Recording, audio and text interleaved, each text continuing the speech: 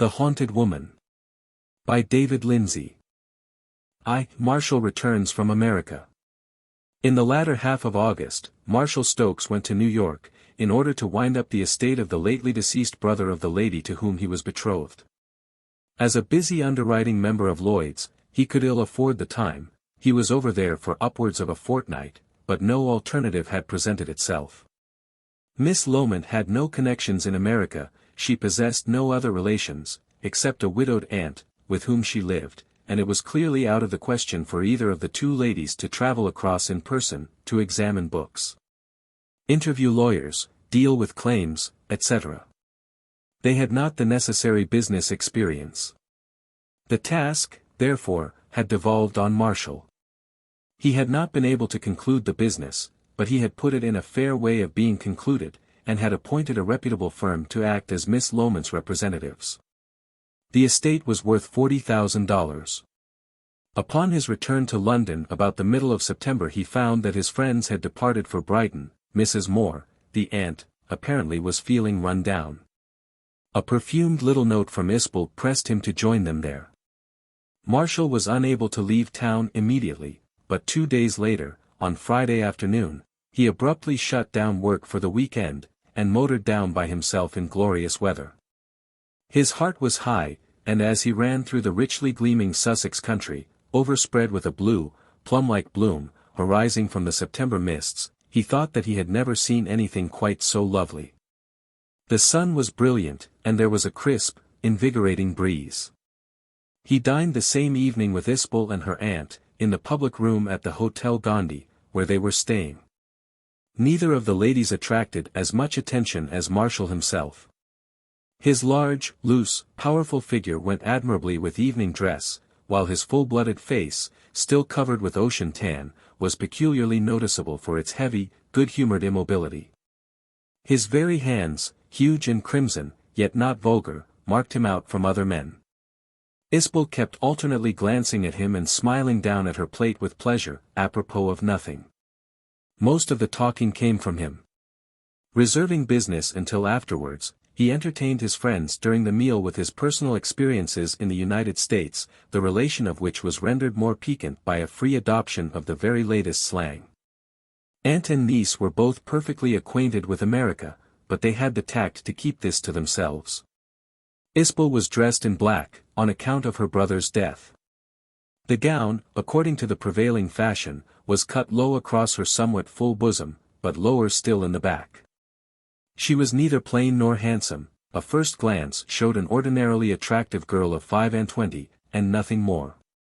Her face was rather short and broad, with thick but sensitive features, a lowish forehead, and a dull, heavy skin, rendered almost unnaturally pale by the excessive quantity of powder she employed. The tranquility of her expression was rarely broken by an emotion or a smile, but whenever this did happen it was like a mask lifting. The full, grey-black eyes as a rule appeared a trifle bored and absent, but occasionally they narrowed into a subtle and penetrating glance which nearly resembled a stab. Her hair was long and fine, but mouse-colored. She was short, rather than tall, and somewhat too broad-hipped for modern ideas of beauty. Nevertheless, her person was graceful and well-covered, she moved with style, while her hands and feet were particularly small and aristocratic. She affected little jewelry. She commanded all her friends, and was adored by the 2 or 3 nearest to her. Further, no matter what company she was in, and although she never exerted herself to win people, before the evening was out her personality always succeeded in making itself felt, and she became the center of interest to men and women alike. Never self-conscious, never embarrassed, always quiet and rather ennuyée, she fascinated by the very strength of her silence, which, it was abundantly clear, had nothing in common with stupidity. She had already declined 3 offers of marriage, before Marshall had appeared on her horizon. Curiously enough, these offers had all been made by men very much older than herself. She had a queer habit, while sitting, of constantly, though quite unconsciously, attending to her person. She would keep putting her hand to her hair, adjusting her skirt, feeling her waistband, altering the position of a necklace or bracelet, etc. It was not vanity, but a sort of nervous irritability, which prevented her from continuing still.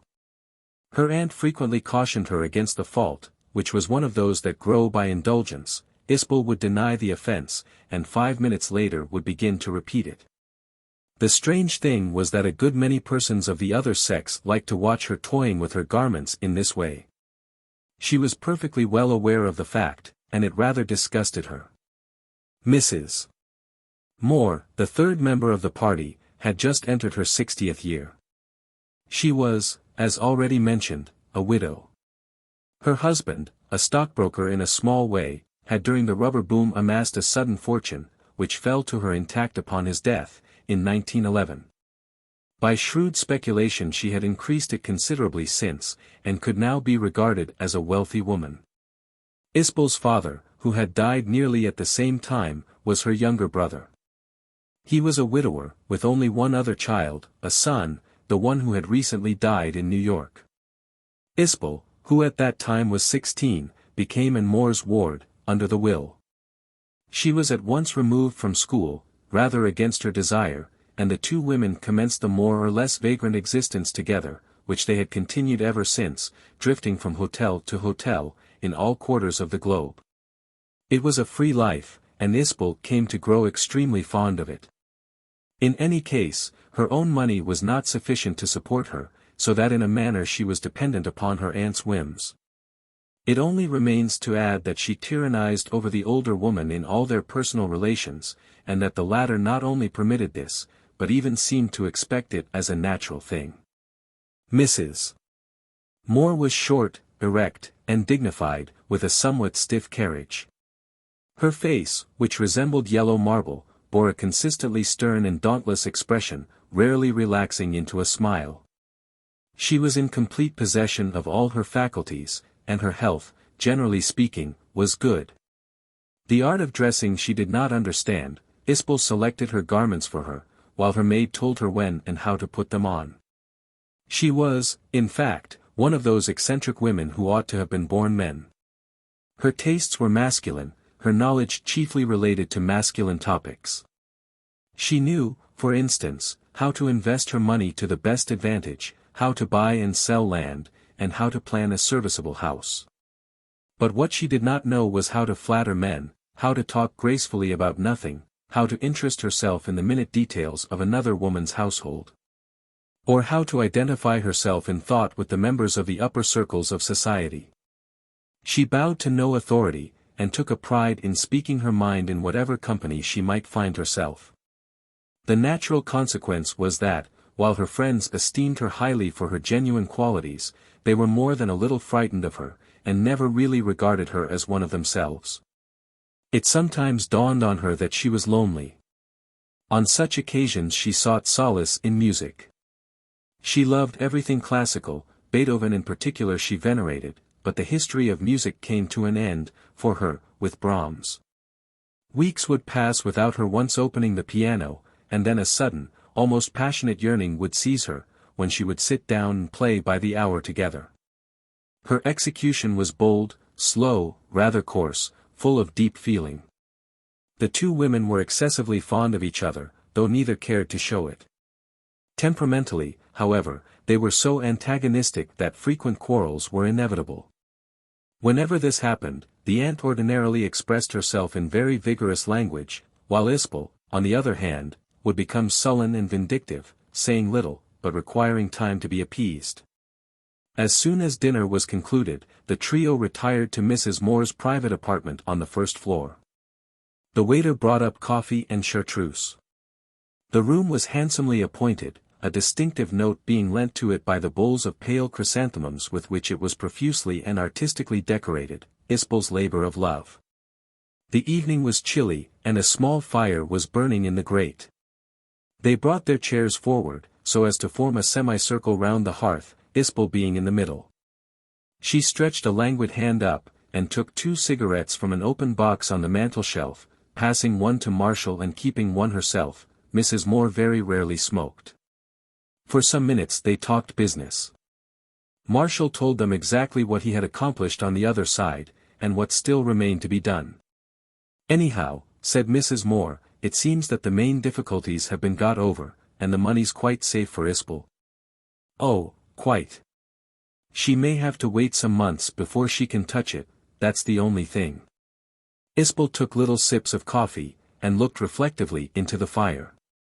No doubt you'll find a use for it, Isbel, when it does come. Oh, it's more sentimental, Aunt. Naturally, I don't want to go to Marshall with empty hands. The others protested simultaneously. You needn't cry out, said the girl calmly. I know it's done every day, but that's no reason why I should be content to follow suit. After all, why should a married woman be a parasite? It makes her out to be a kind of property. And that's not the worst. Very well, child. You've got the money, don't make a fuss. Isbel's right, mind you, said Marshall. There's a decent amount of cold horse sense about what she says. A girl wants to feel independent. I'm not gifted with a great deal of imagination, but I can see it must be pretty rotten to have to keep on good terms with a man, even when she's not feeling like it, simply and solely for the sake of his cash. I wasn't thinking so much of my attitude as yours, replied Isbel. Now, that is rather uncalled for. It isn't at all likely that a question of private means is going to affect my behavior. What made you come out with that? Oh, I don't mean it in your sense, said Isbel. I don't mean anything brutal or tyrannical, of course. I simply say that your whole attitude towards me would be unconsciously modified, and you couldn't help it. Being a man, the mere knowledge that you held the purse would be bound to make you kinder and more chivalrous towards me. That would be a lifelong humiliation. I should never be able to feel quite sure whether you were being kind to me or to my poverty. Rot, exclaimed Marshall. That sort of thing doesn't exist in married life. I couldn't bear to ask for love and be fed with sympathy. Her voice was cold, quiet, and perfectly unembarrassed. You girls are all the same, said Mrs. Moore pettishly. You have that word, love, on the brain. Most married women are very thankful to have an occasional dish of sympathy set before them, I can assure you. We all know what love without sympathy is. What? Pure, brutal egotism, my dear. If that's what your heart is crying for, so much the worse for you. Perhaps that's what I want, all the same. Every woman has a savage streak in her, they say. I should probably always sell myself to the highest bidder, in love. You'd better look out, Marshall. Well, it's a lucky thing we both know you as well as we do, said her aunt, dryly. The question is, do you know me? Isbel fingered the lace of her corsage. The question is, what is there to know? Girls may be exceedingly mysterious to young men, but they're not in the least mysterious to old women, my dear. You've overindulged in Russian literature lately. Her niece laughed, as if unwillingly. If all girls are so hopelessly alike, what becomes of ancestral traits? You don't claim more ancestors than other people, I hope. What is this new pose of inscrutability, child? Marshall thought it high time to interrupt the duel, which threatened to develop into something unpleasant. To change the subject, he said, rather hastily, have you got fixed for a house yet, Mrs. Moore? No, I haven't. Why? Would Sussex suit you? Isbel anticipated her aunt's reply, turning to him with a friendly smile, as if anxious to counteract the impression caused by her free speaking. Have you heard of something? Whereabouts in Sussex? Near Stenning. You get there from Worthing, don't you? You get there from anywhere, in a car. It's not far from Brighton. Tell us all about it. What kind of a house is it? Surely I may speak, Isbel, said her aunt irritably. Is it a large property, Marshall? How did you come to hear of it? It's an Elizabethan manor. 200 acres of ground go with it, mostly timber. The hall goes back to the 13th century. I met the owner coming across. And the price? He declined to say offhand. As a matter of fact, he's not frightfully keen on selling at all. His wife's just died in San Francisco, so I snatched the opportunity and asked him what his plans were about going back. He hasn't decided yet, but I've got a sort of idea that a prompt bid might do the trick, if it at all appeals to you. Poor fellow. At least, I hope so. Young or old? He told me his age, 58. He was in the Birmingham brass trade. His name's Judge. You don't know him by any chance? Do we, Isbel? No. He is quite a decent chap.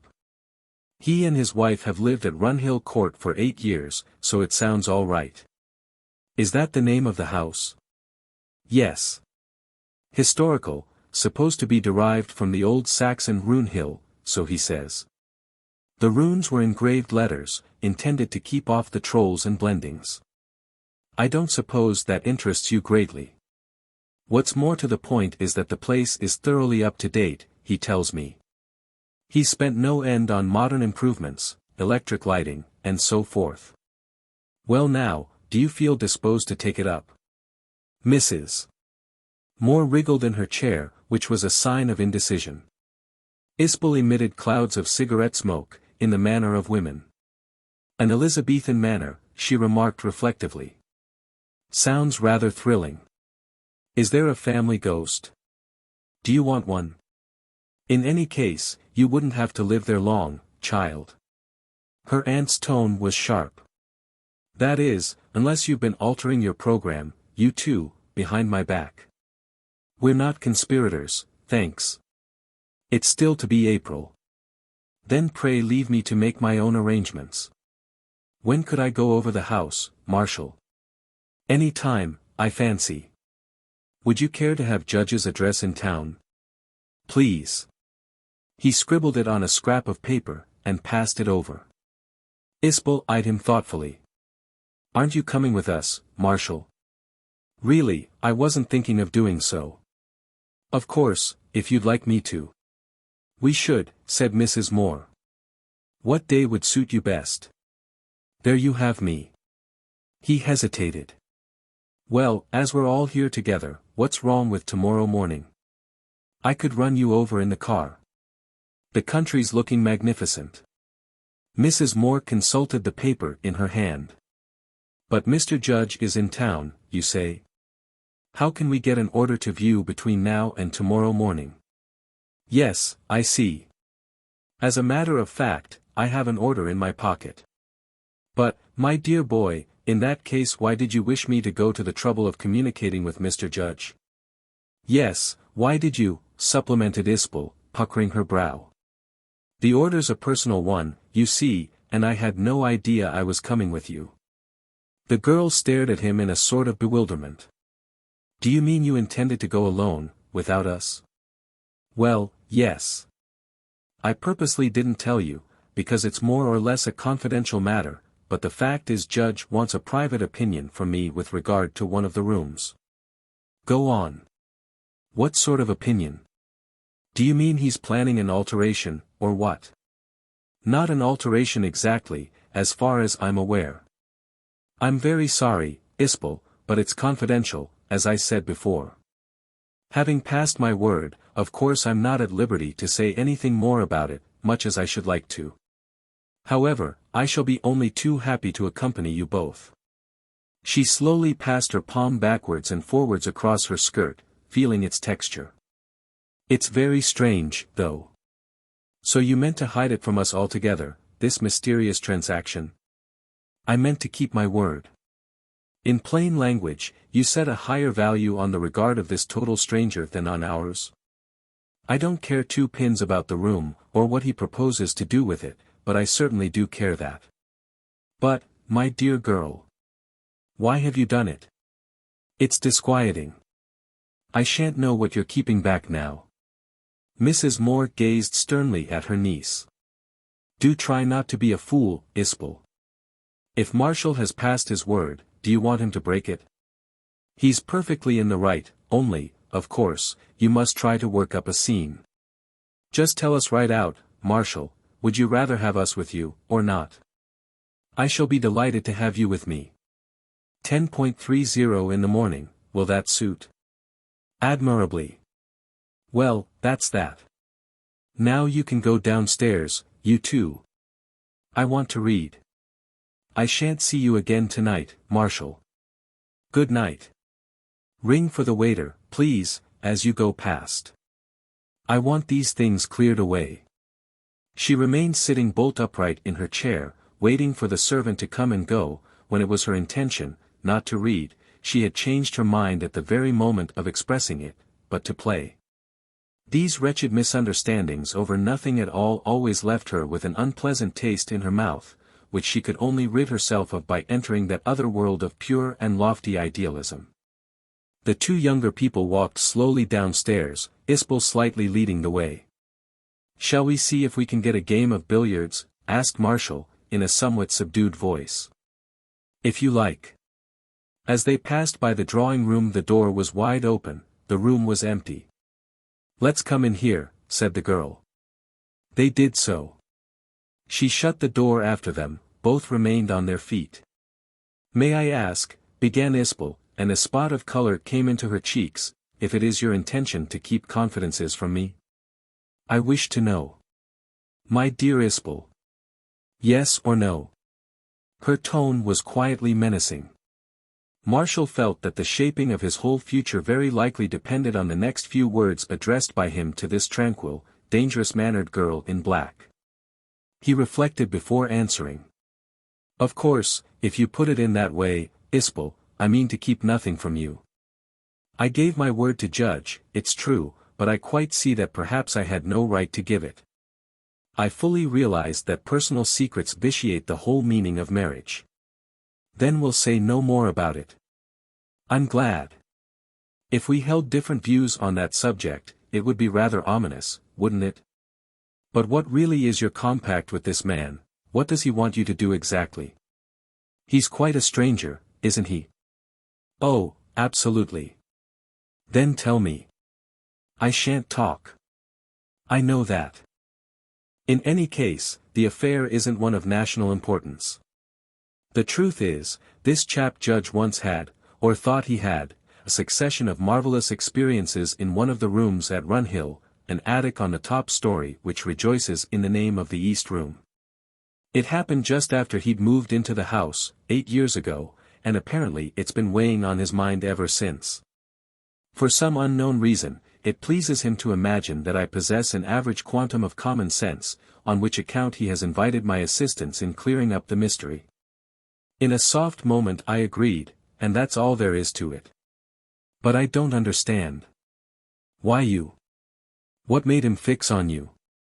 I really can't say. It just resulted from a casual friendly conversation on board ship, coming home. We happened to be discussing the fourth dimension, and all that sort of thing. What were these marvelous experiences of his, then? A species of delusion, I take it. Every morning, for a week on end, a flight of stairs used to appear to him in that room, leading up out of a blank wall. He avers that he not only saw them, but used to go up them, but he hasn't the vaguest recollection of what took place on top. What an extraordinary fancy. Eventually his wife found him out at it, that is, of course she saw nothing, but it frightened him off. He had the room locked, and no one has set foot in it from that day to this. Now she's dead, he appears to think there's no longer the same necessity for secrecy. Does he look mad? Not in the least. Far from it. And you actually promised to investigate? My dear girl, what could I do? I couldn't tell the man to his face that he was a lunatic, could I? There was no way out of it. It will be an excuse for a run in the car, anyway. So you agreed, simply to spare his feelings? We'll put it that way. I think it was rather fine of you, Marshall. I'm glad you've told me. I must know all your affairs. You see that, don't you? Of course I see it. Having gained her point, she swiftly took him in both arms, and lifted her lips to be kissed. They both laughed. Marshall, however, remained uneasy. After they had separated again, for obviously it was no place for love-making, he thoughtfully scrutinized her powdered face, with its steady, indecipherable eyes. While we're by ourselves, perhaps you'll tell me, Isbel, What exactly did you mean just now by that remark about selling yourself to the highest bidder in love? Were you serious, or pulling my leg? Yes, I must have love, said the girl quietly. I don't contest it. But the point is, you seem to regard love as a sort of jam, to be taken in a spoon. There's no such thing as love independent of a person. It appears to be a matter of indifference to you who that person is, so long as he makes it sufficiently sweet for you. Don't let's quarrel. I didn't say it to vex you. It isn't sweetness that I want. What then? Isbel was silent for a moment. She turned half away from him, feeling the back of her hair with her white, tapering fingers. I don't know. Love must be stronger than that. I mean, one girl might be content with mere placid affection, and another might ask for nothing better than a thick sentimental syrup. It depends on character. My character is tragic, I fancy. I hope not. He stood looking rather puzzled. Tell me one thing, Isbel, you're not by any chance finding our engagement monotonous, are you? Oh, no. Sure. Quite sure. But isn't it a rather extraordinary question? Marshall, gazing at her quietly mocking smile, grew suddenly inflamed. I suppose you realize in your heart of hearts that you can do what you like with me, and that's why you are so contemptuous. It's a feeble thing to say, but I'd rather go on struggling for your good opinion all my life, Isbel, than be worshipped by any other woman without an effort on my part. You will always have my good opinion, if that's all you want. He flushed up, and took a step towards her. As she awaited him with the same smile, the handle of the door turned noisily from the outside. They started guiltily away from each other. Then we'll see if we can get a game of billiards, remarked Isbel in a conversational voice, turning her neck to glance at the two ladies who were entering. Marshall assented, and they at once left the room. How do you find this book? Any thoughts about the book or the author? Any suggestion for improvement? Please take a moment to share your thoughts in a comment. If you like it, share it with your friends who might enjoy it as well. Subscribe to keep in touch. Visit CompleteAudiobooks.com for more quality content. 2. The visit to Runhill Court. After breakfast on Saturday morning, Marshall brought the car round. He strolled up and down for some time, smoking, before the ladies made their appearance in the portico of the hotel. Isbel wore a new traveling ulster with a smart check, her small, black satin hat was completed by a floating veil. Her face was powdered, and she was rather heavily scented. Mrs. Moor's short, commanding person was dressed with plain dignity. She looked the more distinguished of the two. Isbel walked round the new car, appraising it critically. Marshall had bought it 2 months earlier, but delivery had been postponed until his return from America. Looks rather ladylike, he apologized, but it's a devil to go. Aunt and niece were in the best of humors. The morning was ideal for motoring, while an objective, of course, made it so much more interesting. It was hot, breathless, misty, a typical September day. The sun beat down from a cloudless sky, and the sea was like milk. Crowds of holidaymakers thronged the parade, a piano organ up some back street was rattling out a popular tune, everyone looked in good health and free from care. Can we get back for lunch? Demanded the older lady. We'll do our best. It's about 15 miles each way, I take it. Come on, then, and don't waste time. As Isbel lightly touched Marshall's arm in following her aunt into the back seat, she gave him an intimate smile. Their somewhat dangerous conversation of the preceding evening was forgotten, and both felt the engagement to be a wonderful thing. Climbing in behind the wheel, the underwriter's face took on a deeper color. They started. The girl was delighted with the easy running of the car, its power, smoothness, and silence were something impressive.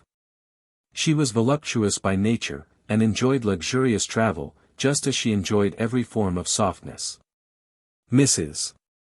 Moor, for her part, sat as nearly upright as the thickly padded cushions would permit, staring severely at the throng, which gradually thinned as they approached Hove. Their road ran through Portslade, Shoreham, and up the valley of the Adur. The sun steadily increased in power, while the morning mists insensibly dissipated. They passed from sunshine to shadow, and from shadow to sunshine, fanned all the time by their own wind. Isbel's first exhilaration faded, she wrinkled her brow, and grew dreamy, pensive, vaguely anxious. Nature always had this effect on her. Streets, shops, crowds, any form of human activity, enabled her to forget herself, but natural surroundings threw her back on her own mental resources, and then the whole emptiness and want of purpose of her life loomed up in front of her. Her aunt viewed the changing landscape sternly. These trees, these fields and meads, but, above all, those bare downs of grass-covered chalk in the background, were to her sacred. Isbel respected her mood, and made no attempt at conversation. Presently they came to Bramber and Stenning. At the latter place Marshall slowed down to inquire the way, and was instructed to take the left-hand fork about a mile further on. Runhill Court would be, roughly, 3 miles northwest from that point, but the road was a complicated one. The downs were on their left. Chanctonbury Ring, with its crest of dark trees, dominated the whole country. The sun blazed, while a plague of flies swarmed round the car, which had to crawl as soon as they entered the puzzling network of by-lanes. They met few people, and the way was hard to pick up, in consequence of which it was already nearing 12 when at last they drew up before the lodge gate at their destination. Beyond the gate a winding carriage drive went forward to the house, which was out of sight. It was bordered on either side by the usual shrubbery of rhododendrons, hollies, etc. On the left, again, was a rising park, containing some fine specimens of beech, while to the right a real wood appeared, the extent of which, however, could not be seen. An ancient, moss-grown, red brick wall bounded the estate.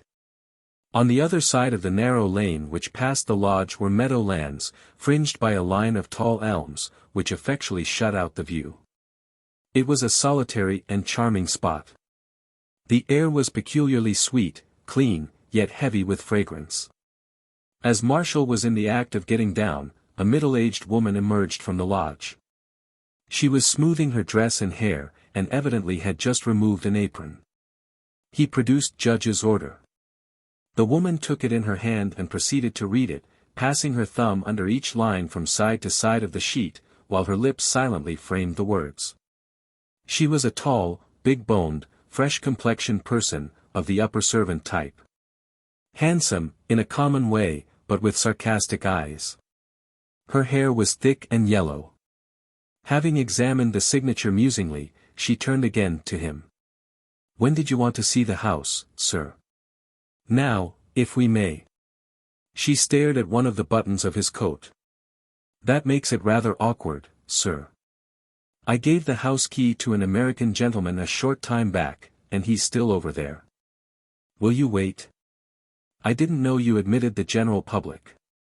"We don't, sir. This was on another order, like yours. Someone Mr. Judge picked up on the other side, no doubt." "Well, Mrs.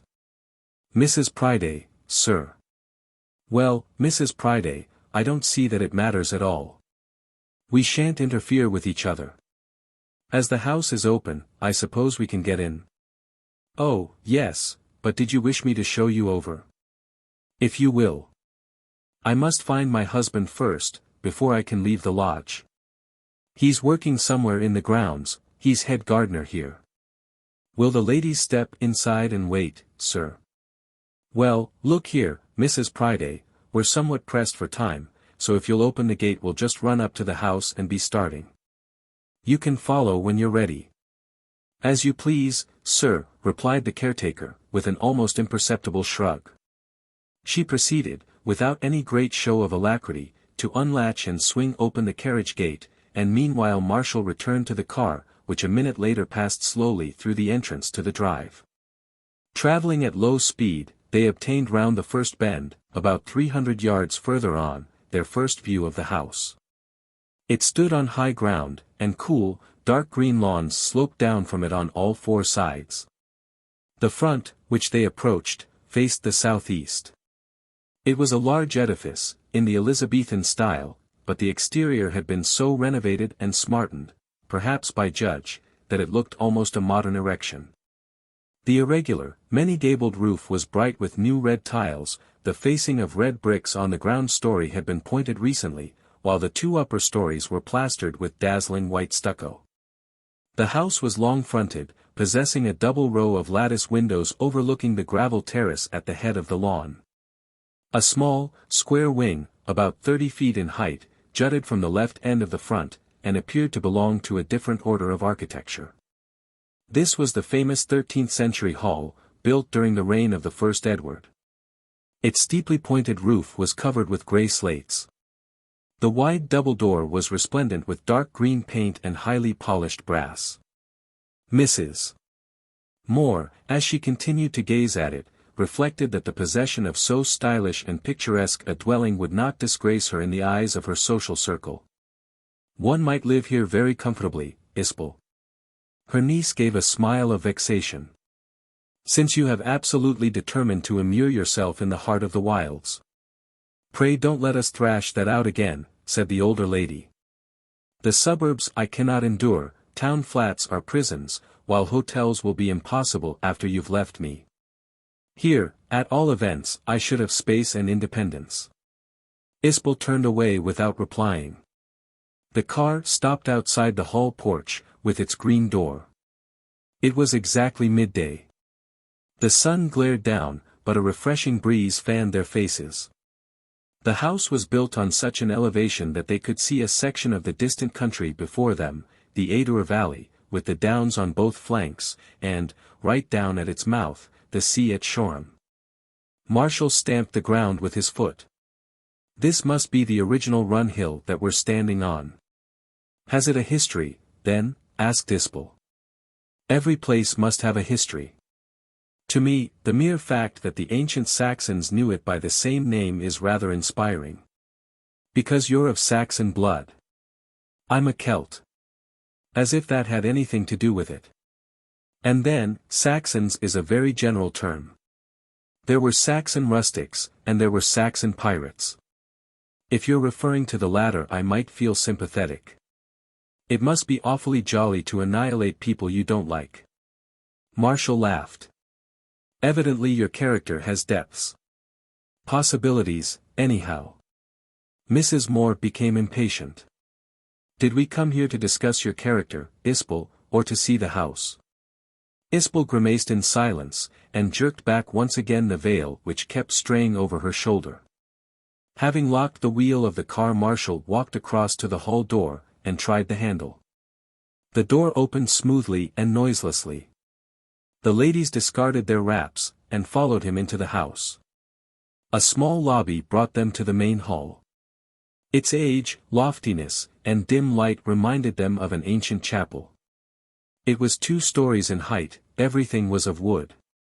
The dark oak, angular roof was crossed by massive beams, the walls were wainscoted, the floor was of polished oak, relieved only by a few Persian rugs, of dignified colors.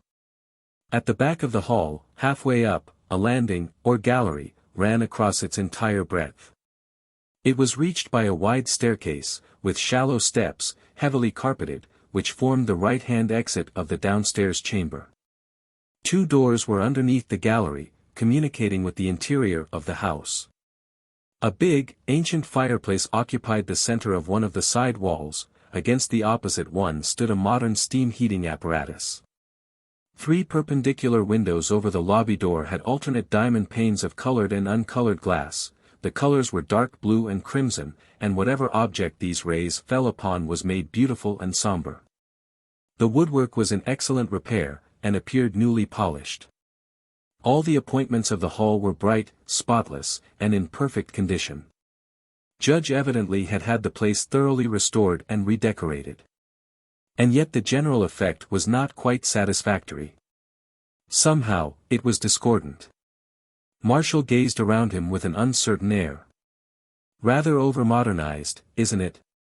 I mean, a place like this ought to be more a museum. Not at all, said Mrs. Moore. It's a lounge.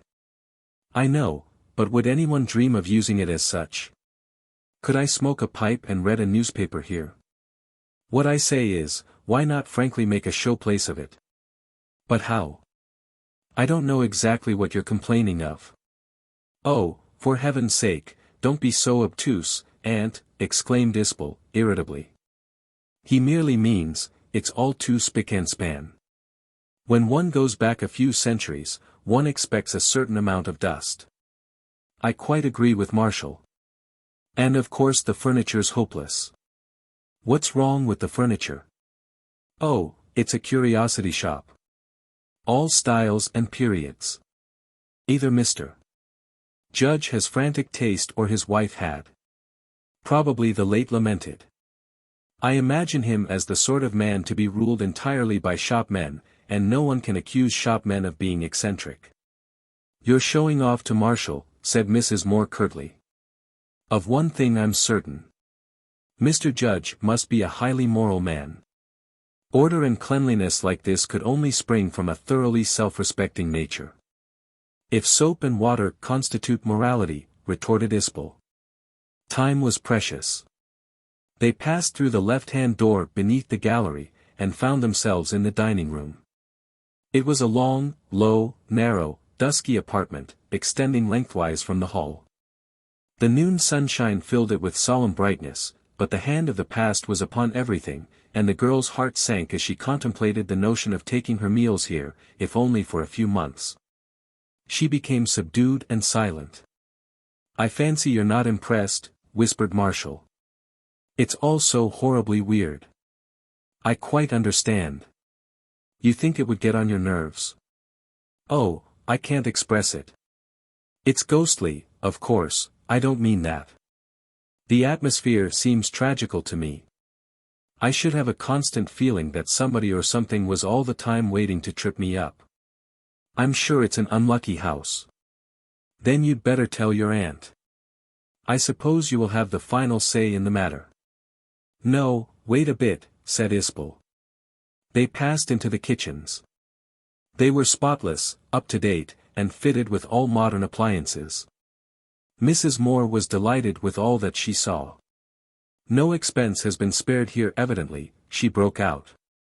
So far the house strikes me as eminently satisfactory in every way, and I am very glad you introduced it to my notice, Marshall. If only the rest is equally convenient. We're of one mind about this part of it, anyway, said Isbel. If I'm doomed to live at Runhill, this kitchen will be where I shall spend the greater part of my time. Her aunt gave her a sharp look. Do you mean you don't like the rest of the house? I'm not infatuated. What don't you like about it? I couldn't stay long in that hall, for example, without reckoning how many coffins had been carried downstairs since it was first built. Oh, rubbish, child. People die everywhere. Isbel said nothing for a minute, then, I wonder if she were old or young. Who?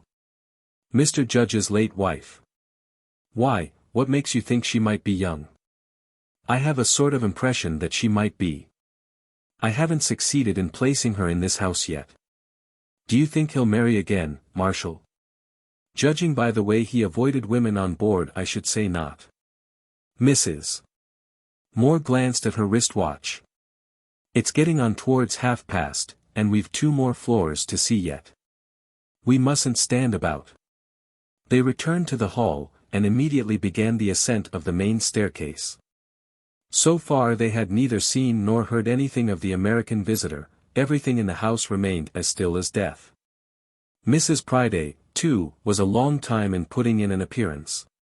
The landing, which constituted a part of the hall, was lighted by its windows, the golden sunlight, the black shadows cast by the balustrade, the patches of deep blue and crimson, produced a weird and solemn phantasmagoria of color. All the air smelt of eld. They stopped for a minute at the top of the stairs, looking down over the rail of the gallery into the hall. Mrs. Moore was the first to get to business again. She took a rapid survey of their situation. On the left, the gallery came to a stop at the outer wall of the hall. 2 doors faced them, one opposite the head of the stairs, the other, which was ajar, further along to the left. On the right, Beyond the foot of a second flight of stairs, leading upwards, the landing extended forward as a long, dark corridor having rooms on both sides. The obscurity, and a sharp turn, prevented the end from being seen. Isbel called attention to a plaster nymph, standing in an alcove. "Mrs. Judge must have put that there," she said, rubbing her forehead, "and I am sure she was little more than a girl." Her aunt regarded her askance. "What do you know about it?" "I have a feeling. We'll ask Mrs. Priday when she comes. I think Mr. Judge is a very susceptible elderly gentleman, with a penchant for young women. Remember my words. At least you might have the decency to recollect that you're in his house." The words were hardly out of Mrs. Moore's mouth when they were startled by a strange sound. It came from the open door on their left, and was exactly like a single chord struck heavily on the piano. They looked at one another. "Our transatlantic friend," suggested Marshall. Mrs. Moore frowned. "It's singular he didn't hear us come in." Another chord sounded, and then 2 or 3 more in quick succession. "He's going to play," said Isbel. "Shall I go and investigate?" asked Marshall, but Mrs. Moore held up her hand. The music had commenced. The ladies, who possessed a wide experience of orchestral concerts, immediately recognized the introduction to the opening movement of Beethoven's A major symphony. It did not take long to realize, however, that the American, if it were the American, was not so much attempting to render this fragment from Giant Land, as experimenting with it. His touch was heavy and positive, but he picked out the notes so tardily, he took such liberties with the tempo, there were such long silences, that the impression given was that he must be reflecting profoundly upon what he played. Mrs. Moore looked puzzled, but Isbel, after her first shock of surprise, grew interested. She had an intuitive feeling that the unseen performer was not playing for the pleasure of the music, but for some other reason. But what this other reason could be, she could not conceive.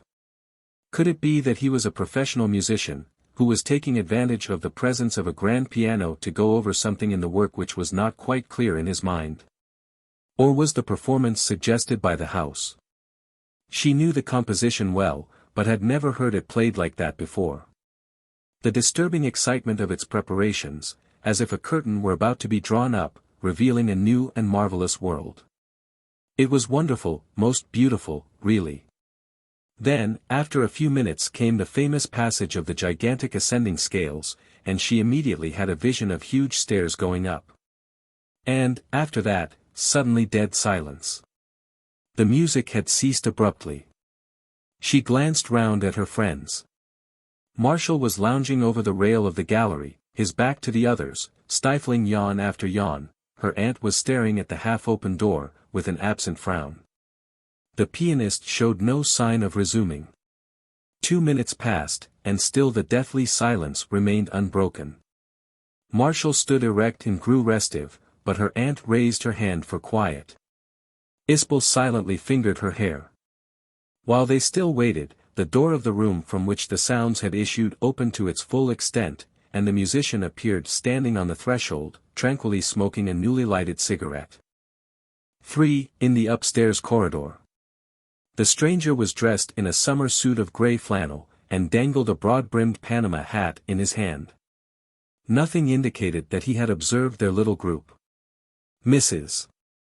Moore tapped her heel smartly on the floor. He at once looked round, but with perfect self-possession. He was a shortish, heavily built man, perhaps 50 years of age, having a full, florid face, a dome-like forehead, and a neck short, thick, and red, an energetic, intellectual type of person. Probably capable of prolonged periods of heavy mental exertion. His head was bald to the crown, the remaining hair was sandy red, and he wore a short, pointed beard of the same color. His somewhat large, flat, pale blue-gray eyes had that peculiar look of fixity which comes from gazing at one set of objects and thinking of something totally different. "Are you the American gentleman?" interrogated Mrs. Moore, from a distance. He strolled towards them before replying. "I do belong to the American nation." His voice was thick, but not unpleasant, it had very little accent. They told us you were here, but we were not anticipating a musical treat. He laughed politely. I guess my apology will have to be that I forgot my audience, madam. I heard you all come in, but you disappeared somewhere in the house, and the circumstance went clean out of my mind. Mrs. Moore glanced at the bulky notebook stuffed into his side pocket, and risked a shrewd conjecture. Artists, we know, are notoriously absent-minded. Why, I do paint, madam, but I don't put that forward as an excuse for discourtesy. Then you were lost in the past, we will say. You have few such interesting memorials in your country. We have some, we are putting on years. But I'm interested in this house in a special sense. My wife's great-grandfather was the former proprietor of it, I don't know just how you call it here, well, the squire. Isbel fastened her steady, grey-black eyes on his face. But why were you playing Beethoven in an empty house? The singular, softly metallic character of her voice seemed to attract his attention, for he shot a questioning glance at her. I was working something out, he replied curtly, after a brief hesitation. Is it permissible to inquire what? He looked still more surprised. You wish to know that? Some ideas came to me in this house which seemed to require music to illustrate them, that particular music, I mean.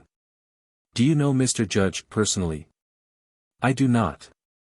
Isbel went on gazing at him meditatively, and seemed inclined to pursue the conversation, but at that moment a sound was heard in the hall below. Glancing over the balustrade, they saw Mrs. Priday entering from the lobby. I'll have to be going, remarked the American. No one offered to detain him, the lady smiled, while Marshall raised his hat. The artist bowed gravely, clapped his own hat on and turned to go downstairs. In the hall he stopped beside the caretaker for a moment in order to slip a coin into her hand. After that he went out, and the door closed behind him. What is the name of that gentleman? Asked Mrs. Moore of the woman, as soon as the latter had joined them. Mr. Sherrup, madam. Oh. Well, Mrs. Priday, we've now seen the whole of the ground floor, and we're waiting for you to show us over the rest, if you will be so good. And first of all, what are those two doors there? The drawing room, madam, and what used to be the old library, but Mr. Judge has turned it into a billiard room. The new library's at the end of the corridor. That's all the sitting rooms on this floor. Very good, then I think we'll first see the drawing room. Mrs. Priday without delay ushered them into the apartment in which Sherrup had been playing the piano. It was immediately over the dining room, and had the same outlook, its windows overlooked the side and back of the house. Quite evidently it was the sanctum of the late lady of the manor, no man could have lived in that room, so full of little feminine fragilities and knick-knacks as it was, so bizarre, so frivolous, so tasteless, yet so pleasing. And underneath everything loomed up the past, persisting in discovering itself, despite the almost passionate efforts to conceal it. A chill struck Isbel's heart, and at the same time she wished to laugh. Her taste, she exclaimed. Couldn't she see it was all wrong? How old was she, Mrs. Priday? Who, miss? The late Mrs. Judge. She was 37, miss. 20 years younger than her husband. I wasn't so far out, aunt. Were they happy together? Why shouldn't they be happy together, miss? Young husbands are not always the kindest. What was she like? Small, slight and fair, miss, pretty and soft-spoken, with a weakish mouth, but the sharpest tongue that ever was. Mrs. Moore looked annoyed, but Isbel persisted with her questions. Did they get about together much? Yes and no, miss. She was one for society, while the master likes no one's company so much as his own. He will shut himself up with a book by the hour together. And then he's fond of long tramps in the countryside, and he belongs to an antiquarian society, they go on excursions and such like. Did she go with them? The caretaker smiled. She hated them like a swarm of earwigs, miss. She used to call them most terrible names. Poor Mrs. Judge. How long have you been in service here? Demanded Mrs. Moore. 18 years, madam. I married Priday 18 years ago. He's been here all his life, and his father and grandfather, too. Many people they've seen come in, and many people they've seen go out. Most interesting. Has Mr. Judge been down here yet since his return? Not yet, madam. We've had letters, and that's all. They passed through the billiard room. Isbel contrived to linger behind with Marshall for a moment. Which is the room we have to see? Upstairs. I think I told you it's called the East Room. I'm growing more fascinated now. It certainly has an atmosphere of its own, this house. Whether pleasant or unpleasant I can't decide yet. He pressed her arm. I sincerely hope you will like it, for I don't see how our marriage is to come off till your aunt gets fixed. She looked back at him affectionately, but said nothing. Meanwhile Mrs. Moor had followed the caretaker into the corridor, where she awaited them impatiently. They proceeded without loss of time to visit the bedrooms on that floor. Some were large, some were mere boxes, but the appointments of all were modern, hygienic, and expensive. Whoever spent a night at Runhill Court was sure of a luxurious room. The views, too, from the windows were magnificent. Nevertheless the same oppressive sense of antiquity pervaded everything, and once again the same disagreeable doubts sprang up in Isbel's mind. It certainly isn't hard to understand how a place like this might affect a man's sanity, if he lived here long enough, she whispered to Marshall. I am sure I should begin to see things, myself, from the very first night. But he must be mad, what do you think? Probably. Should you like to meet him, and judge for yourself? Yes, Marshall. I'll see if I can arrange it. Please try. I'm certain he's an extraordinary man, quite apart from the question of hallucinations. The others by this time were in the library, where the younger couple hastened to join them. Mrs. Moor at once drew Isbel into a corner of the room. We've seen practically everything that counts now. How are we to decide? I don't think I could live here, aunt, but don't settle anything in a hurry. You can't imagine what strange thoughts I have. At one time I feel I hate and loathe the place, and at another, I can't express what I feel. There's something very uncanny about it all, and yet it isn't ghostly, in that sense. There's some living influence. I do wish we hadn't parted from Mr. Sherrup so abruptly. I feel positive he could have thrown some light on it. Your nerves must be desperately out of order, child, and, that being the case, I strongly doubt whether such a house as this is suitable for you. However, as you say, nothing need be decided on the spur of the moment. Now we'll see upstairs, and then go home. It was nearly 1 o'clock. The upper landing had a low, sloping roof. It was lighted by a gable window facing the southwest. Opposite to the head of the stairs were 2 servants' rooms, while on the right hand a passage ran through to the other end of the house, dimly lighted along its entire length by skylights.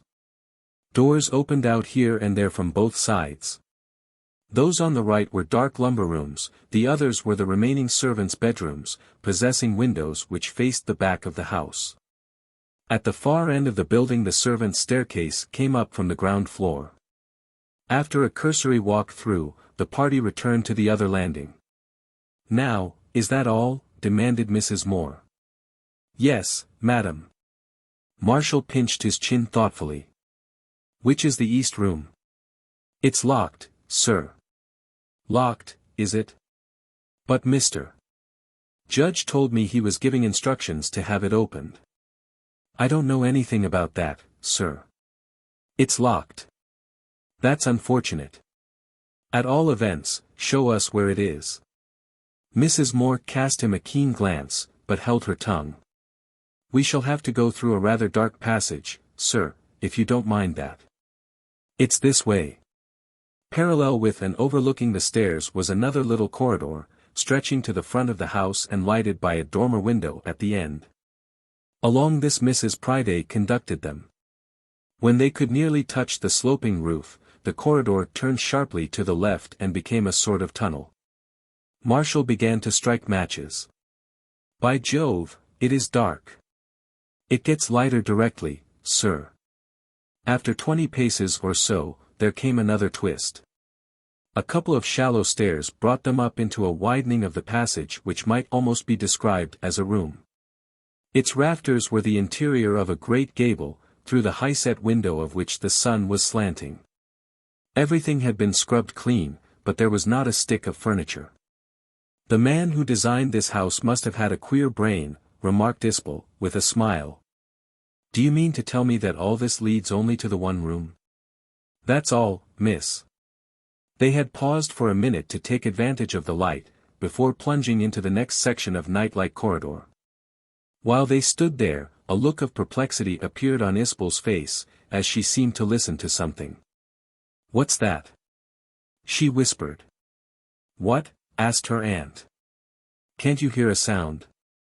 They all listened. "What's it like, Isbel?" inquired Marshall. "Surely you can hear it, a kind of low, vibrating hum. Like a telephone wire while you're waiting for a connection." But no one else could catch the noise. "Judge spoke of some sound in a corridor," said Marshall. "He told me everyone couldn't hear it." "Kind of thunder, is it?" "Yes. Yes, perhaps. It keeps coming and going. A low buzz. That must be it, then, unless, of course, it's a ringing in your ears." Isbel uttered a short laugh of annoyance. "Oh, surely I can tell a sound when I hear one. It's exactly as if I were listening on the telephone for an answer to a call. A voice might speak at any moment." "Foolishness," said her aunt irritably. "If it's anything at all, it's probably an outside wire of some sort. Come along. I can't understand why nobody else hears it. It's so unmistakable." "Well, nobody else does, child, that's enough. Are you coming, or are you not? It's really quite impressive, though. Like an orchestra heard through a thick wall. The question is, are we to stay here until you've succeeded in working yourself up into a fit of enthusiasm over it? I wonder if this is what Mr. Sheriff heard. Very likely it is. It certainly does give one the idea of a preparation for something. It's exciting. Oh, don't glare at me, aunt, as if I were some wild animal. I'm quite in my right senses, I assure you. That may be so. But if it's a joke, I don't know why you should fix on lunch time for it. How much longer do you propose to keep us here, may I ask?" Isbel at last consented to proceed, but there was a strange look in her eyes for all the rest of the time she was upstairs. The second section of unlighted passage led to another gable room, and this in turn was succeeded by a third, but shorter, tunnel. Towards the end it was dimly illuminated by a skylight. The passage was terminated by a plain oak door. "Is this the east room?" asked Marshall. "Yes, sir." He tried the handle, but the door was locked. "Well, that's no go, then." "Why is it kept locked?" asked Mrs. Moor. "Because Mr. Judge wishes it, madam." They could not tell from Mrs. Priday's expression whether she were being impertinent, or merely simple. Isbel, however, hazarded another question. "Is the room haunted? Please. I say, is the room haunted?" The caretaker smiled, as she wrapped her hands in the apron she wore. "If you mean ghosts, miss, I've never heard of any such. I'm simply asking if it has the reputation of being queer in any way." "Well, for one thing, miss, it's very old. Priday says it's far and away the oldest part of the house, all this end is. It wouldn't be natural if no stories was told about an ancient room like this."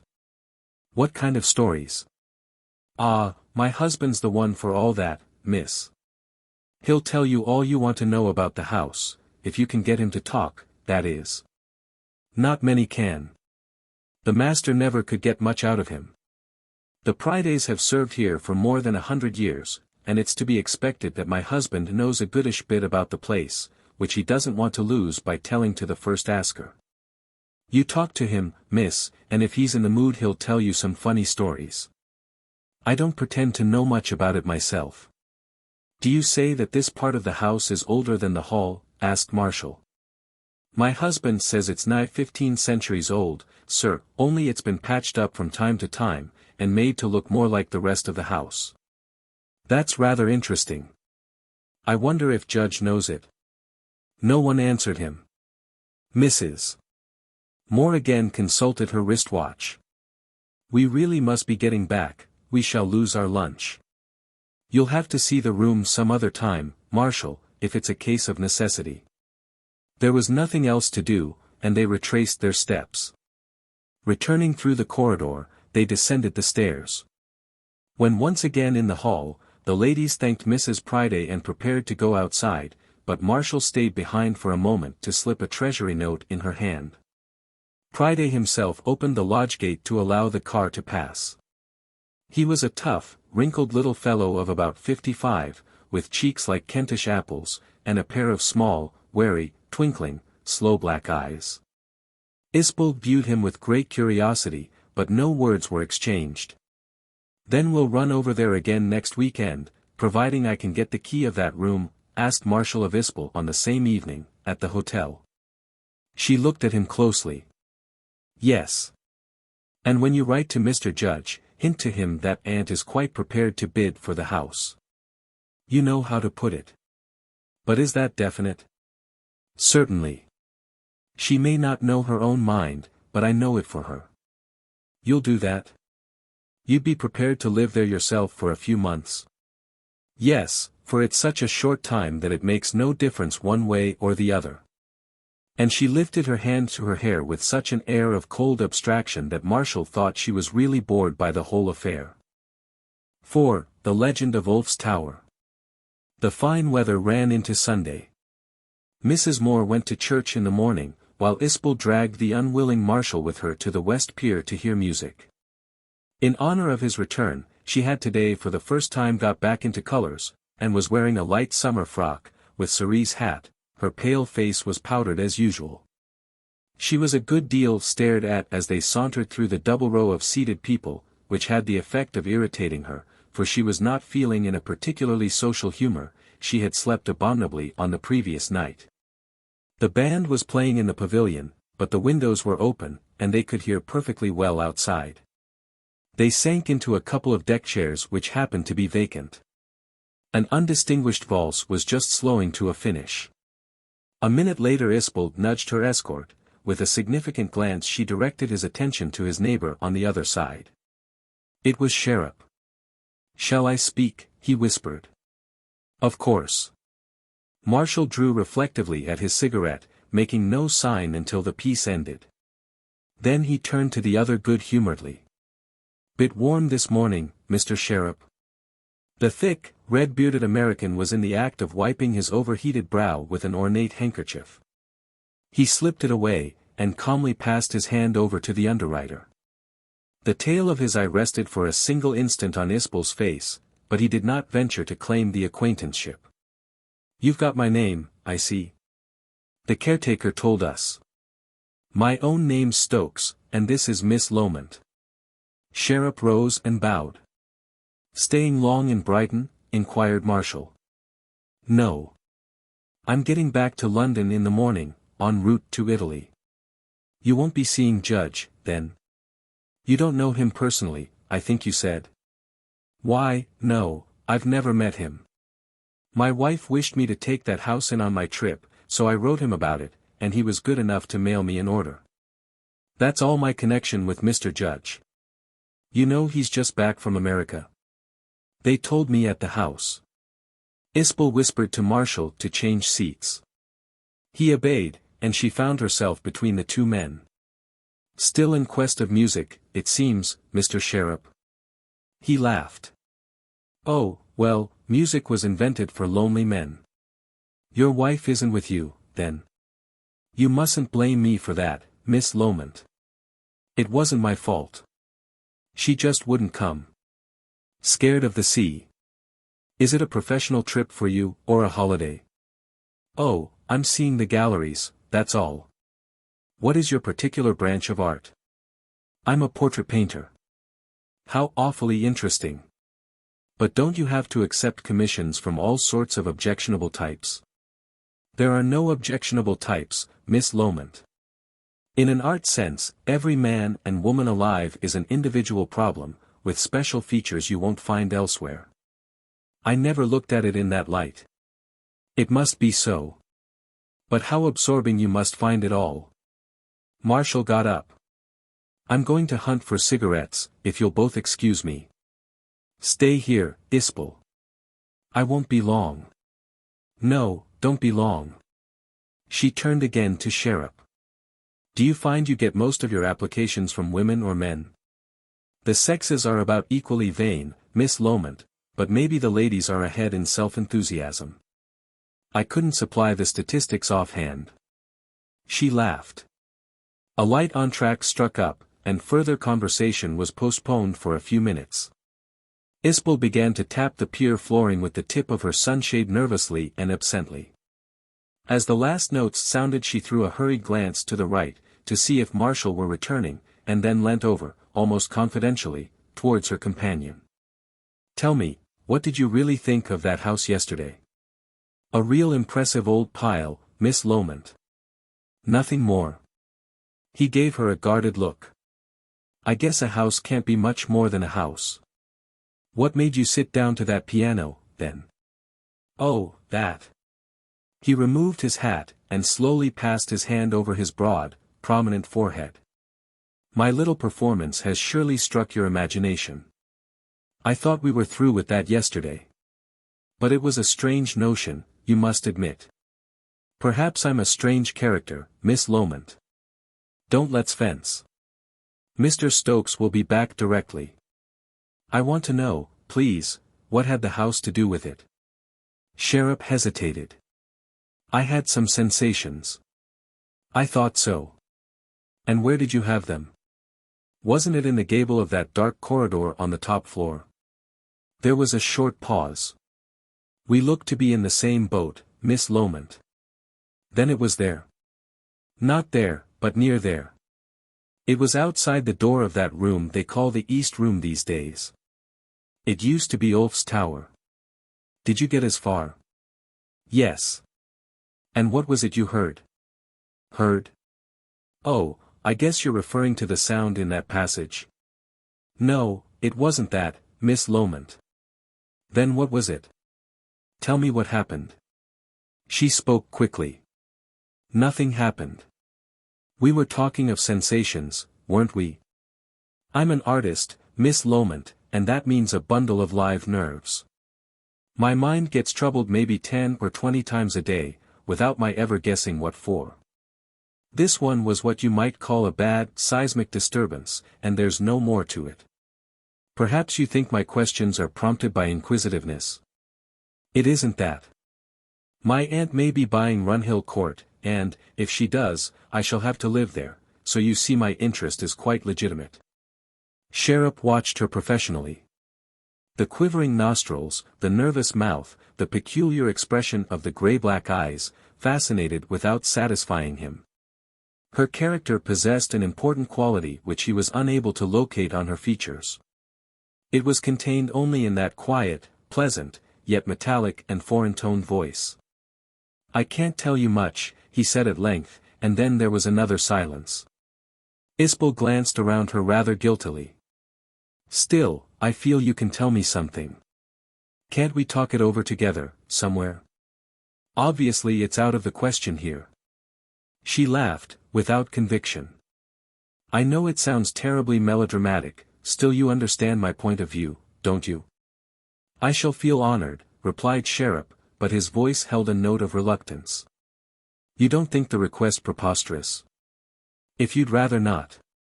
I shall feel honored and delighted.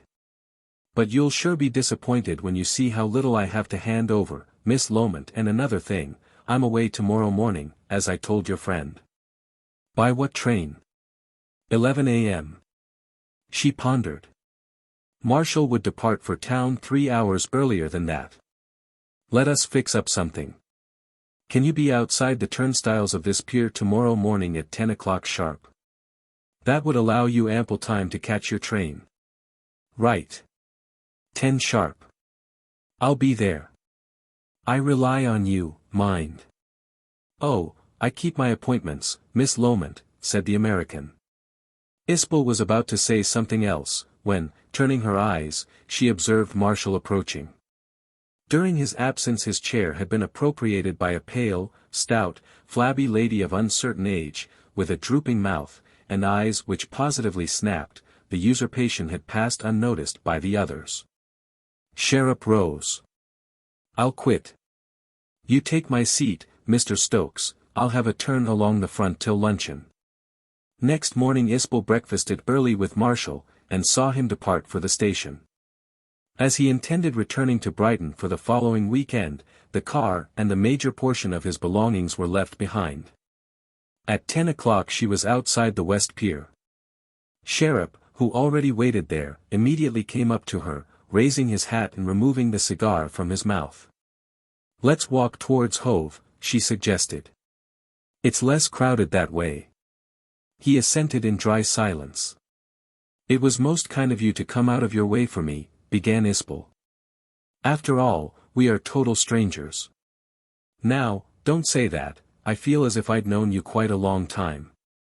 My cigar doesn't worry you any? No, please. All right. Now let's get to business. Time's short, Miss Loment. Well, now, what I'm here for, I conclude, is to specify my sensations at Runhill on Saturday. There wasn't anything else, was there? It won't embarrass you. Oh well, I'm not easily embarrassed. Now, I told you where it all happened. Outside the door of that east room. Honestly, that was one of the things I came to see. I could have just kicked myself when I found that lock fast. First of all, you did hear the sound in that corridor, didn't you? My friends didn't, that's why I ask. Yes, I heard it. Like the faraway scrape of a double bass. Yes, it was like that. I couldn't identify the sound it reminded me of, but that was it. It's tough to explain, but it might be in the nature of a flow from that east room to another part of the house. Caused by what? I can't say. But is that what was troubling you? It was so horribly uncanny. I can almost hear it still. Anyway, we'll quit that and come to my experience. It isn't a mile long. While I stood outside that door, just after trying to burgle the lock, for I had my knife out to it, a kind of smell came wafting over me of a sudden. Now, I don't want you to smile, Miss Loment. There needn't be anything funny in a smell. I know, and you know, that a smell can be the powerfulest variety of sensation, when it sets out to be. You can't kill a man by a sight or a sound, but I wouldn't like to say you couldn't kill him with some smells, and not always disagreeable ones at that. That just shows the superior sensitiveness of the nose as an organ. I would like for somebody to take that up as an art. Well, this particular odor was of the delirious species. It was like the epitome of a spring day in the woods, all the scent of the pines, and the violets, and the rich, moist, dark brown soil, and whatever else comes carried to you by the breezes, only, all double distilled. As if it was the spillings of a bottle of a new sort of women's perfume. And then? Call to mind where I smelt it all, Miss Loment. In a dark, dusty, airless corridor of an ancient house, which God's air hasn't blown through for centuries. I jumped, nearly. Then it passed away quite suddenly again. I figure it didn't last all told more than 10 seconds. But after it was gone I stood there kind of transfigured, like a man that has just seen a vision. It wasn't till it quitted that I saw its importance. It was like a waft from another world. That house is alive, Miss Loment. Is that the whole? That's all. It's very, very strange. But still I don't quite see why it should have suggested that music to you. Yes, now, why did it? But somehow it did. I can't explain it to myself. The suggesting thought has gone, and I can't recover it. The orchestra was tuning up. Something big was going to happen. Something like that. You mustn't press the resemblance too close. Any kind of big symphonic music might have done, but I just chose that, it must have seemed more appropriate. Isbel tried unsuccessfully to put indifference into her voice as she asked the question. I'm now going to make what you may consider a very singular inquiry, Mr. Sheriff. Was your reason for playing that music the fact that the passage of the ascending scales suggested to you the idea of a mysterious gigantic staircase? He blew out a cloud of smoke, at the same time looking at her from the corner of his eye. Why should that be? I don't know why it should be, or why it should not be, but was it so? It was not. You appear to know something I don't, Miss Loment. What staircase? Oh, nothing. It was just a foolish question. Shall we turn back? They did so. Isbel nervously cast in her mind for a change of conversation. You say that room used to go by another name. How was that? It was called Ulf's Tower. The story is that Ulf was the original builder of the house. He lived about 100 years after the first landing of the South Saxons. 4 or 5 houses have been put up on the same site since then, but the name struggled through till a couple of centuries ago. My wife's ancestor, Michael Borden, set it all down in his papers. The history of Runhill Court goes back to the 6th century Anno Domini. But why should that particular room have been selected to preserve his memory? Oh, well, because the missing rooms of the legend were supposed to be immediately above that side of the house. That's quite clear. I have heard no legend. What missing rooms? You surely surprise me. I guessed every man, woman, and child in the old country would know about the lost rooms of Runhill Court. When Ulf built his house, Miss Loment, it was on haunted land. Runhill was a waste elevation, inhabited by trolls, which, I figure, were a variety of malevolent land sprite. Ulf didn't care, though he was a pagan. He built his house. I gather he was a tough fellow, away above the superstitions of his time and country. And, well, one fine day Ulf disappears and a part of his house with him. Some of the top rooms of the tower were clean carried off by the trolls. It happened to be the east end of the house, the nearest to their happy hunting grounds. That was the very last that was heard of Ulf, but all through the centuries folks have been jumping up to announce that they've caught sight of the lost rooms. That's the fable. They walked along in silence. Then would you advise me to live in that house? Asked Isbel suddenly, with an unsteady smile. Sheriff smoked for quite a minute before answering. If you ask that, Miss Loment, you must have a reason for asking it. Tell me what you feel.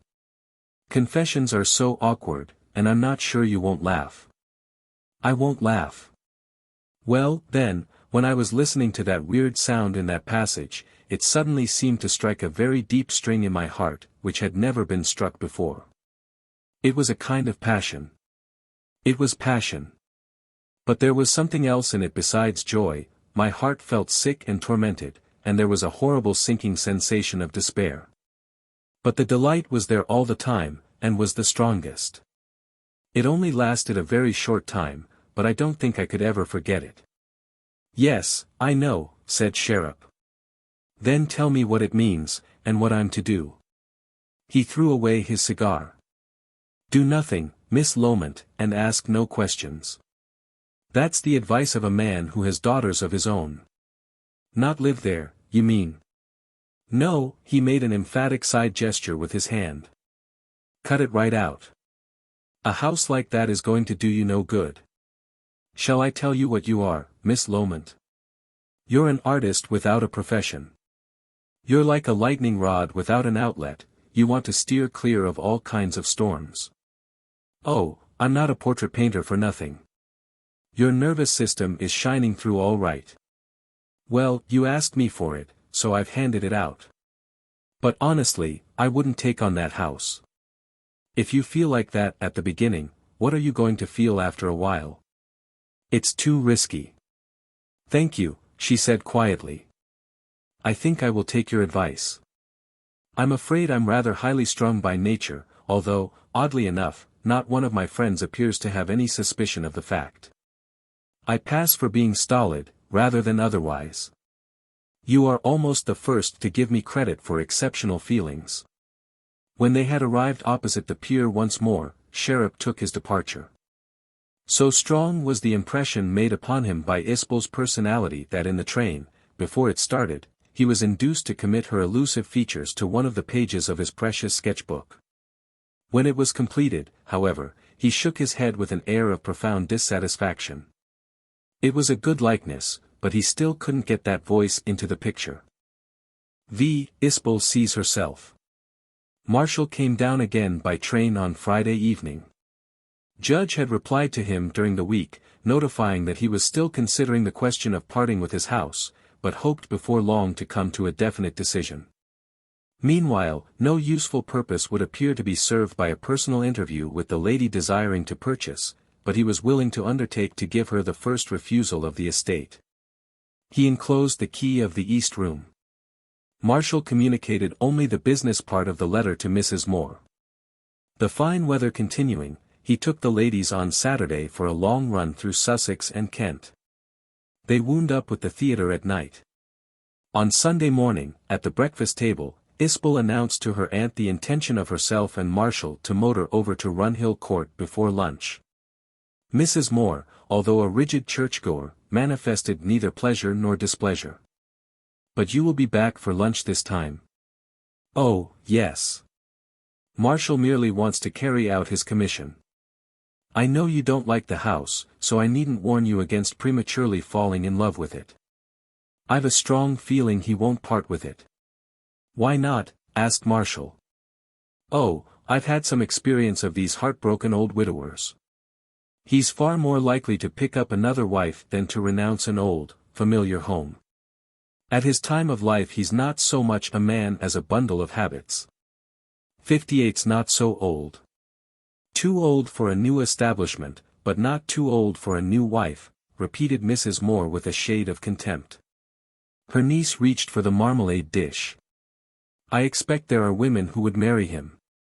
He must be decently well off.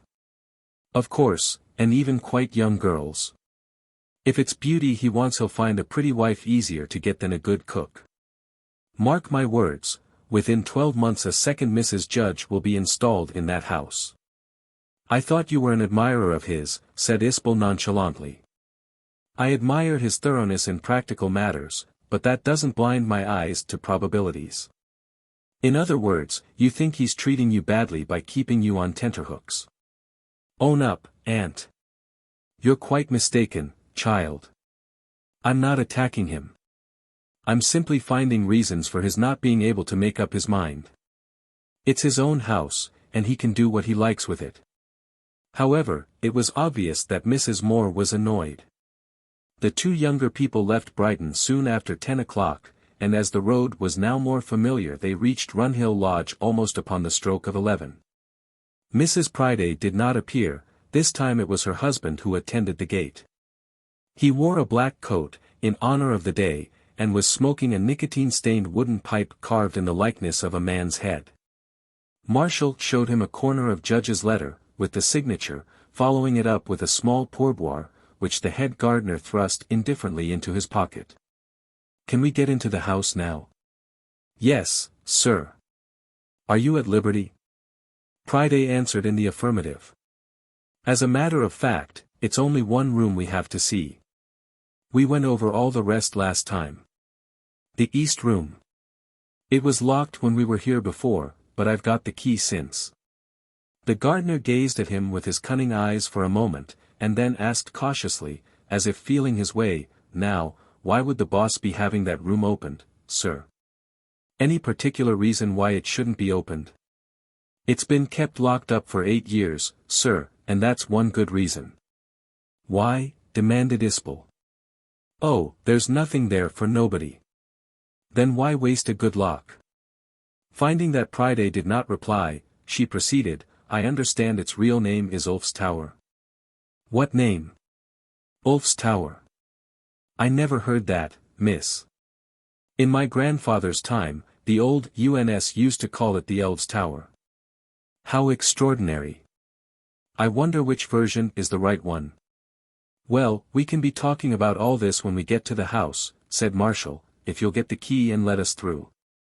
While Priday went into the lodge, Isbel closed her eyes and pressed her hand to her forehead. "I'm afraid I've a headache coming on." "Is it the sun?" "If so, the sooner we get inside, the better." "It must be the hot sun." The gardener reappeared almost immediately with the key in his hand, and at once set about opening the carriage gate. Marshall got back into the car. Isbel had not alighted. They passed through, the gate was closed behind them, and Priday having been invited to mount, they ran smoothly up the drive, and within a minute or two were outside the house. As they stood waiting by the door, while Priday fumbled with the lock, the throbbing of Isbel's temples grew so unendurable that she hardly knew how to remain erect. "Worse?" inquired Marshall, with some anxiety. "I'm afraid so. I wish he'd hurry up." At the same moment that she spoke, the door was got open, and Marshall supported her into the cool of the hall, where she sat down. The two men remained standing beside her.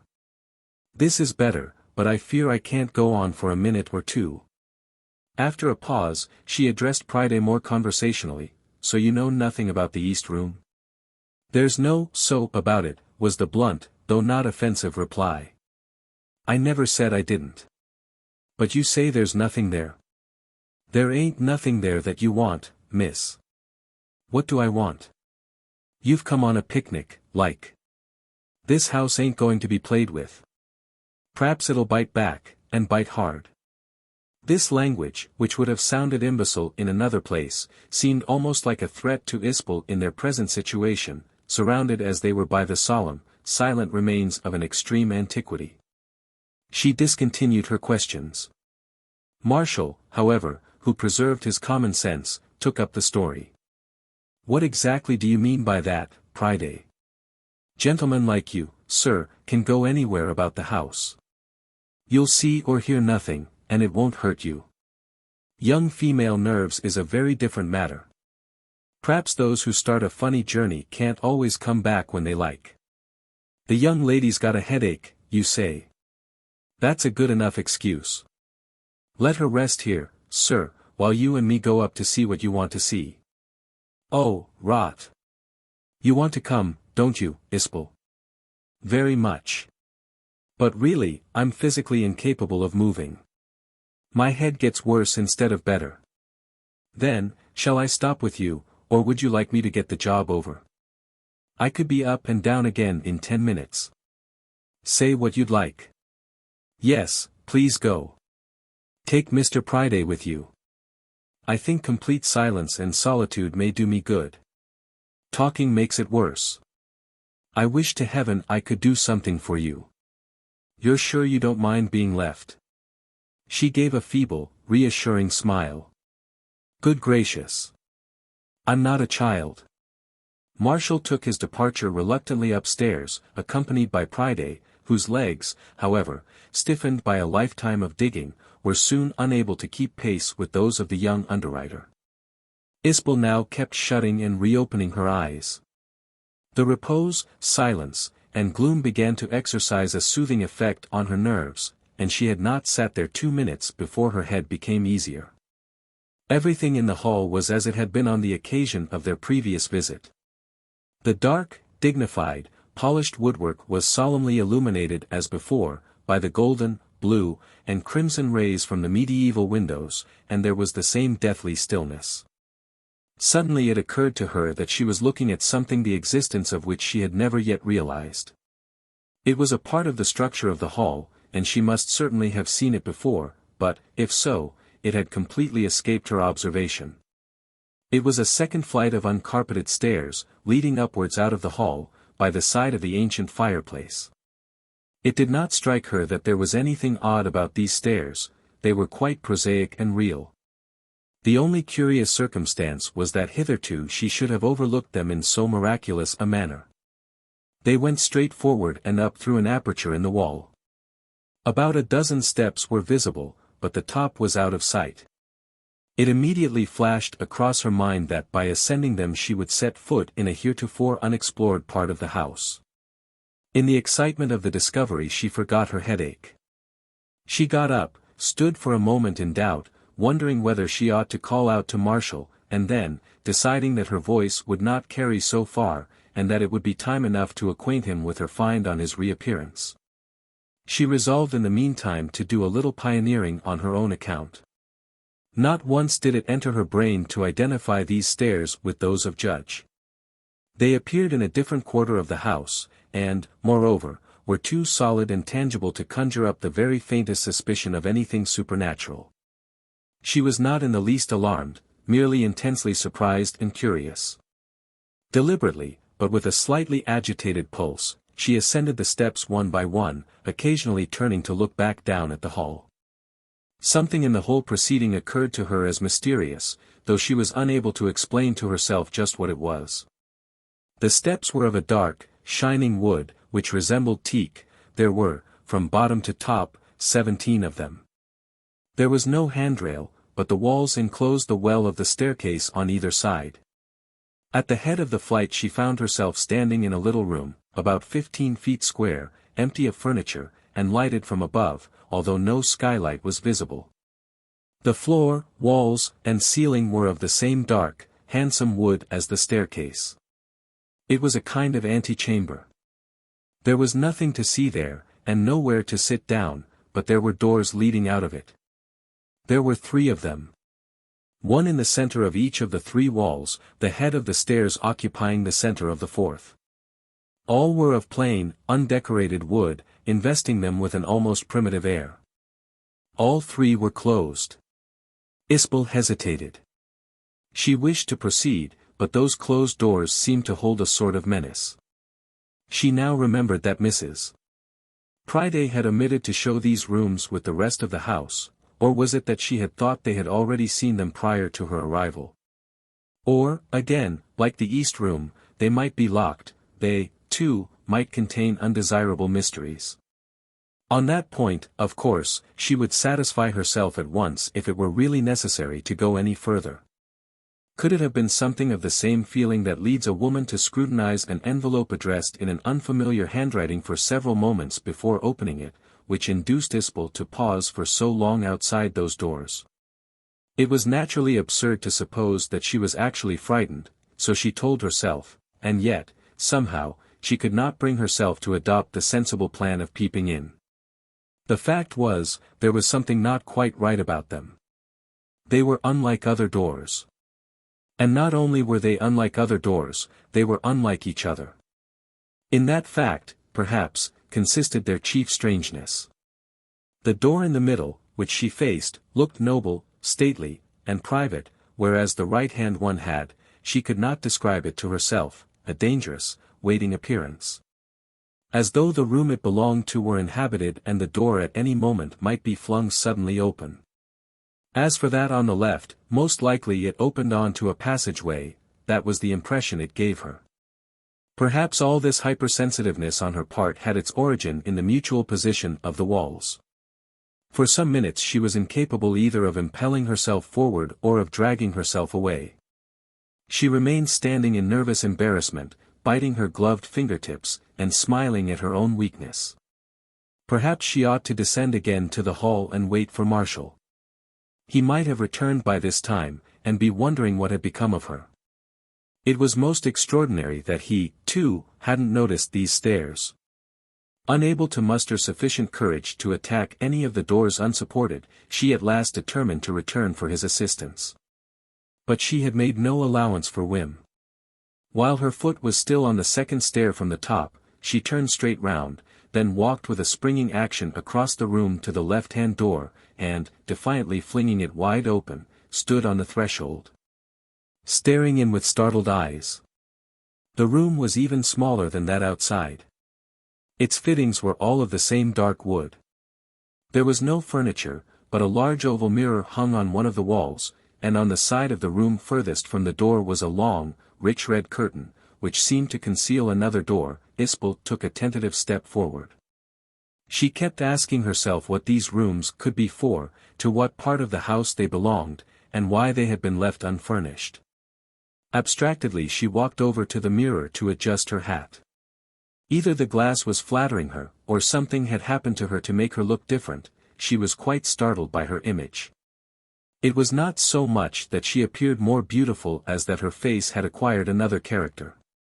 Its expression was deep, stern, lowering, yet everything was softened and made alluring by the pervading presence of sexual sweetness. The face struck a note of deep, underlying passion, but a passion which was still asleep. It thrilled and excited her. It was even a little awful to think that this was herself, and still she knew that it was true. She really possessed this tragic nature. She was not like other girls, not like other English girls. Her soul did not swim on the surface, but groped its way blindly miles underneath the water. But how did the glass come to reflect this secret? And what was the meaning of this look of enchanting sexuality, which nearly tormented herself? She spent a long time gazing at the image, but without either changing the position of her head, or moving a muscle of her countenance. Petty, womanish vanity had no share in her scrutiny. She did not wish to admire, she wished to understand herself. It seemed to her that no woman possessing such a strong, terrible sweetness and intensity of character could avoid accepting an uncommon, and possibly fearful, destiny. A flood of the strangest emotions slowly rose to her head. She heard a man's voice calling her name from a very long way off. The voice was muffled, as if by intervening walls, but she had no difficulty in recognizing it as Marshall's. She guessed that he was shouting down from the top of the house, and that, on getting no response, he would quicken his descent to the hall. She would have to go and meet him. Before retracing her steps, however, it was of course essential to peep behind the curtain. Hastening across to it, she pulled aside the heavy red drapery. There was revealed a doorway, but no door. Another flight of wooden stairs started to go down immediately beyond. Isbel persuaded herself that she would still have time to explore a little. Halfway down, the hall came in sight. She could not understand. Near the bottom she realized that she was coming out by the side of the fireplace, in other words, that this staircase was identical with that by which she had ascended. How this could possibly be, however, she had no more opportunity of asking herself, for at that moment she reached the hall, and at the very instant that her foot touched the floor every detail of her little adventure flashed out of her mind. Like the extinguishing of a candle. She remembered having commenced the ascent of those stairs. She was perfectly conscious that she had that very minute come down them, but of all that had happened to her in the interim she had no recollection whatever. She turned round to look at the staircase again. It had vanished. It was then, for the first time, that she recalled Mr. Judge's story. Instinct informed her that the whole transaction must be concealed from Marshall. She required time to think it over quietly and tranquilly, in all its bearings, before taking him into her confidence, if, indeed, she should ever decide to do so. He was very unlikely to put a charitable construction on her tale. It would almost certainly cause disagreement and general unpleasantness. It would be far better never to say anything about it at all. She sat down and waited for him. Her headache had returned. Presently Marshall, followed by Priday, entered the hall, but not from upstairs, from outside. He appeared rather distracted, and on catching sight of Isbel his face flushed up. "Where in the name of wonder have you been all this time?" "All which time?" "What is the time?" "It's well past 12. I've been looking for you a good 20 minutes. "Oh. Where were you?" She forced a smile, while thinking rapidly. "Evidently I wasn't here, since you didn't see me. As a matter of fact, I went outside for a few minutes." Priday regarded her with a dubious stare. "Even so, you must have heard me shouting," said Marshall. "My dear Marshall, are you trying to be unpleasant, or what?" "If I had heard you, I should have answered. Perhaps I dropped off to sleep, I can't say. My head was bad, and I was sitting under some trees, with my eyes closed. I really don't think that you need make such a fuss about it. Did you see the room?" "Of course we saw it. It's just a room like any other room. Nothing mysterious."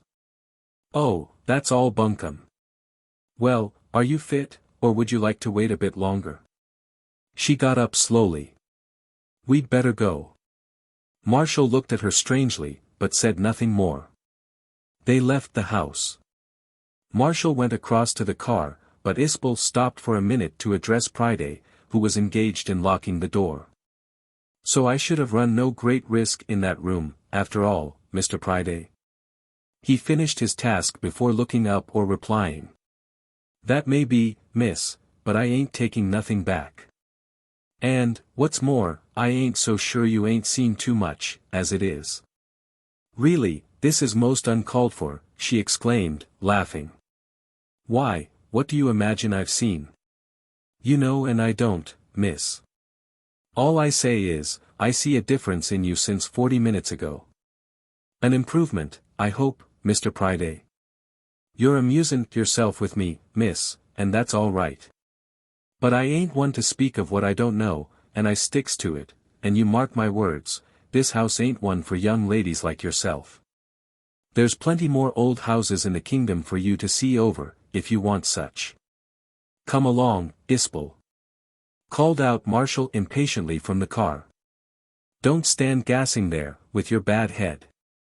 As she obeyed and took her seat, the smile dropped from her face, leaving it so puckered and anxious-looking that he uttered an involuntary exclamation. "By Jove!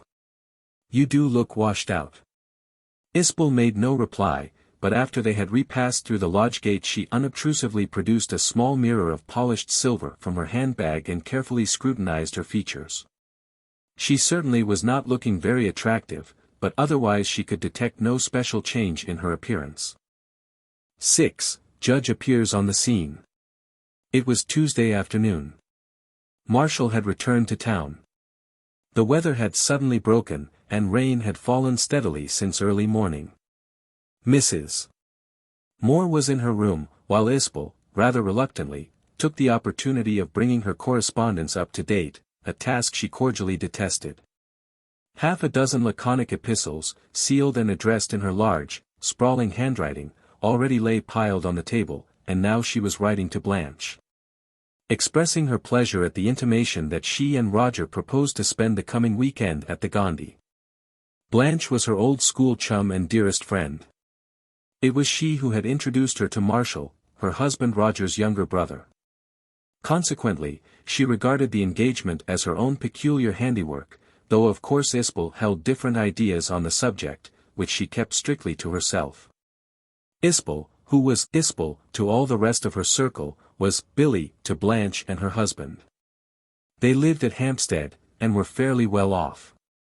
A knock sounded at the door, and a visiting card for Mrs. Moor was handed in by the hotel hallboy.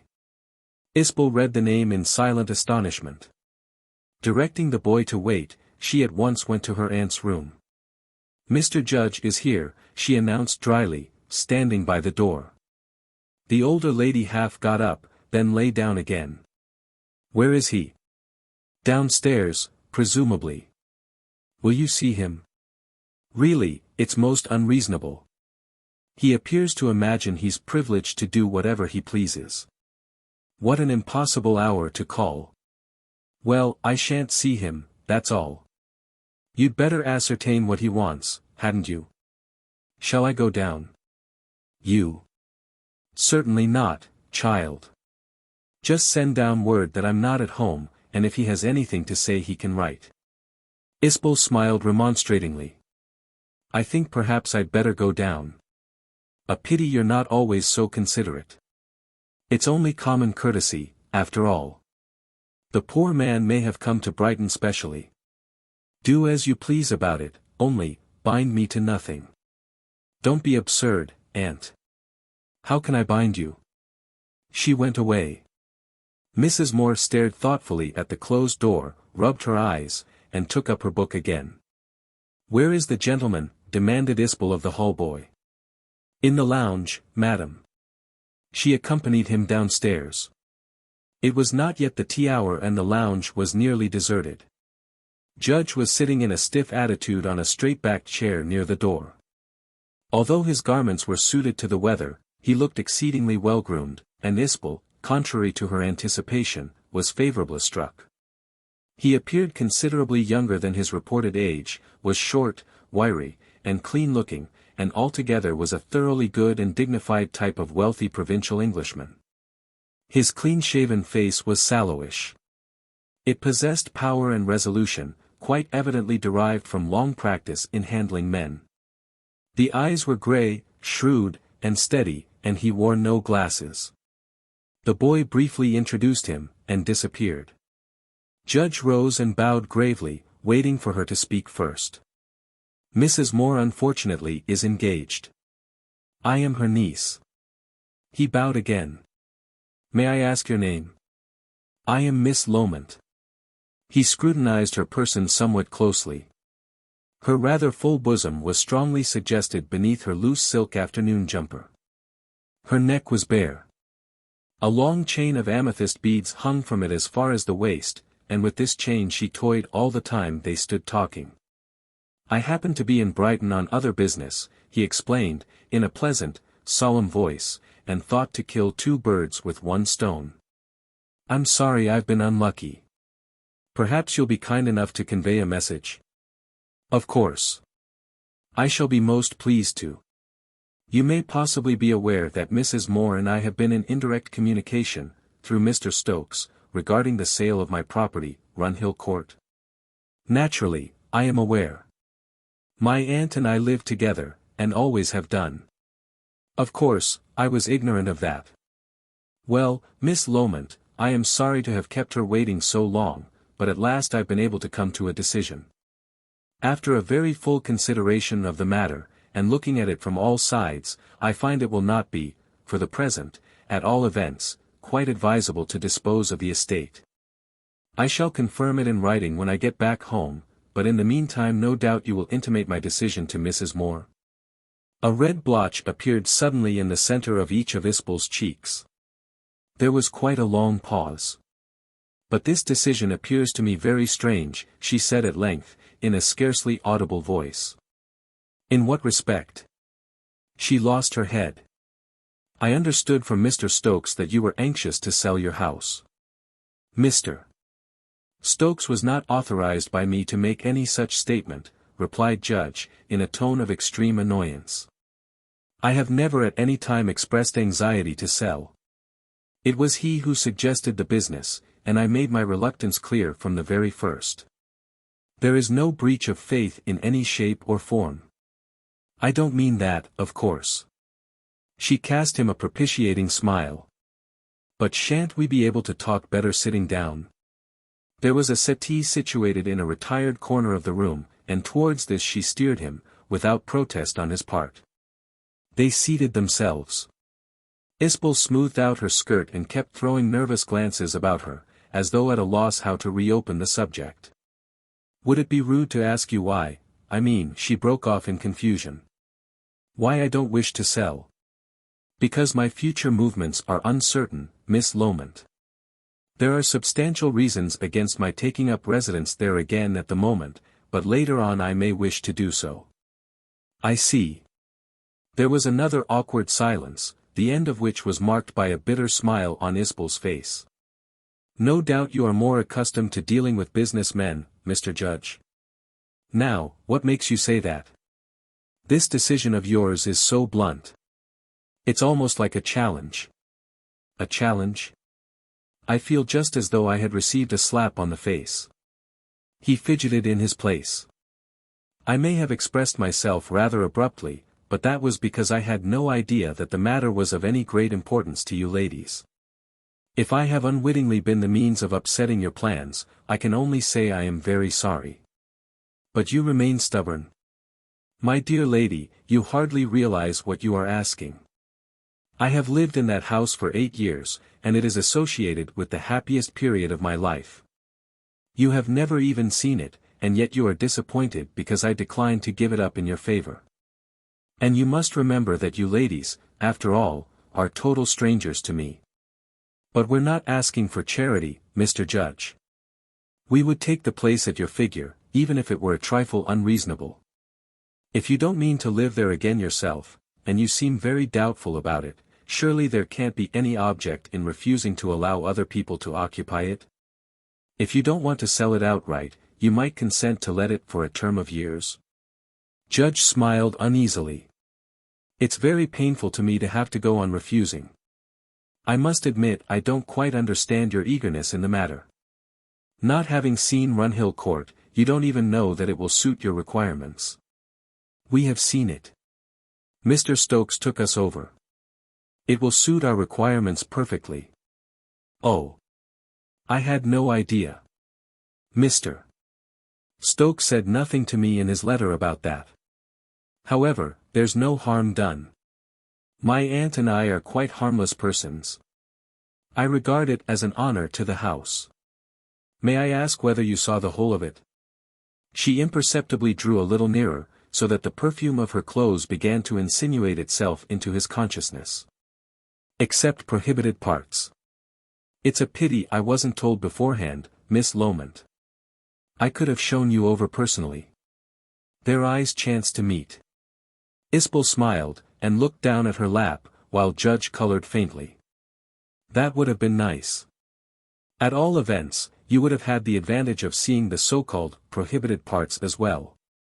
I might still hold that out as an inducement for a second visit, but I suspect you would think it not worthwhile. She began biting her chain. After a pause, she said. Something might be arranged, perhaps.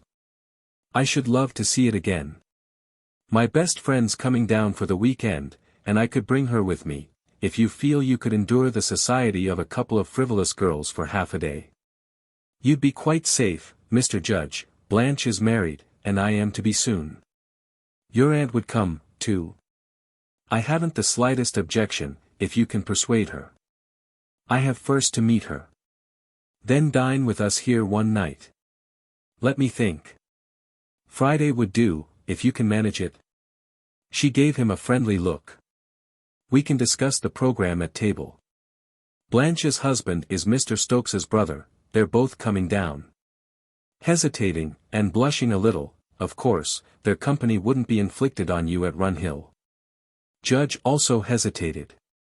It's most kind of you, but how do I know that your aunt may not have objections to sitting down to table with a stranger, who is not even obliging? The invitation is mine, Mr. Judge. Then, of course, I shouldn't know how to refuse, even if I wanted to.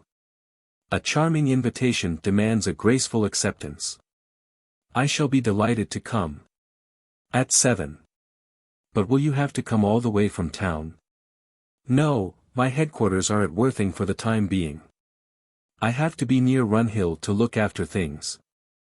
I can quite easily run over. Then it's a fixed engagement. And meanwhile, you still remain adamant. Her own question seemed to agitate her, for her bosom rose and fell. Judge summed her up in his mind as a spoilt and capricious young woman of fortune, who was totally unaccustomed to being balked even in her most unnecessary whims. It's exceedingly unpleasant for me, Miss Loment, but I'm afraid I must reply in the affirmative. If circumstances permit me later on to change my decision. It would be too late. In point of fact, the moment my aunt has your verdict we shall leave Brighton. We're only waiting for that. But I shall leave you to tell her yourself, so as not to interfere with our little pleasure party. Then your permanent residence is not in Brighton? Oh, no. Judge contracted his brows. It's a strange fact, but it has always been my disappointing lot to fall in with really pleasant acquaintances just when it is too late. It does seem to happen like that very often. Perhaps it's because the pleasure doesn't have time to wear off. Of course, if you were to leave the question of your house in abeyance we might still see something of each other, especially since you are staying so close at hand. But that wouldn't be quite the right thing, I expect. Mrs. Moore would hardly consent to postpone it indefinitely. Then that's no good. Anyhow, don't write her, Mr. Judge. She can very well wait till Friday. He got up to go. Isbel rose, too, and held out her hand. It was white and elegant in shape, but was ink-stained from her correspondence. Judge continued holding it while he went on talking. I've no right to ask such a thing, Miss Loment, but I'm interested, and perhaps you won't mind telling me. You said you are to be married, is it, by any chance, to my friend Mr. Stokes? Yes. She colored nervously, and withdrew her hand. Thanks. And may I venture to add my congratulations to those you have doubtless received from friends of longer standing? He is a very pleasant, sensible young fellow, and, from what I know of him, will certainly make an admirable husband. Thank you, Mr. Judge. My only fear is that I may not make as admirable a wife. Judge laughed courteously. All I have to say to that is that I consider Mr. Stokes a very lucky individual, very lucky indeed. Isbel felt so strangely confused that she could not bring out another word.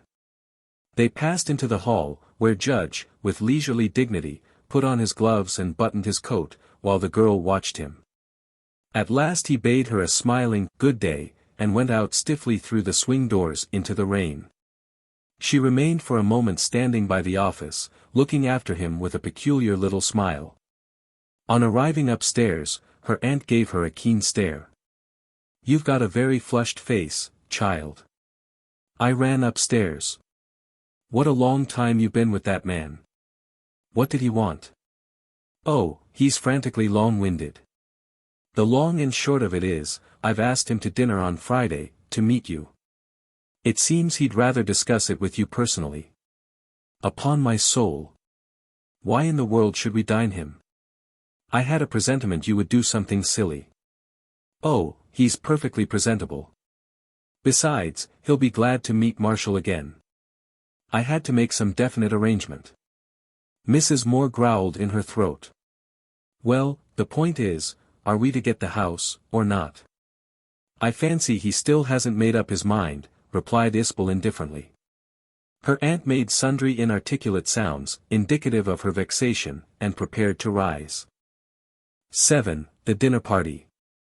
At 7 o'clock on Friday evening the party of 6 sat down to table in the public room. Judge found himself between the two girls, while Mrs. Moore had the two brothers for neighbors. Isbel faced Marshall across the table, and Blanche her own husband. Blanche, the tall, pale, slender, fashionable blonde, looked a creature of fine clay in her dinner frock of foam blue and silver. She drew many glances from the other diners in the room, and for a long time Marshall and Judge entered into a sort of competition for her favor. Isbel was amused, rather than otherwise. With regard to personal property, there was a perfect understanding between her friend and herself, and she had already, earlier in the day, intimated to Blanche what her wishes were concerning Judge. While waiting for her to disentangle herself, she occupied the time by chatting with Roger on indifferent topics. There could be nothing very exciting in that. He was a nice man, but she was quite well aware that for him only one woman in the world existed, namely, his own wife. His profession was historical research. Fortunately, he did not rely upon it for an income, but, as everyone possesses a dual nature, his favorite role in society was that of Mephistopheles, which he undertook consistently. He was 4 years older than Marshall, and not unlike him in person, though built on a smaller scale. He had the same broad, pugnacious, good-humored face, but it was more humorous and sympathetic, and the eyes were livelier. Isbel's new wine-red gown had the effect of investing her face with a strange, luminous pallor, which almost took the place of beauty. At intervals Judge turned to her in a puzzled way, but Blanche's fascinations were more obvious, and the pear was not yet ripe. It was not until the meal was halfway through and a few bottles had been emptied, that the talk became loud and general. Mrs. Moore was fidgeting about Runhill Court, and began to think that she would never have an opportunity of opening that business. She could hardly start negotiations at table, but she told herself that at least she ought to try to find out how things lay. At the first lull in the conversation, therefore, she addressed Judge directly by name, and when he looked up, rather surprised, she introduced the subject of Sherrup. Judge raised his brows. "I know who you mean, but we've never met. There has been some correspondence between us. He was making the trip to England, and wished to visit my place.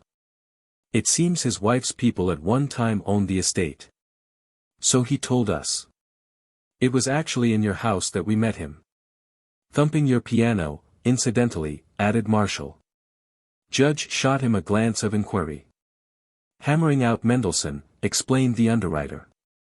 It was one of Beethoven's symphonies, to be exact, corrected Isbel, with a smile. The 7th. Are you musical, Mr. Judge? Not very, I fear. You, of course, are. But why, of course? Am I so transparent a person? Roger tossed off a full glass of Sauterne. Some women have accomplishments, and some women are accomplishments. Billy is one of the latter sort. Honey with a sting in it, Roger. Those of us who have no brains you are kind enough to console with fascination. But perhaps I have neither. Or perhaps both, suggested Judge, gallantly. I, for one, see no reason why they should not go together. Many of the cleverest women in history have been the most fascinating. But history has been written by men, and men aren't the most enlightened critics where women are concerned. All that will have to be rewritten by qualified feminine experts someday. Judge laughed. But, in point of fact, men happen to be the best critics of feminine human nature. A woman's natural impulse is to look for faults in her sisters. A man's first thought is to look for noble qualities. It may be very chivalrous, but I don't call it criticism, rejoined Isbel quickly. You're not in the least likely ever to understand a woman's character that way. If faults constitute a character, no. But my contention is that it's this constant dwelling on faults which obscures our view of a woman's real underlying nature. In this sense men are the best observers of your sex. Let me translate, put in Roger. It's good policy to credit a woman with virtues, for if she hasn't got them already, she will have as soon as she clearly understands that other people believe that she has. Does that go? His wife answered, if you praise a woman's frock, she will probably like to go on wearing it. Why should it be different with a virtue? Because you haven't worn a thing for a long while, it doesn't follow, when you do wear it, that it isn't your own rightful property. Then there are no counterfeit qualities, demanded Isbel. None which cannot be easily detected, said Judge. To extend Mrs. Stokes's comparison, a borrowed or stolen garment can in most cases be discovered to be so by the misfit. In life, it isn't difficult to distinguish between true and false. Does that apply to everything, every quality? Undoubtedly, in my opinion. To the relation between men and women? Certainly. Genuine love, for I take it you mean that, would be the most difficult thing in the world to simulate. Really? Almost an impossibility, if only men and women were not so anxious to be deceived. Yet coquettes have existed, and still exist. Judge lifted his glass with a hand steady as a rock, and examined its contents against the light meditatively. Don't misunderstand me, Miss Loment. I don't assert that an infatuated man couldn't be hoodwinked by a clever woman, if she made it her business. All I say is, if he is dubious about her good faith, tests exist. What tests? A coquette, for instance, would know how to flatter his vanity and use her eyes to the best effect, but it's extremely unlikely that she would consent to throw overboard all other society for his. That would be one test. And then there's the question of sacrifice. Is she, not only ready, but eager, to sacrifice her own happiness for his, not in one way or on one occasion, but in all their relations and at all times? Most excellent tests, said Roger, with twinkling eyes. If fulfilled satisfactorily, the fair lady in question might be safely set down as mortally wounded, and our friend could go full steam ahead with every assurance of eventually leading her to the altar. Blanche leant her beautiful arm on the table and propped her face with her fingers. But do you insist, Mr. Judge, that every romance is imperfect which doesn't exhibit these extreme symptoms on both sides? As a matter of fact, I wasn't thinking of romance, in the common acceptance of the term, Mrs. Stokes. There are deep, and possibly painful, transactions of the heart to which the term romance would be quite inadequate. There was a general silence, while the waiter removed the course. The subject was not resumed across the table, but Isbel followed it up with Judge, in a low voice. You seem to speak from experience, Mr. Judge. A man of my age must possess a large accumulation of experience, Miss Loment, but it needn't necessarily be personal experience. In that case you are to be congratulated, for it can't be a happy condition, this deep passion you have just described. He toyed with the stem of his empty glass. Only certain natures have a capacity for it, perhaps, and they perhaps have an inward tormenting craving for it. It's very difficult to lay down a law as to what is good, and what is not good. And I think women must have it more than men. He glanced at her swiftly.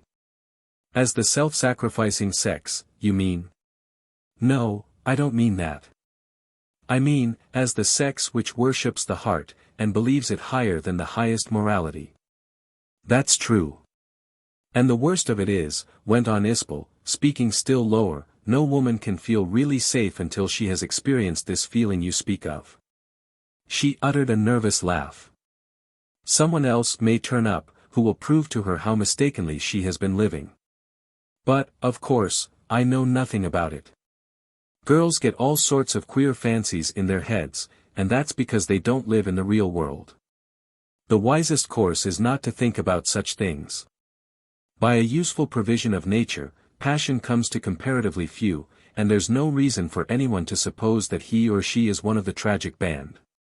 The chances are infinitely against it. Yes, of course, that's the only sensible way to think. I hope you're not offended by my breach of decorum in discussing such matters. How could I be? Then don't let's say any more. My aunt's watching us. Apropos, have you spoken to her about Runhill yet? I've had no opportunity up to the present. Is it really necessary to this evening? Possibly not, if it could be avoided. Will you leave it to me? Willingly. But if she questions me, I must answer her. Of course, but don't be precipitate. A quick smile. I don't want to return to town yet. You find Brighton attractive? It has attractions. Judge's cream ice stood in front of him untouched. The place itself, or the connections you have formed here? The place itself is horrid. Meanwhile Blanche had been exchanging words with Marshall.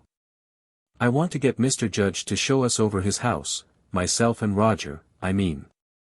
What's the best way to go to work? She did not explain that the idea was Isbel's, and she herself only the friendly medium. Ask him, of course, said Marshall.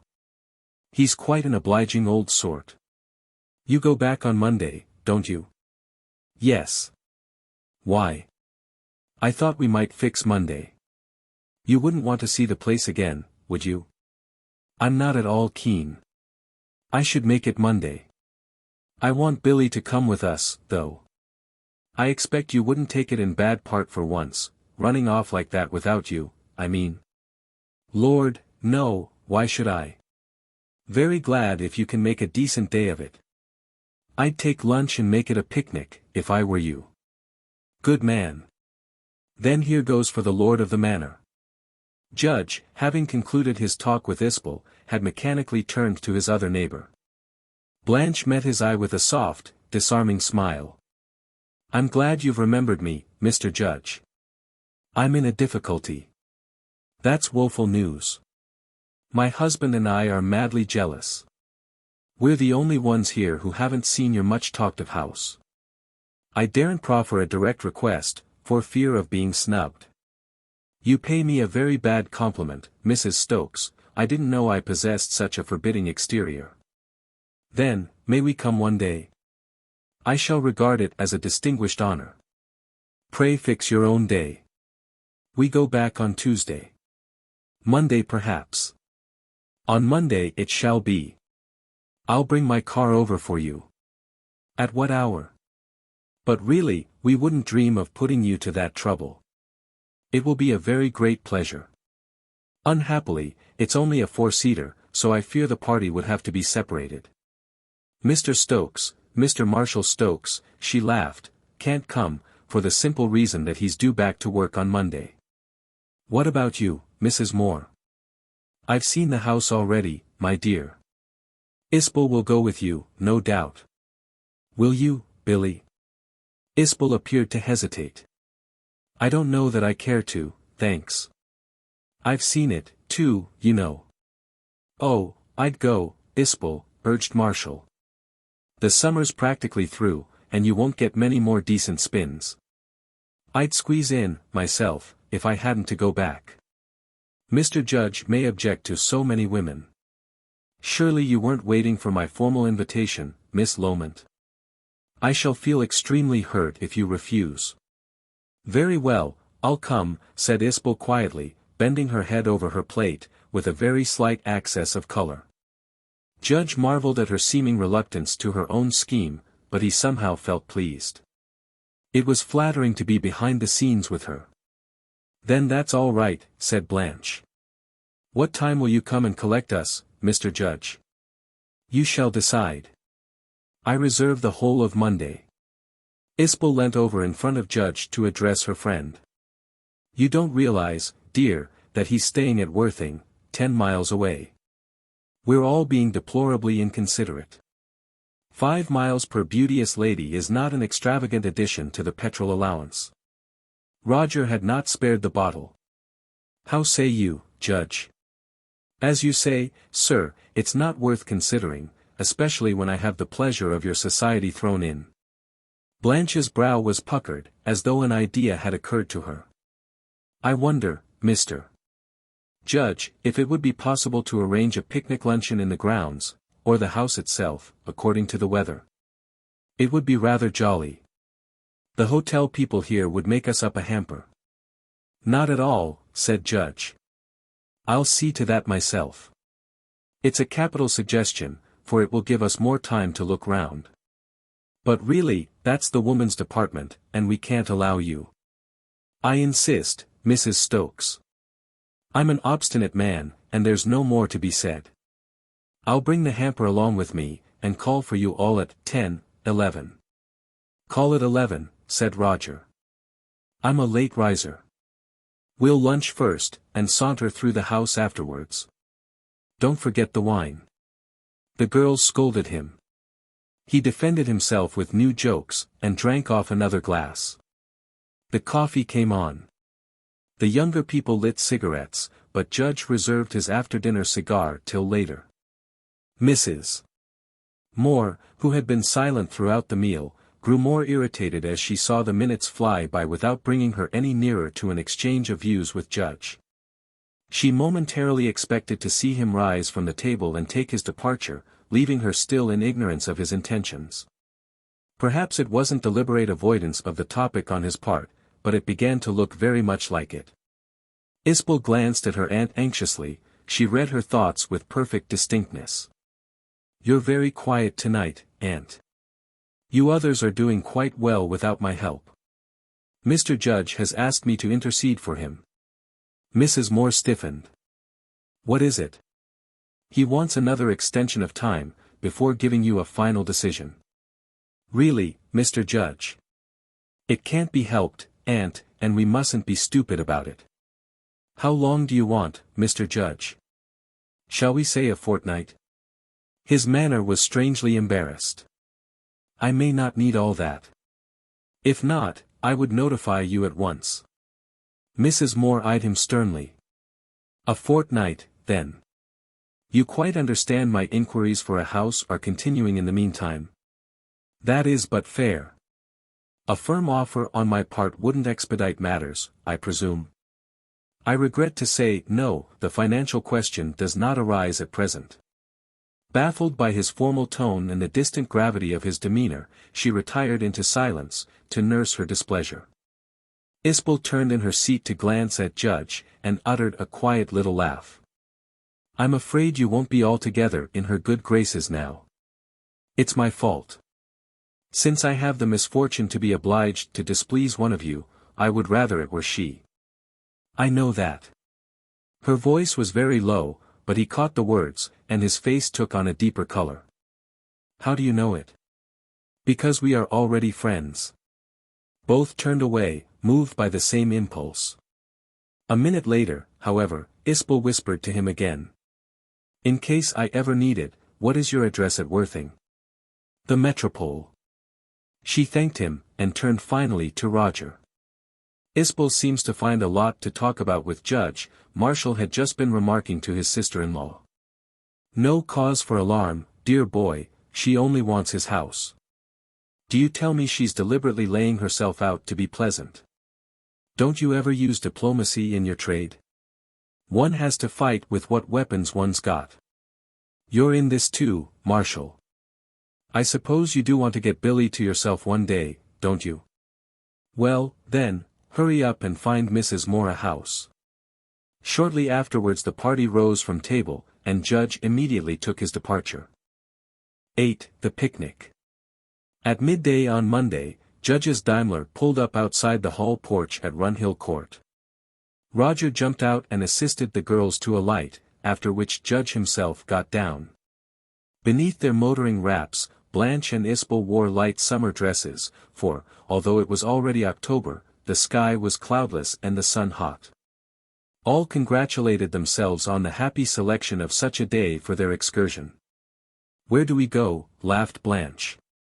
Judge was struggling to get out the baskets.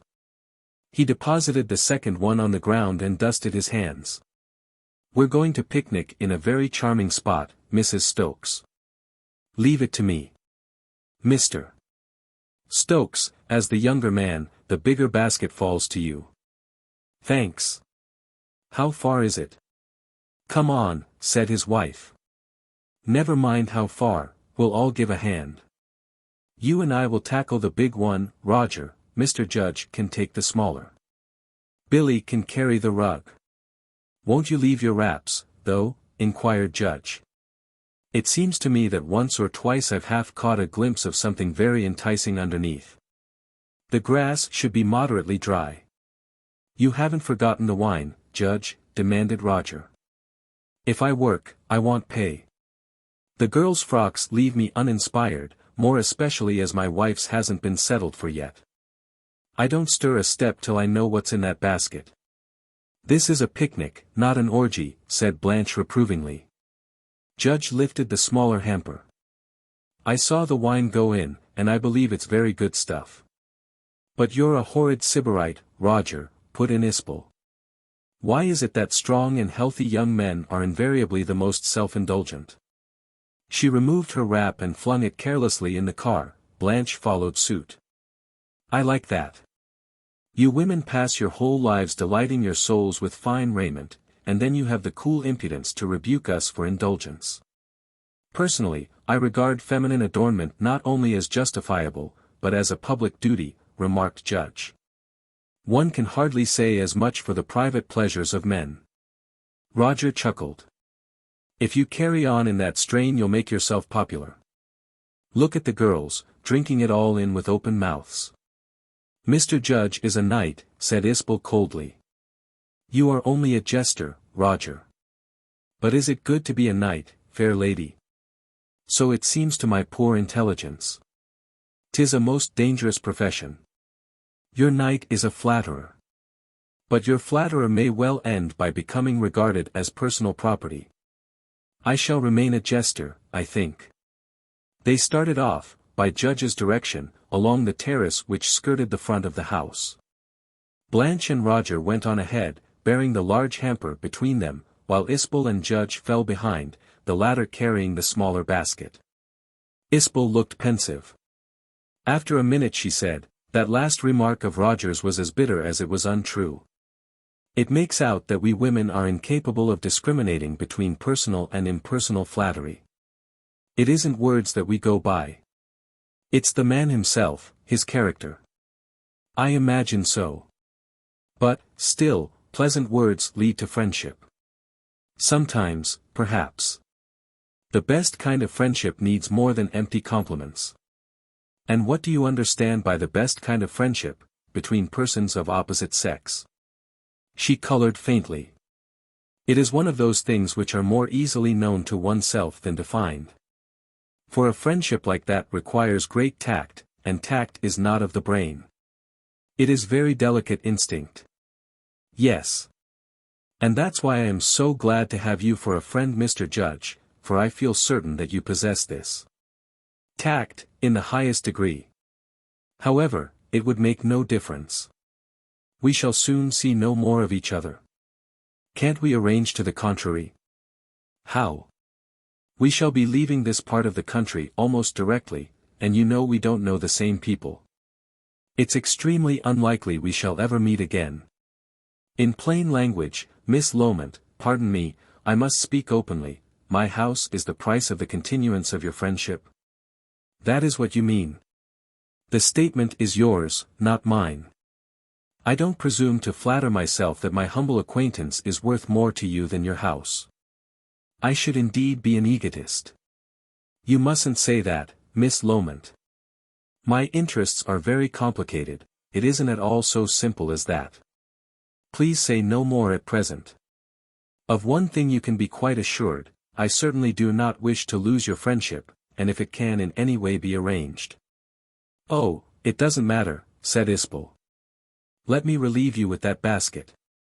They had reached the east end of the house. Blanche and Roger were standing waiting at the angle, ignorant which way to proceed. They had set down the hamper. Which way now? Demanded Blanche. We'll change over, said Isbel.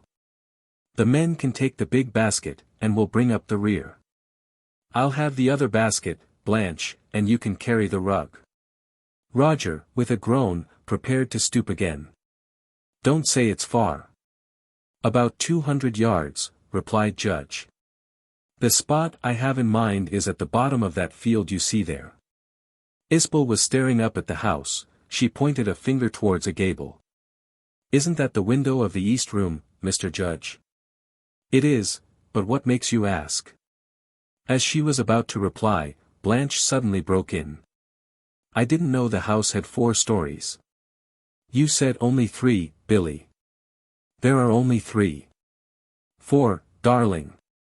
No, 3. Count again. The men confirmed her statement. Blanche did count again, and now made it only 3. She confessed her blunder, laughed and promptly allowed the incident to pass from her mind.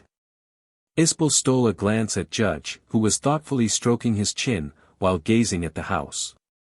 Nothing more was said till they commenced the descent of the steeply sloping lawn, the lower end of which adjoined the field. Judge and Roger went ahead. Did you really think you saw 4 stories? Asked Isbel with assumed carelessness. Yes, I did. Why? Oh, nothing. What makes you so keen on that house, Billy? I know it isn't only on your aunt's account. Isbel laughed. You're developing into a very suspicious person. What other motive could I possibly have? Considering the short time I should have to live there, it isn't worth my while to get excited on my own account. It's a quaint old place, I admit. Have you got round Mr. Judge yet? Not yet. Don't make poor old Marshall too jealous, that's all. Really, you say the most weird things. What do you imagine I'm doing? You might give me credit for a small modicum of self-respect. All right, but men are strange animals. The flash point is very low in some of them. Don't forget that. They reached the bottom of the lawn, and then had to cross a low stile into the field. The descent continued, but not so sharply. The field lay fallow. A fringe of elms bounded it on 3 sides, while on the 4th was a wood, towards which they made their way. The sun blazed, and the flies were troublesome. Roger looked back, to point out to the girls some swallows which had not yet departed. Why should you think he's that sort of man? Demanded Isbel. Oh, my dear, I've caught him looking rather strangely at you once or twice. Men are men, and you can't make anything else of them. He knows you're engaged, of course. My dear Blanche. Well, I won't say anything more. You know best. Only, do be very, very careful. Isbel maintained an indignant silence until they neared the lower end of the field. The men, who had increased their distance, kept glancing over their shoulder by way of protest against the girl's leisurely pace. Surely, I'm not asking very much of him, Blanche. If he doesn't want to live in the house himself, he might just as well let us have it. Aunt will pay him his full price. No doubt he's an excellent business man, said Blanche enigmatically. They rejoined the others at the spot selected for lunch. The rug was spread on the grass, and the hampers were unpacked. While Roger busied himself with carving the pheasants and uncorking the hock, the girls neatly set out rolls, pastries, fruit, etc., and Judge made himself generally useful. They lunched in full sunlight in the field, by the side of a rather romantic little stream.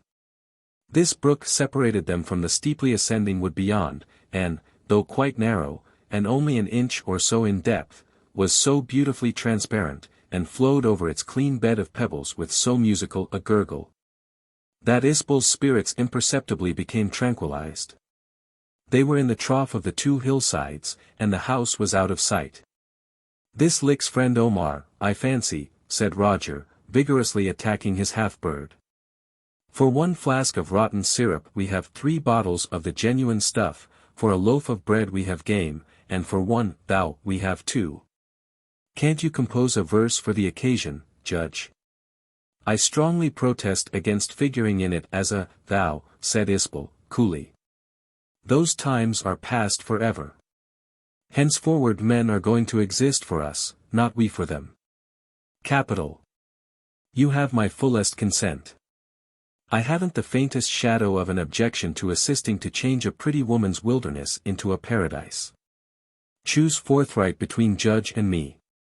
This is the great historian, Mr. Judge, who spends his days in the dusty old reading room at the British Museum." "All the more justification for letting it go now, my dear," returned Roger.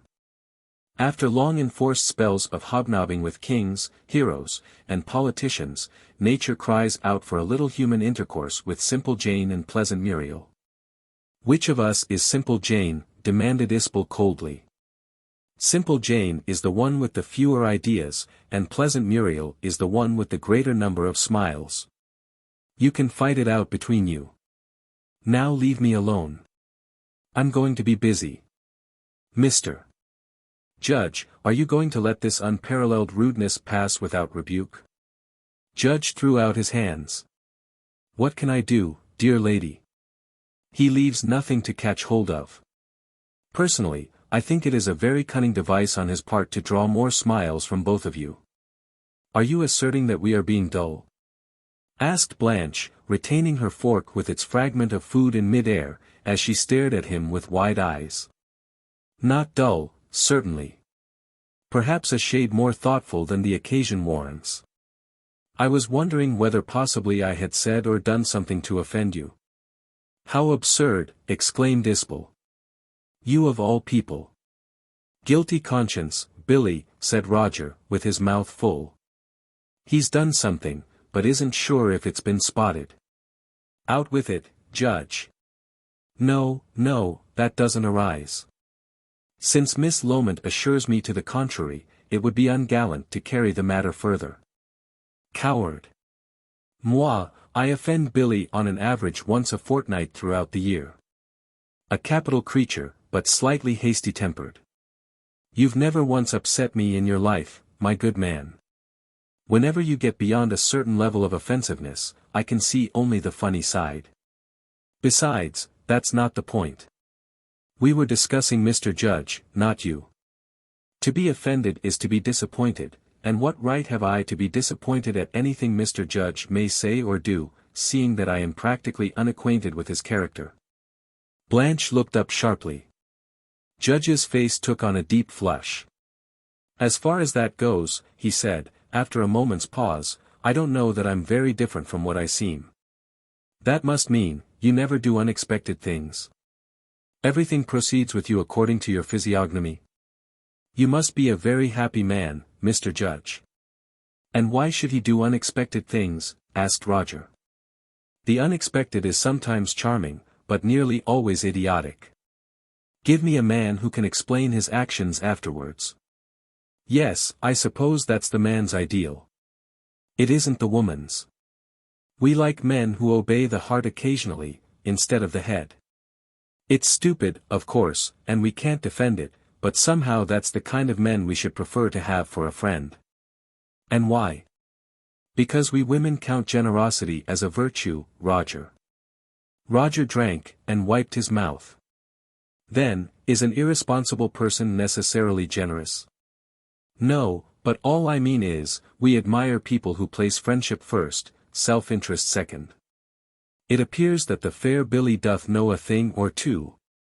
Isbel wriggled her shoulders impatiently. I don't want gifts from friends, but I do want friends who aren't afraid of giving. Surely that distinction is obvious? Quite. What you are suffering from is acute romance. Such interesting persons no longer walk this hard, cold world of ours, if they have ever done so. A man's best friend is his bank balance. You may take that as an axiom. I fully believe it. Isbel raised her glass to the level of her face. So here's long life to money, property, and self. And wine, and women, and smiles, and the blessed sunshine, everything, in short, that makes life worth living. And all metaphysical discussions between living men and women. A special staff of professors has been retained by the world to deal with all that trash. Having emptied his glass at a gulp, Roger pulled out a cigar, which he proceeded to cut and light with relish. Judge regarded him smilingly. You never take things seriously, Mr. Stokes. Yes, my work. But after work I believe in play. And no doubt you deserve it. Does he deserve it, Mrs. Stokes? He works like a nigger, I fancy, answered Blanche, negligently. It runs in the family. His brother Marshall's rapidly acquiring a fortune, and Roger is rapidly acquiring a reputation. Sometimes I feel I should like it to be the other way round. So Mr. Marshall Stokes is really clever. They tell me he's a sort of little Napoleon, in his way. Billy's a lucky girl, whether she knows it or not. And Mr. Stokes is lucky, too. That remains to be seen, said Isbel. A girl's a fearful gamble, when all's said and done. No gamble about it at all. A man is not a man till he gets married, and if he's unhappy afterwards, it's in all cases entirely his own fault. Look at Mr. Roger Stokes, here. He's thoroughly contented with life, it's true he's been a trifle spoilt. Mr. Stokes, your health. You must come to all my future picnics, if I am fortunate enough to have any more, if only for the sake of your high spirits. Then, on the whole, I've given greater satisfaction than the girls. That I didn't say. Some things are outside praise, as you know, the glorious sun, for example. You're the wine of the party, Mr. Stokes, while the ladies are the sunshine. As the afternoon wore on, Isbel developed a headache. She withdrew from the talk, and kept glancing at her wristwatch. It was nearing 2 o'clock. You look pale, Billy, said Blanche at last. My head aches a little. Everyone manifested sympathy. They decided to pack up and go, and meanwhile Isbel was made to sit in the shade of the trees. When finally they were ready to start for the house, she found herself with empty hands, walking beside Judge. May I speak, or would you rather be quiet? He asked, after a few paces. No, please do. It's about my house. Why do you want it so badly, Miss Loment? She was silent for quite a long time. Perhaps it's your friendship I want, and not your house. Ah. But since when? I don't know. These feelings grow, don't they? Yes, but why my friendship? How have I deserved this? Then perhaps it is your house I want, after all. Really, Mr. Judge, I know as little about it all as you. She lowered her tone. Of course, you know you are an exceptional man. You can understand it must be very flattering for a girl to be friends with such a man. His face grew dark, but he said nothing till they were nearing the stile, where the others stood waiting for them. Then. You have my permission to tell your aunt that she may have Runhill Court at an agreed figure. I won't stand out any longer. And this offer is unconditional? Yes, unconditional. You clearly understand. Oh, I can't say it. You need not try. I clearly understand everything, and the offer is entirely without conditions. Then I will accept it, said Isbel, in a nearly inaudible voice. 9. What happened in the second room? As they trooped into the ancient, strangely colored hall, their voices instinctively became lowered and joking ceased. Blanche drew her friend aside. "It's a lovely place, Billy." "Well, did you speak to him again?" "Yes, it's all right, he's going to let us have it." "How did you manage it?" "I didn't manage it at all, the offer came from him." "Really?" "Certainly, why shouldn't it? So now we shall live here, I suppose." "Congratulations, my dear. I expect you'll have to see quite a lot of him after this." "You took that into consideration, of course. Why do you dislike him so much?" "I neither like nor dislike him. I'm only afraid you may have to pay rather a high price for your house, that's all. However, it's your funeral." Blanche forthwith turned to Judge, to express her astonishment at the beauty of the hall. It looked even weirder than usual, by reason of the circumstance that the sun's rays now penetrated the windows obliquely, so that one half of the place was in shadow. Judge responded to her with somewhat worried courtesy. Meanwhile Isbel seated herself in a wicker chair, with her back to the fireplace. "Is the headache worse?" asked Roger, quietly and kindly. "It isn't any better, Roger." As the others came up, "I wonder if you would all mind seeing the house without me? I hate being a wet blanket." "What do you propose doing, then?" asked Blanche. "I'll stop here, my head's going like an engine. I've seen everything before." "Except that one room," Judge reminded her. "Still, there's absolutely nothing to see there." "What room is that?" asked Blanche. "A room on the top floor," explained Isbel. "Supposed to be haunted, isn't it, Mr. Judge?" "I don't know where that information comes from, I'm sure. Foolish tales may be told of it, as of any other room." Blanche laughed. "A real live ghost, Mr. Judge? I hope it's a classic example, but I really know nothing about it." "How thrilling. You'll take us there?" "Certainly, if you wish it." But, first of all, they decided to complete their inspection of the apartments on the ground floor. Isbel remained sitting while the others wandered about the hall. The almost incessant drone of Judge's voice, as he explained his property, detail by detail, began to exercise a soporific effect upon her, and she had a hard task to keep her eyes open. She must have dozed, for she awoke to consciousness with a start. She was alone in the hall. Her friends were still somewhere on the lower floor, she could hear their voices sounding from one of the rooms in the back of the house. The words were indistinguishable, but Judge's rumbling tones were nearly continuous, while Blanche's high-pitched organ supplied an occasional punctuation. She thought how singular it was that a woman's voice should always sound so absurdly shrill when heard from another room in conjunction with a man's. She sat up sharply and rearranged her skirt. Without her being aware of the fact, her foot was tapping the floor rapidly in nervous agitation. Before going upstairs they would have to return to the hall. They might reappear at any moment, and until they were safely away in the upper part of the house she dared not risk turning in her chair, to see what was behind her. If those stairs should be already there. When, shortly afterwards, the door of the dining room was thrown open and her friends re-entered the hall in a cluster, bringing with them a clatter of conversation, Isbel smiled towards them, but made no offer to rise. "Aha! She's awake," exclaimed Roger. "Did you expect to find me asleep, then? You were slumbering beatifically when we left you. We went out on tiptoes, like a trio of conspirators. Endorse me, Judge." "Well, what do you think of it all, Blanche, as far as you've seen?" "It's a perfectly wonderful house. So picturesque and quiet, and so full of shadows. Won't you come over the rest with us now?" "No, thanks. I'd better keep still, I think." Judge pulled out a gold half-hunter. "We shan't be a great while. It's now 2:45. It ought not to take us above an hour, I fancy. You don't mind waiting that time?" "No, no, only do go." Before departing, Roger lit a cigarette. "Have one, to pass the time away, Billy." Perhaps I will. The first match went out, and she reached her hand for the box.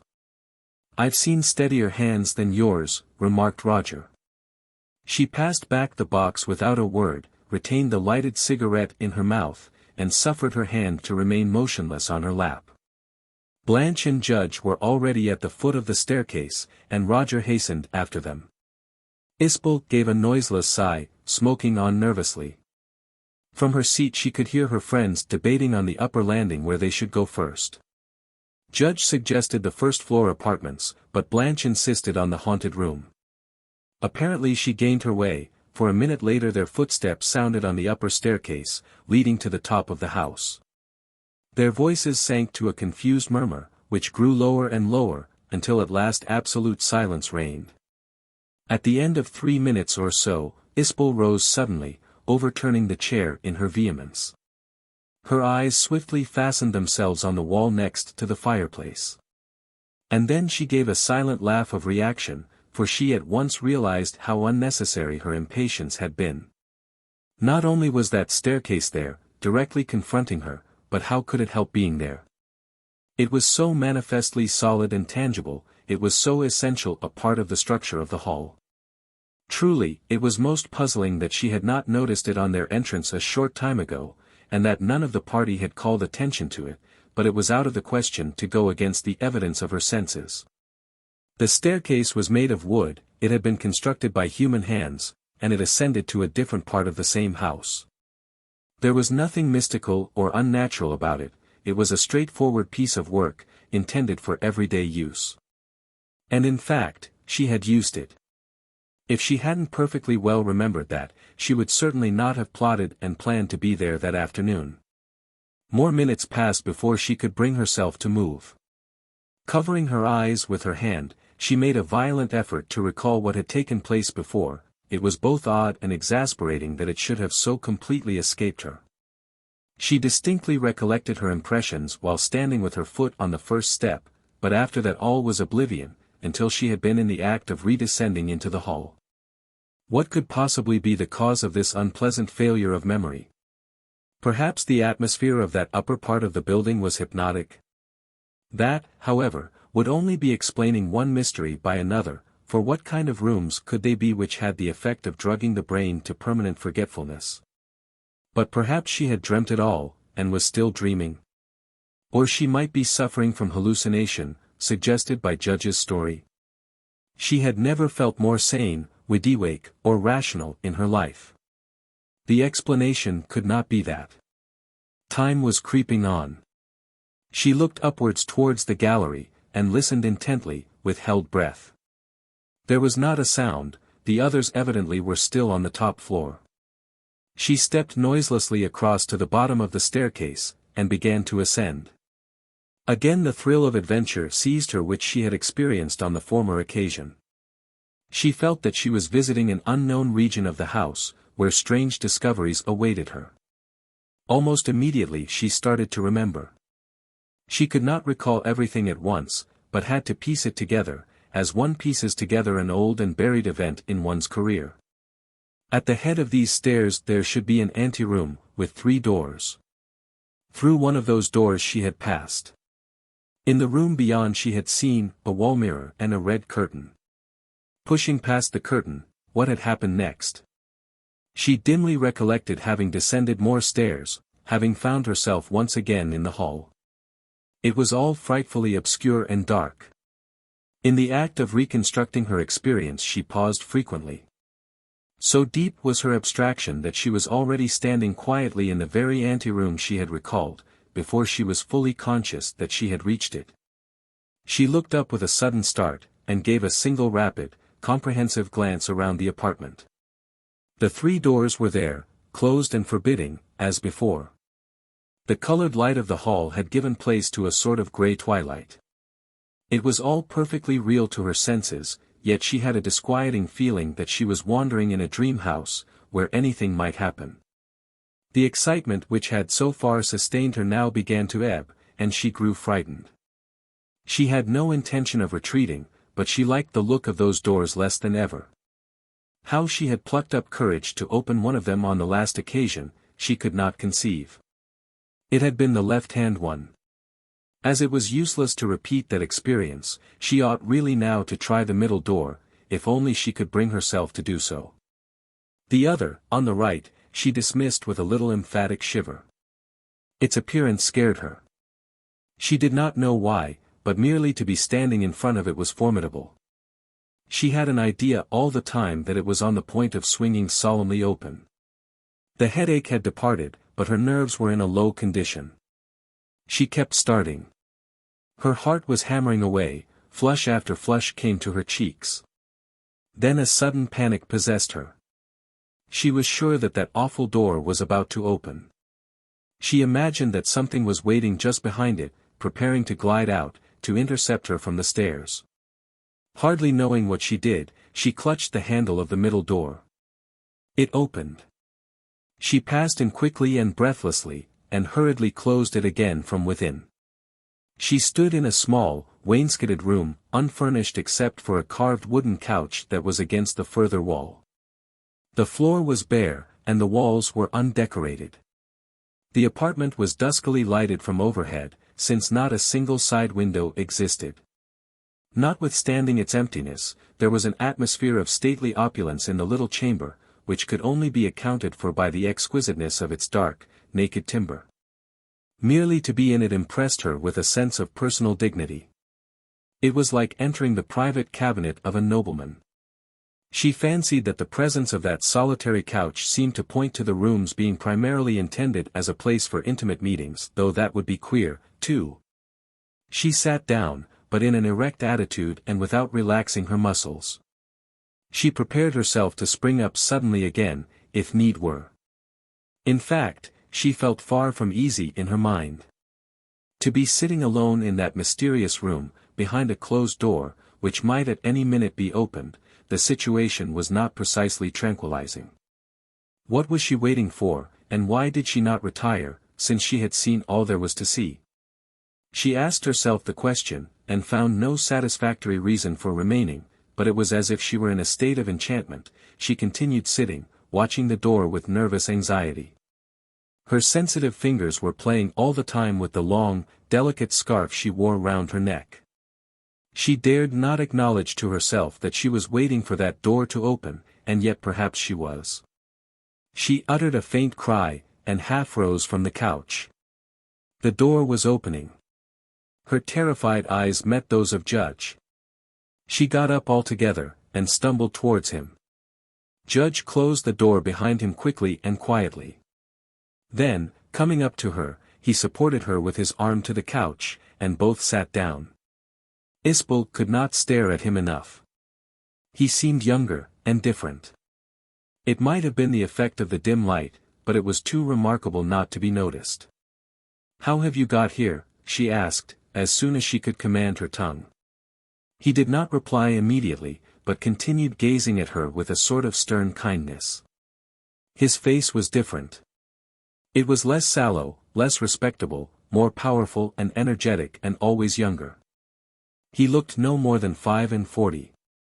"I've come straight from the East Room," he said at last. "I mustn't stop, the others are expecting me back. I left them in the drawing room, while I returned to lock the East Room and bring away the key. I had forgotten to do so. When I got there, a minute ago, I saw the stairs, and here I am. But where are we?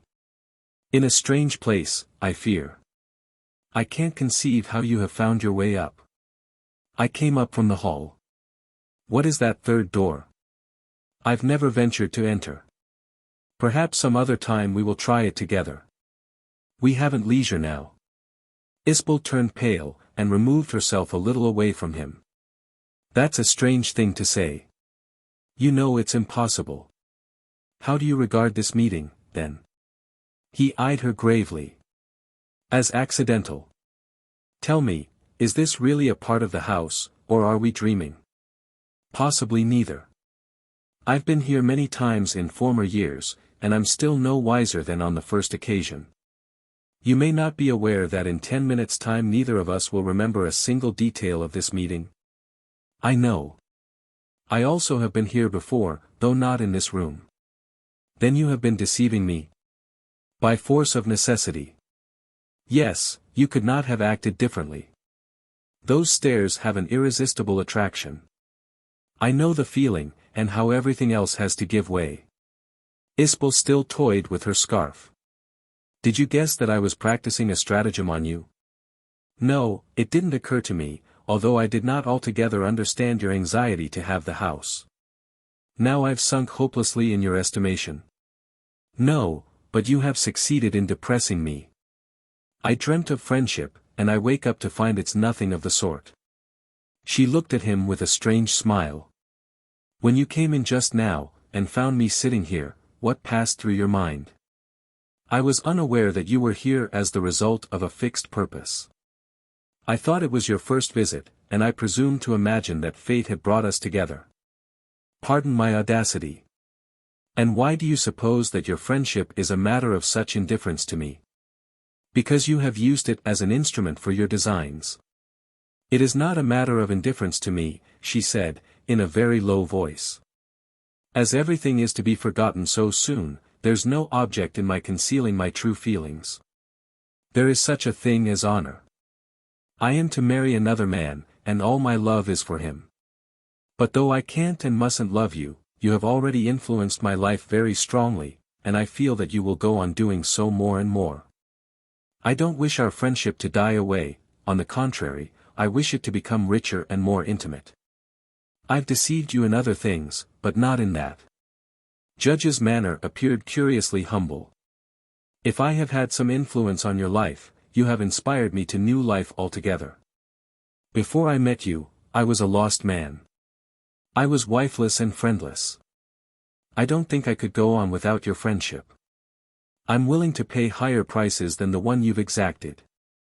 They looked at each other in silence for a minute. We shall understand each other better after this, said Isbel, softly. Even if our minds forget, something in us will remember. Perhaps, but give me something to remember by. After a moment's reflection, Isbel slowly unwound the silk scarf from her neck. Take this, then.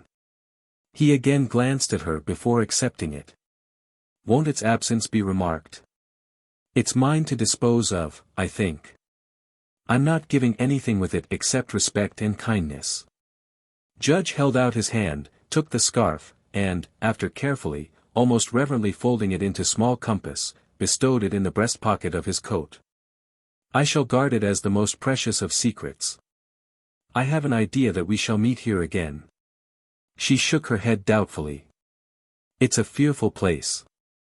I'm not sure that we have either of us done right to come here at all. Do you feel a worse woman for having spent these few minutes with me? Oh, no, no. Not worse, but, far, far better. I feel, it's impossible to describe. Try. I feel, just as if I'd had a spiritual lesson. It's foolish. Let me interpret for you.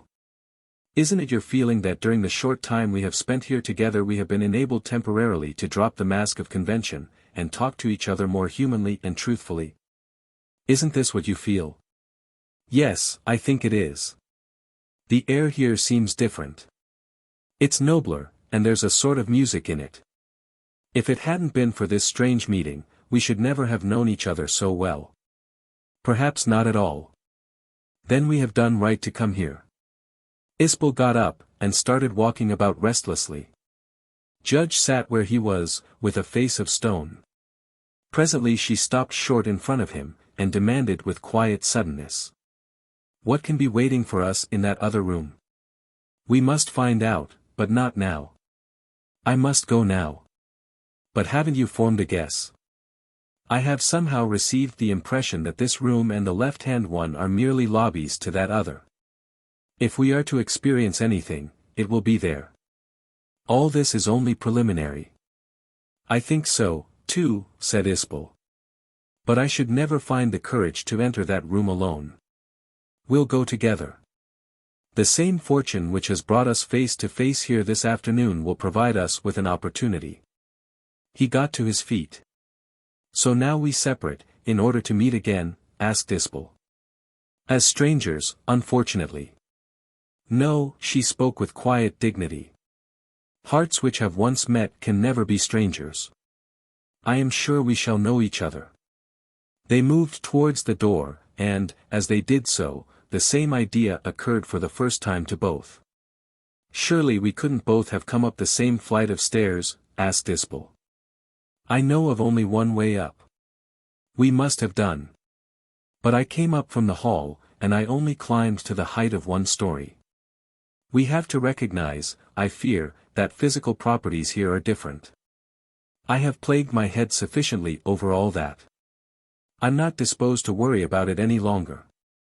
We will go down together, but I think we shall lose sight of each other on the stairs. They passed through the door, into the anteroom. Couldn't we put it to the test, by my taking your arm? Queried Isbel. Better not play with unknown forces, I think. He bowed, and stood aside to allow her to precede him down the staircase. Halfway down, she turned her head to see if he were still following, but he had disappeared. Blanche Speaks Out. The hall was as she had left it, and her friends apparently had not yet returned. Her head was bewildered, she was unable at first to realize what had happened to her. She knew that a staircase had appeared to her, that she had climbed it some little time ago, and that it was only this minute that she had come down again. But the stairs had vanished, and her memory concerning the adventure was an utter blank. Pressing her hand to her hot forehead, she stared earnestly at the wall, in the effort to concentrate her will on that one task of recollecting, but it was quite useless. The experience, whatever it was, had graved her mind as lightly as a dream. Yet it had now happened to her twice, and it had happened to Mr. Judge as well, in years gone by. She made up her mind to talk to that man on the subject. He was the only one to whom she could talk about it, and it was impossible to go on any longer hugging this awful secret in solitude. That would be the best. He might be angry at Marshall's breach of confidence, but perhaps it would be possible to contrive that that should not come out. She need not decide now. When she got home she would think it all out carefully, weighing the affair in all its bearings. Her watch told her that it was close upon 3:30. It was evident that she had been somewhere all that time. Then suddenly she realized the absence of her scarf. Uttering an exclamation of annoyance, she quickly cast her eyes around for the missing article, but it was nowhere visible in the hall, and she had not been in any other part of the house. She concluded that she must have dropped it out of doors, perhaps where they had picnicked in that field. She did not value the scarf highly, but it was vexing to lose it so stupidly. It would not take long to run there and back before the others came downstairs again. Passing out of the hall door, she retraced their route to the place where they had lunched, keeping a sharp watch for the bright, silken fabric, which ought to catch the eye quickly enough. She covered the whole distance, only stopping short at the little stream, but failed to see it anywhere. Then, recollecting that Blanche might possibly have picked it up and taken charge of it, she returned more quietly to the house. The little distraction had at least had one good result, it had enabled her for a few minutes to forget that other thing, thereby permitting her nerves to tranquilize themselves. And in consequence she was now in a position to meet her friends again with tolerable coolness. On re-entering the hall she found them waiting for her, they seemed to have just come down. Even before anyone spoke, Isbel was conscious of a changed atmosphere. An air of constraint hung over the little party, and for a moment she had a guilty feeling that this embarrassment was in some way connected with herself. No one remembered to inquire after the condition of her head. Blanche addressed her with a cold smile, "We seem to be playing at hide-and-seek this afternoon. First Mr. Judge loses himself, and then you. I'm exceedingly sorry. I missed my scarf, and went outside to look for it. You haven't picked it up by any chance?" "No. It doesn't matter, but it's gone. You haven't been upstairs, have you?" "No, oh, no." "Why? You needn't look so startled, I only meant you had it round your neck when we went up. It was the last thing I saw." "Surely not," said Isbel, much puzzled. "Were you in the hall all the time, up to the moment you missed it?" "Yes." Blanche shrugged her shoulders, and turned away. Mrs. Stokes must be mistaken, and you must have dropped it out of doors, suggested Judge. I'll tell Priday to institute a thorough search for it. When found, I'll send it on. Thank you very much. Isbel kept stealing perplexed glances at Judge, and each time she did so she surprised him in the act of hastily averting his eyes from her. She could not imagine why they were regarding each other with such furtive interest. As far as she knew, nothing had changed in their relations since they had last spoken together, yet now it seemed as if they had a great deal to say to each other which they had somehow failed to discover at the time. She wondered how she could get to speak to him again. How did Mr. Judge contrive to get lost, then, she inquired of Roger, who appeared the most approachable of the trio. With perfect ease. Blanche and I were wandering about the premises, like Adam and Eve turned out of Eden, for the space of half an hour. I can only repeat my apologies, said Judge rather stiffly. I admit it was a most unpardonable breach of courtesy. Isbel looked from one to another. How did it come about, then? The explanation is not very much to my credit, Miss Loment, but I fear I have no right to stand on dignity. We had come downstairs from the top story, after visiting the east room, and were about to enter the drawing room, when I suddenly remembered that I had omitted to lock that other room again, which is to break my own rule. Mrs. Stokes was kind enough to allow me a couple of minutes' leave of absence to attend to the business. Which Mr. Judge promptly extended to half an hour, said Blanche, with her back still turned. Why, what happened? A somewhat absurd accident, Miss Loment. Whether it was the hot sun, or the wine, I don't know, but I fell asleep upstairs. How funny. Isbel began to laugh. Blanche swung round. But the funniest thing was that when we went upstairs to look for him he was nowhere to be found. I repeat, Mrs. Stokes, because you looked in the wrong place. I was in one of the servants' rooms. I recollected having seen a window left open, and went along to shut it. Quite a chapter of accidents, said Isbel. However, the main thing is we're all happily assembled again, safe and sound, after our various adventures. Did you see anything interesting, Roger? Much. The house is a veritable potpourri of styles and centuries. I have counted 3 distinct periods, and perhaps there are more. Judge entered the conversation with a visible effort. This hall is one, the main body of the house is another, but what is the third? Why, the east room. There's old, very old work there, unless I'm crassly ignorant. One of the rafters of the ceiling is carved with runes. That was placed there by no Elizabethan hand. You said nothing about this at the time. I had no audience, my dear proprietor. My lady wife was gazing around for ghosts, while you were deep in abstract thought, and did not once remove your eyes from the blank wall they chanced to alight on. But what would be the object of this carving? Demanded Isbel hurriedly. Doubtless a magic formula employed by our heathen Saxon forefathers to prevent the goblins from riding the roof, a favorite supernatural pastime of the olden days. Were I judge, I would fain remove the timber and send it to our authorities to be deciphered. Perhaps I will, said Judge. Isbel did not listen to Roger very attentively, she was cogitating Judge's story. She did not believe that he had spoken the truth. A quite different explanation of his disappearance had dawned on her, and with Isbel's intuitions from dawn to full day was but a flash. On his return to the east room, he had seen that staircase again which he had seen so many times before. He had ascended it, and, her heart beat rapidly, they two had met up there. That was why they had been glancing at each other so strangely. She was as sure of it all as if she had heard it from his own mouth. She turned aside in sick excitement. We'd better get home, remarked Blanche coldly. It's nearly 4, and I shan't be sorry for some tea. Judge glanced at her rather anxiously. Would you prefer to stop somewhere en route? We'll get home, I think. As there was nothing to wait for, they at once left the hall. The girls went in front, but as soon as they were outside Blanche accompanied her husband to the car, leaving the others on the doorstep, while Judge prepared to lock up. I'm coming over to Worthing tomorrow, to see you, murmured Isbel, standing straight up, facing the door and Judge.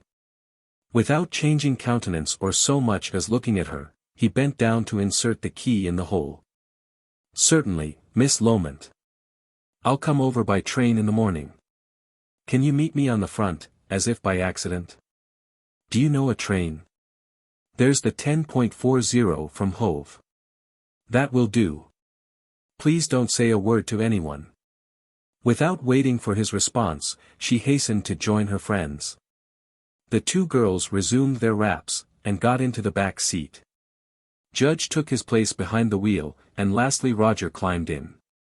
After a little preliminary backing, they made a clear start down the drive. At the lodge gate they stopped for a minute, while Mrs. Priday called her husband out, in obedience to Judge's request. The head gardener was in the middle of tea, and his mouth was still busily engaged, in spite of his efforts to empty it. Priday, said his master, leaning out of the car towards him, one of the ladies has lost a scarf somewhere in the grounds. It might be as far away as the stream by Moss's Wood. Have a good look round for it, today. It must be found. Color, sir. Judge mutely transferred the inquiry to Isbel. View rose. A long silk scarf. Pink, Priday. See to it at once. Good afternoon. Blanche paid a visit to Isbel's room that evening, during the dressing hour before dinner. Isbel, fully gowned, was sitting on a sofa, reading a magazine. Blanche had on the frock which she had worn on the occasion of the dinner party. She refused to sit down, and altogether seemed rather unusual in her manner. Isbel, being in a highly sensitive mood, detected the presence of feminine electricity at once. She quietly set down her paper beside her, feeling more apprehension than she cared to admit to herself. What's the matter, Blanche? Nothing. I've just looked in. I thought perhaps you wanted to say something. Well, have you enjoyed your day? Oh, I expect so. Have you? Yes, but I'm vexed about the scarf. Blanche pointed her toes together and gazed down at the carpet. Is it worth worrying about? I hate losing things. There was a pause. I know where it is, if that's any help to you, said Blanche quietly. You do? Why, where is it? Her friend slowly lifted her eyes, until they stopped on Isbel's face. In Judge's breast pocket. Isbel jumped up, then sat down again. What? That's where it was, dear, at any rate, for I saw it there, peeping out. Oh, absurd. What on earth should he be doing with my scarf? I wonder you don't rather ask how it comes to be in his possession. You didn't give it to him, I presume? I decidedly didn't. I'm not in the habit of giving articles of clothing to men. Blanche pursed her lips for a second or two. You certainly were wearing it when we went upstairs. You never came upstairs at all, and Judge never went downstairs. Yet, the next time we meet him, it has become mysteriously transferred to his pocket. He hadn't even taken common precautions to hide it. Somewhat puzzling, don't you think? Danger signals appeared suddenly on Isbel's cheeks. You infer. Nothing, dearest. But if you're speaking the truth, as I hope, for your own sake, you are, then that man isn't. In any case, he isn't. A girl's scarf doesn't float upstairs and find its way into a man's pocket of its own sweet will. Most likely it wasn't my scarf at all. My dear child, whatever else I don't know, I do know the contents of your wardrobe.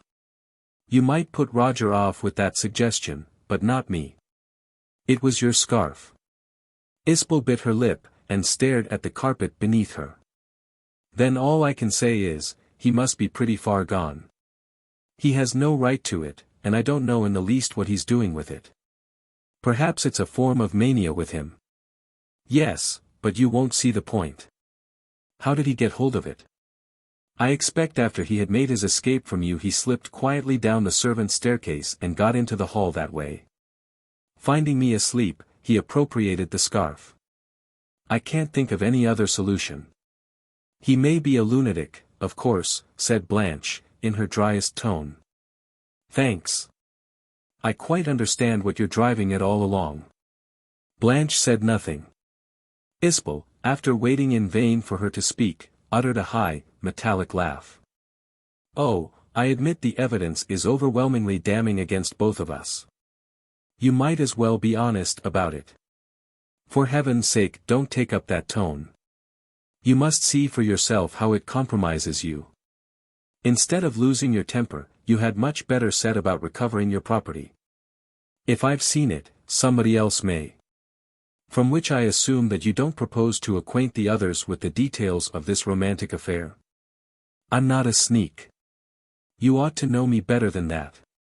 Isbel gnawed away at her fingernails. I came here to try and help you, went on Blanche. It's not very encouraging to find myself treated as an interfering busybody. Oh, don't imagine I'm not grateful to you. It isn't everyone who would undertake such an unpalatable duty, I quite see that. Perhaps I should have been even more grateful to you for a little loyal backing up, but I see your point of view perfectly. I've no right to expect other people to behave as quixotically as I should have done under similar circumstances. Every woman must act according to her nature. It will be time enough to show sympathy when I know it's wanted. And deserved. Don't spare me, I beg. Blanche sat down slowly on the sofa. After a minute she impulsively seized her friend's hand.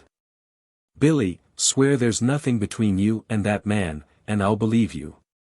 I don't think you could tell me a direct lie. Up to the present we've always shared each other's secrets.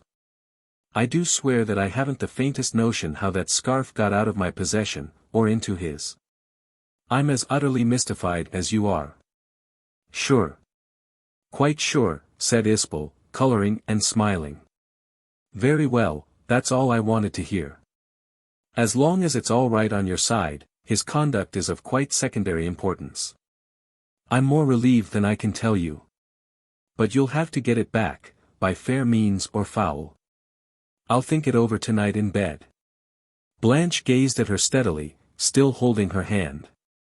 If I were you, I should drop the acquaintance altogether. You won't derive much good from a man like that. You mean, give up the idea of his house? There are plenty of other houses. Have you told your aunt yet about his change of decision? No. That's good. Don't. Dash a line off to Judge to say it's all over. And you can mention about the scarf at the same time. Say you understand it's in his possession, and beg him to return it at once. You could almost do it now, before dinner. No, there isn't time, replied Isbel. And she found no time the whole of the evening. In bed, the same night, she tossed for hours, tormenting her brain over the events of the day. As often as she had satisfactorily assured herself of the impossibility of her having given that scarf personally to Judge, the whole problem would break open again, like a badly bandaged wound. And she would find herself once more searching in vain in all directions for some escape from the necessity of accepting this awful, unthinkable hypothesis. Her thoughts traveled round and round in circles, and relief came to her at last only in absolute physical exhaustion. 11. Isbel visits Worthing.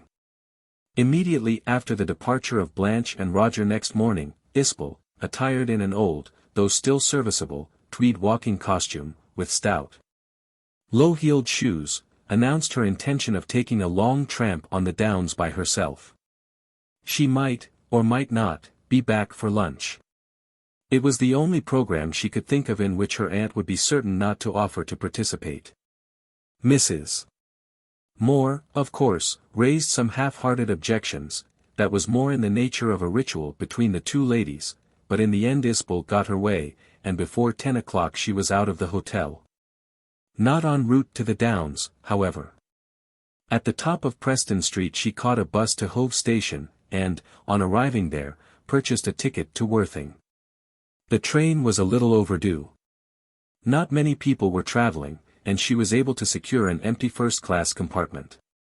Her first action was to fling down both windows, for the atmosphere was suffocatingly close, it was one of those heavy, sluggish, overcast, depressing mornings which are the sure forerunners of steady rain. As they ran into Worthing, a few spots already began to gather on the left-hand side windows. She found Judge waiting for her at the parade end of South Street. He was smartly clad, had his hands behind him, and was gazing idly, yet with dignity, at the outside shelves of a book-dealer's shop. No one could have guessed from his manner that he was there by appointment.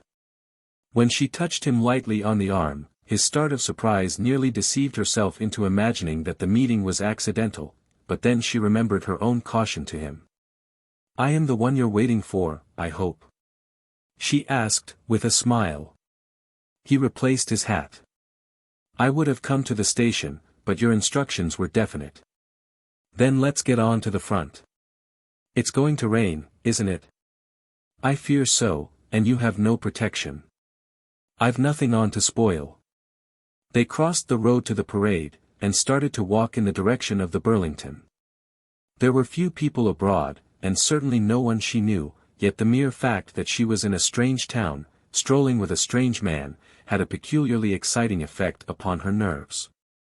Everyone they passed seemed to her to be regarding her with suspicion. "You didn't mind meeting me here this morning, Mr. Judge?" "Just the reverse, Miss Loment. I regard it as a great honor. It's nothing very dreadful. I just wanted to talk things over." "I quite understand."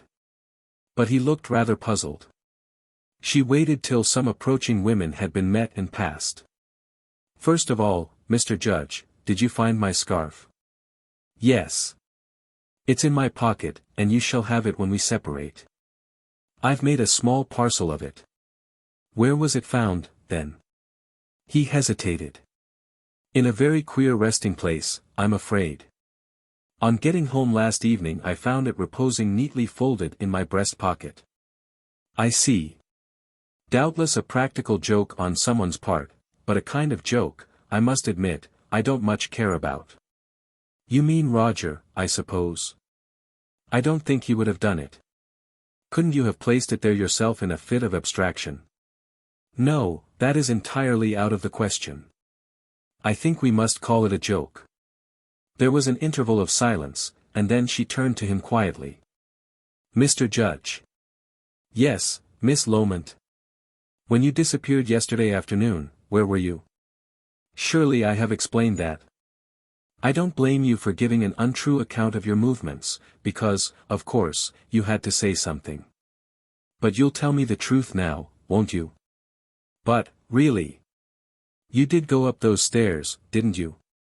Judge gave her a swift sidelong glance. "What stairs?" "That strange staircase leading out of the east room." "Mr. Marshall Stokes told you, then?" "Please leave him out of it. My information is first-hand." It now came on to rain more sharply, and they were forced to take refuge in an adjacent shelter, which luckily proved to be vacant. They sat facing the sea. Judge rested both hands on his gold-headed stick, and stared straight before him. "Yet I distinctly gathered that you have never personally visited that room, Miss Loment." "Nor have I. Your house has more mysteries than you are aware of, Mr. Judge. The hall also has its staircase." "What staircase?" He frowned. "I don't quite know how to take this. Not only have I seen it with my own eyes, but I have twice set foot on it, once yesterday afternoon.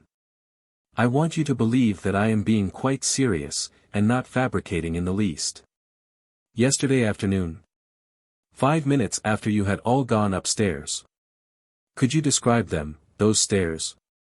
"They were plain, narrow, wooden stairs, going up through an opening in the wall, no handrail. The top was out of sight." "This is indeed extraordinary. Can you tell me your experience?" "No, for I remember nothing of it. But I went up them and came down again." There was a long pause, during which Judge frequently cleared his throat. "I must believe you, Miss Loment, and yet. And this was the second occasion, you tell me? Were you by yourself the first time as well?" "Yes. I can't doubt your word, the same thing has happened to me more than a few times." Astonishing as your statement is, Miss Loment, in a sense I'm relieved by it. I may as well confess it, I have sometimes been alarmed for my reason.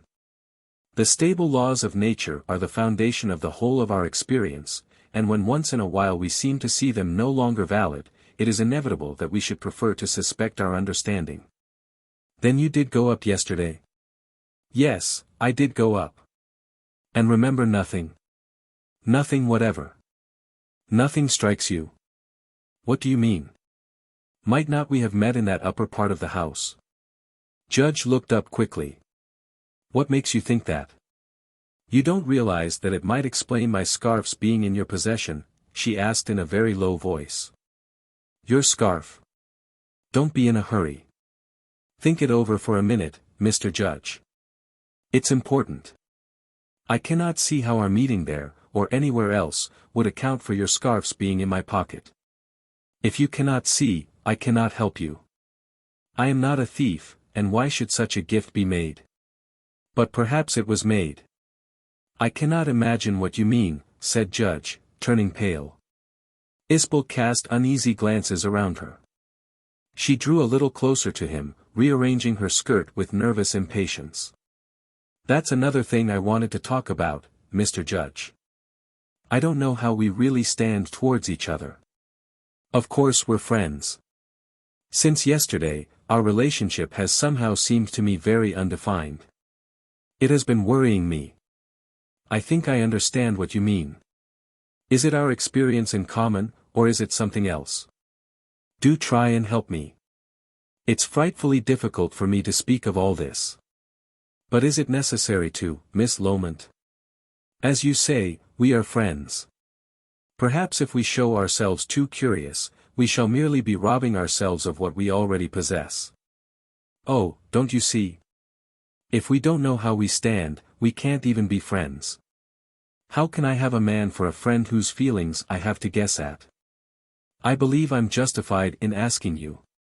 I don't require you to commit yourself in any way, and whatever you tell me, I shan't take advantage of it, but I think I ought to know just how it stands with you. Judge kept closing and opening his hand agitatedly. We are really carrying the conversation too far, Miss Loment. You must see that you and I have no right whatever to discuss feelings. You don't or won't understand. If you have feelings which refer to me, they are my property, and I have a perfect right to know what they are. Her voice quietened. I must ask you to tell me. Do you regard me, in any special manner? Or can't you see how awkwardly I am situated till I know how we stand to each other, she concluded weakly. We are good friends, Miss Loment, and nothing more. So you persist in setting up this icy barrier? But how can we go on meeting each other, if our heads are to remain full of unsatisfied fancies and suspicions? I promise you one thing, Mr. Judge, if you decline to be my real friend, you shan't be my friend at all. I shall never want to see you again after this. I shall be sorry for that, but if everything is to finish so suddenly, at least I prefer that it shall not be owing to an act of egregious folly on my part. Since I don't possess the advantages of a younger man, I daren't imitate the rashness of one. But what are you afraid of? I can scarcely punish you for obeying me. Whatever you tell me, I promise you it shan't bring our friendship to a close.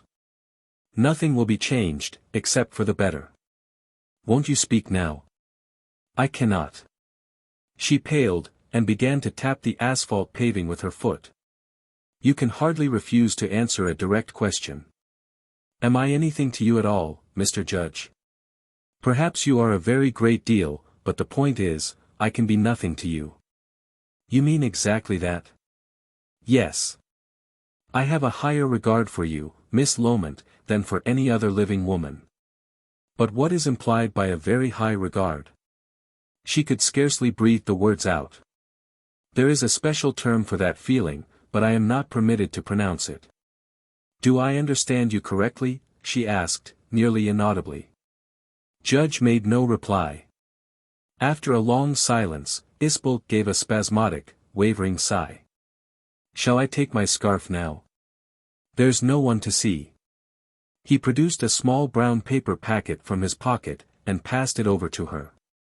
She kept turning it in her hand, with a sort of weary indifference. "What are we to do about it? You know we must find out how it came into your possession. I cannot go there again, but you can. If you wish me to. But of what use is it, if I am to remember nothing?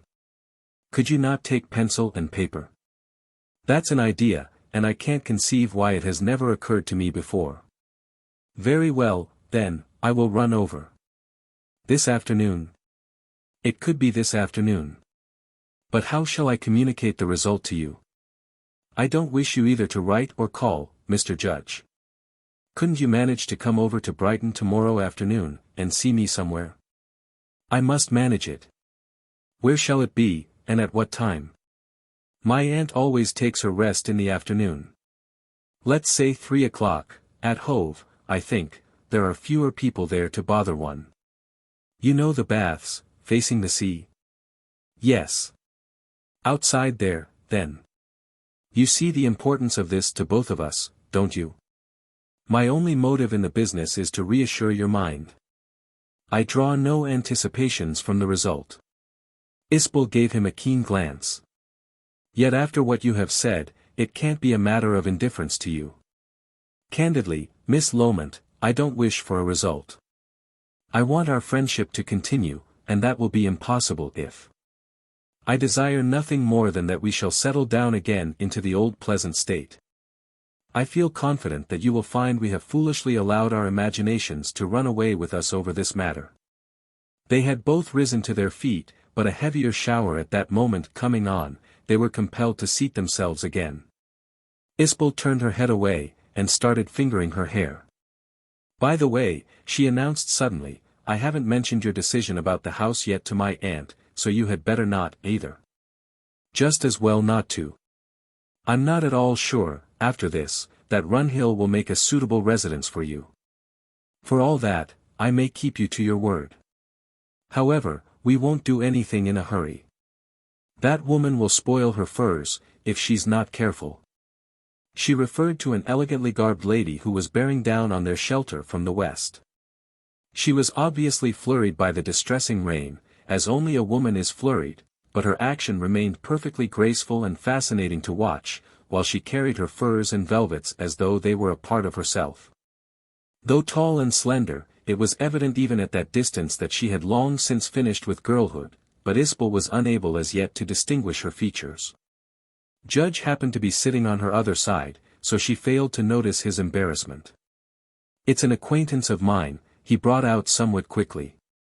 "That is, she is staying at the same hotel. A Mrs. Richborough, a widow." "Charming," responded Isbel vaguely. "I can't see her face." "Is she pretty?" "More distinguished looking than pretty. A most interesting woman to talk to, which is as far as my acquaintance extends. A keen spiritualist. Yes, I can see now. She's got one of those white, peaky faces. Is she well off?" "I really can't say. She has fashionable clothes and jewels. I am merely on nodding terms with her. She seems to be coming here. I think I'll go." "No, don't, please, Miss Loment. It will look too marked. I'll just introduce you, and you can take your departure immediately." Isbel bent her mouth into a scornful little smile. "As you please. It's rather bad luck, but, anyway, she won't know me from Eve. Do tell me a train back. I expect you have a timetable." He had, and produced it for consultation at once. While he was hurriedly turning over the leaves, Mrs. Richborough advanced upon them with a quickened step and a sudden smile of recognition, but, somehow, Isbel had a suspicion that the meeting was not quite so unpremeditated. All her poses were so accurately graceful and studied that the latter wondered if, by any chance, she could be a mannequin on holiday. Her heels were perfect stilts. The face, however, when she came close up, was a good 36 or 7, and was not even decently pretty for that age. It was long, thin, and pale, with high cheekbones and a fixed, insolent smile, which expressed nothing at all except pretension. But it was very beautifully made up, so much so that it almost required another woman to see that it had been touched at all. Her whole toilette, from clothes to perfume, was based on an appeal to sex, and, men being such crude animals, Isbel thought that it was quite possible she might still pick up an occasional victim here or there. She glanced down at her own shabby tweeds, and smiled ironically. "May I come in out of the weather?" What a delightfully unexpected meeting. Mrs. Richborough, without waiting for permission, stepped under the shelter and shook out her muff. Judge, still holding the open timetable in his hand, rose with a courteous smile and removed his hat. He continued standing. "It is indeed a pleasant surprise. But aren't you terribly wet?" "A little." "Am I intruding?" Her voice was quiet, sweet almost to lusciousness, and very leisurely. Each word was produced with a distinctness nearly theatrical, but at the conclusion of all her periods she had the strange trick of dropping to a whisper. "Not in the least," replied Judge. "We're cast up here by the rain, and very thankful to see a new face. This is a friend of mine. Miss Loment, Mrs. Richborough. I'm just in the act of looking up a train for Miss Loment, if you'll pardon me a minute." Mrs. Richborough sank lightly down next to Isbel. "You aren't a Worthing resident, then?" "Oh, no. Do I look like one?" "I hardly know how one distinguishes them by appearance." "Then you come from?" "From Brighton." "Why?" The widow laughed. "I really can't say why I'm asking. Why does one ask these things? So Mr. Judge is in Fortune's good graces this morning. Was yours accidental, too?" "My what?" "I fear the rain won't have done your beautiful furs much good. Isn't it perfectly distressing? And I so hoped it was to be fine. You have been sensible, at any rate." "You mean my get-up?" "Oh, I put these on specially to come over here." Mrs. Richborough glanced at the little parcel on Isbel's lap. "Surely you didn't bring lunch with you?" "Oh, no. I'm only here on business." Judge at last succeeded in finding a train. It would convey her to Brighton in time for luncheon, but she would have to start for the station at once, and lose no time on the way. Mrs. Richborough held out her hand. "I hope we shall resume the acquaintance under more propitious circumstances." Isbel returned the slightest and coldest of bows, deliberately overlooking the hand. "No, don't trouble to come with me, Mr. Judge," she said, touching his fingers, with a smile. "People who run for trains aren't very good company, and I know the way quite well." And she immediately set off through the rain in the direction of the railway station. 12. Mrs. Richborough's Errand. Wednesday afternoon turned out cold and fine, with a watery sun. Isbel arrived at the rendezvous at a few minutes before the appointed time, but Judge was not yet there. She was fashionably but inconspicuously dressed in a dark serge costume, with skunk furs. At the back of her mind was the desire to correct any possible wrong impression caused by her unfortunately chosen attire of yesterday. After pacing up and down the parade in front of the baths for a good while, however, with carefully assumed nonchalance, she began to fear that her forethought would be wasted. No one even distantly resembling Judge was in sight. Her feelings passed from disappointment to impatience, and thence to anger, by the gradations which are familiar to everyone who has ever been kept waiting. At 3:15 she decided that it was inconsistent with her dignity as a woman to stay for his good pleasure any longer, yet 5 minutes later she had still not dragged herself away from the spot. She was really going, when she caught sight of a familiar person approaching her, a surprising vision, which caused her to catch her breath and turn rather pale. It was Mrs. Richborough. She was mincing along the parade, without any great appearance of haste, from the direction of Brighton. Her furs were still very much in evidence, but they were different from those she had worn yesterday, being even heavier and more expensive looking. She had on a smart black velvet toque, ornamented with a single paradise feather, and was wearing quite new white gloves. Isbel feared that her presence there was directly connected with Judge's absence. She felt wretchedly sure that something must have happened to him. Without standing on pretense she hurried to meet the widow. They met, and lightly touched hands, Mrs. Richborough with a correct smile, but Isbel too worried to think of observances. "I suppose you come from Mr. Judge?" she demanded, at once. "I do, and I'm frightfully sorry I couldn't get here before, for I know what girls are when they're disappointed, but really, I'm so out of breath with running here. You will excuse me, won't you? The trains, as usual, are running just at the wrong time. You see how distressed I am with hurrying."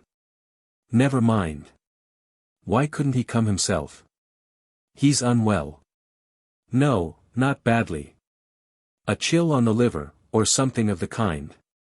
Of course, we know he's not as young as he was. He wanted to come, but I wouldn't hear of it. Rather than that he should risk more serious complications, I offered to act as messenger myself. Shall we sit down? You're sure it's nothing serious?" "Oh, my dear. It's only a cold. He'll be all right tomorrow again."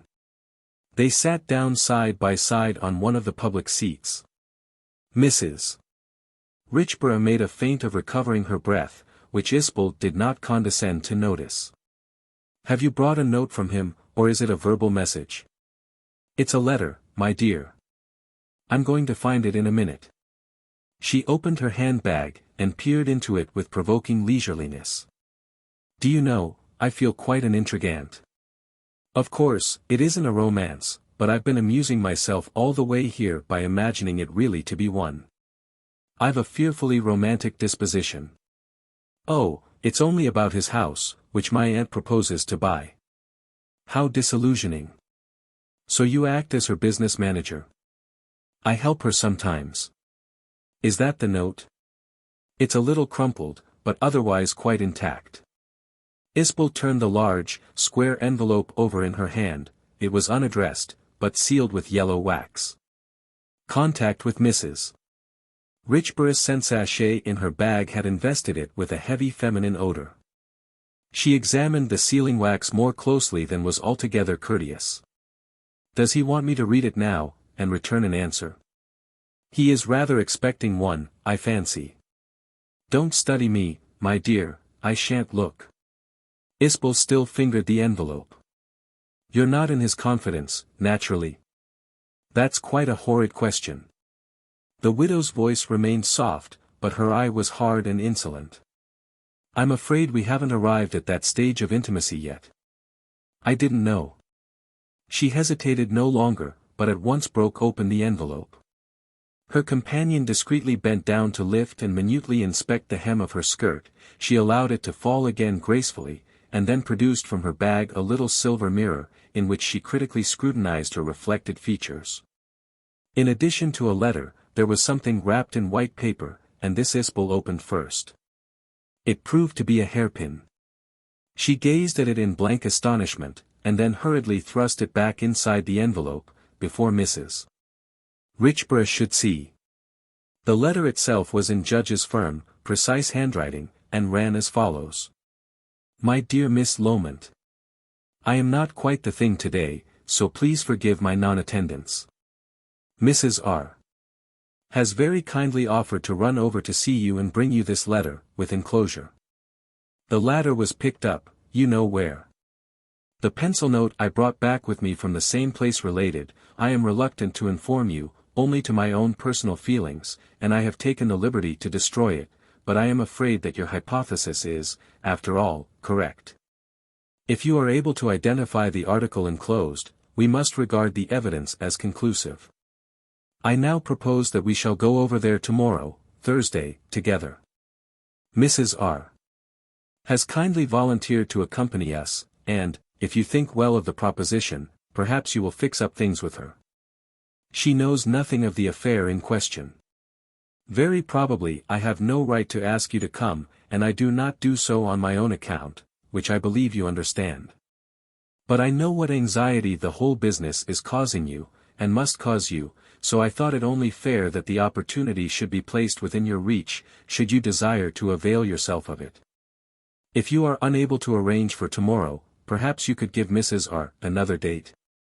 It is unnecessary to impress on you the desirability of destroying this letter at the earliest moment. Very sincerely yours. H. J.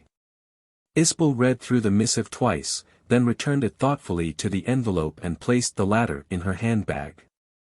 Thanks, Mrs. Richborough. The widow, who was in the act of adjusting her veil, turned about with a quick, impulsive smile. Everything satisfactory, my dear. As regards the main business, yes. But he says something about our all going over to Runhill Court tomorrow. Do let's. I'm positively dying to see that place. Why? I dote on these ancient family houses. I don't know why. I'm more than a little mediumistic, that may be one reason. If you're so keen, you needn't wait for me, I suppose. Mrs. Richborough's smile faded. I suppose not, if I could find another woman. Unluckily, I know nobody in this part of the world.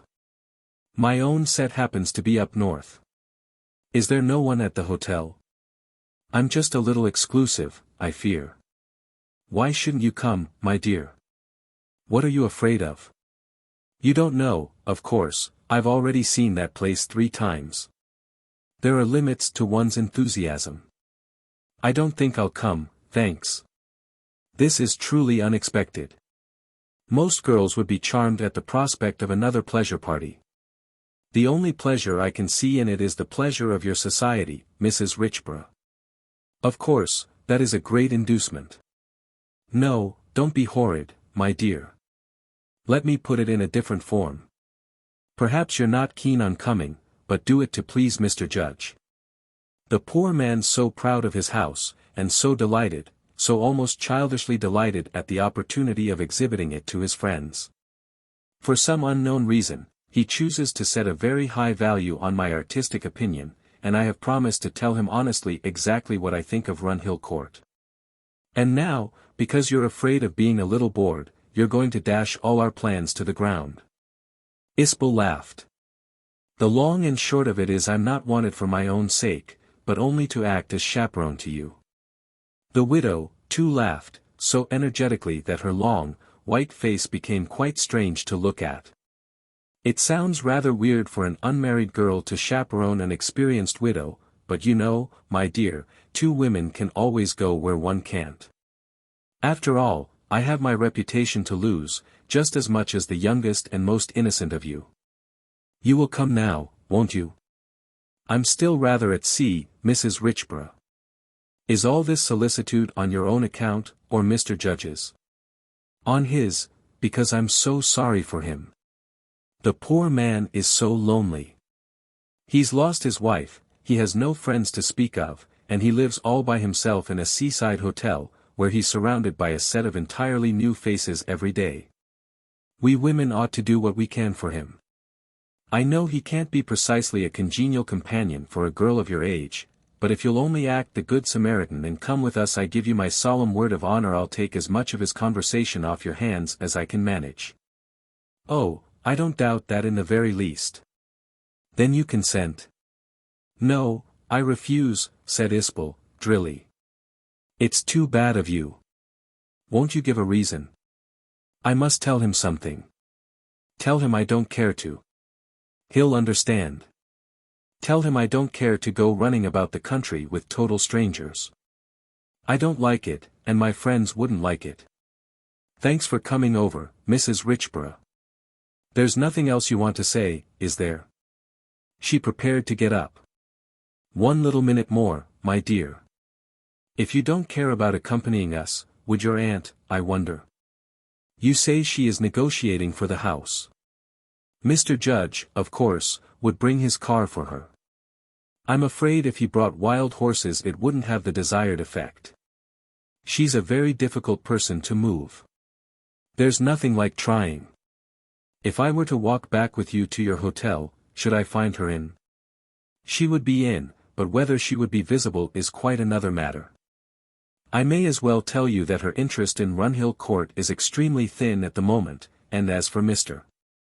Judge, merely to mention his name is like holding out a red cloak to a bull. She fancies he hasn't treated her with an excessive amount of consideration, and that's really why the negotiations are falling on me. There would be no harm in my trying, though. I think I will look in on my way to the station. It's the Hotel Gandhi, isn't it? I fancy I once stayed there. You seem quite well posted, said Isbel, smiling with vexation. Go, by all means, if you think it's at all likely to answer the purpose. Only, please don't bring my name into it, I particularly request that. The widow shot her a malicious little glance. If it can possibly be avoided, my dear, it shall be. In any case, she shall hear nothing of the letter, I promise you that. I begin to see. I can hardly do more, can I? If we aren't to be friends, you really can't expect me to fib for you. Be reasonable. No, I really suppose I can't. The only thing that still puzzles me is why my humble society should be so much in request. Such red-hot zeal in the cause of sightseeing strikes one as quite uncanny. Surely you can't have told me the whole story. I believe we shall come to terms now. Do you know, my dear, you're ever so much cleverer than I gave you credit for at first. She bestowed on Isbel one of those disarming smiles which she ordinarily reserved for her male acquaintances. As you're so direct with me, I'm going to be equally open with you. Runhill Court is notoriously haunted, and I'm a spiritist. That explains everything at last, doesn't it? Isbel stared at her. But is it notoriously haunted? Perhaps haunted is a rather misleading term. Shall we say queer? There's a corridor there which is quite celebrated throughout the length and breadth of the kingdom, in psychic circles, it goes without saying. You must know it, since you've been there so many times. Oh, yes, but if that's all, it's not much. Not to you, my dear, for you take no interest in such matters, but to anyone who is interested in another world the smallest clue is deeply engrossing. Possibly you have never lost anyone who was very, very dear to you. I have. And that's the true reason why I'm to be forced to do something I don't want. Excuse my skepticism, Mrs. Richborough, but you've been rattling out different explanations at the rate of 60 miles an hour for the last 10 minutes. I'm not sure whether there are more to come. The widow threw her a hostile glance. Such as what? That's what I don't know, and what I am wondering. You seem to suggest a personal motive. I suggest nothing at all, but it's very funny. How long have you really known Mr. Judge? Exactly a fortnight tomorrow, my dear. You see, there's no question of intimacy between us. What is the extent of his fortune, really? I've never heard. Mrs. Richborough showed her long, but beautifully white teeth, in a smile. Has he won? He has that house, of course. I confess I've never heard whether he's rich or poor, and, to tell the truth, it doesn't worry me in the slightest. I'm afraid I'm a dreadfully unmercenary creature, I choose my friends for their distinction of character, and not at all for their money bags. I've never had anything to do with money, and I hate the very mention of it. Then how do you contrive to live? Asked Isbel bluntly. Oh, one has an income, of course, still, one leaves all that to one's banker. The great art of living happily, my dear, is to cut your coat according to your stuff. Now, it's getting late, what about tomorrow? I suppose I shall have to say, yes, since you're so very persuasive. I felt sure you would relent eventually. On condition that the whole thing is kept quiet. Mrs. Richborough reassured her with effusiveness. It had better be the morning, said Isbel, cutting her short somewhat contemptuously. I was going to suggest it. I'm so glad you can fit in, I know how horribly tied you girls are. They call it a free country, yet a girl is a perfect slave to her little circle. Now, will you come over to Worthing by the same train as before? Come straight along to the Metropole, and ask for me.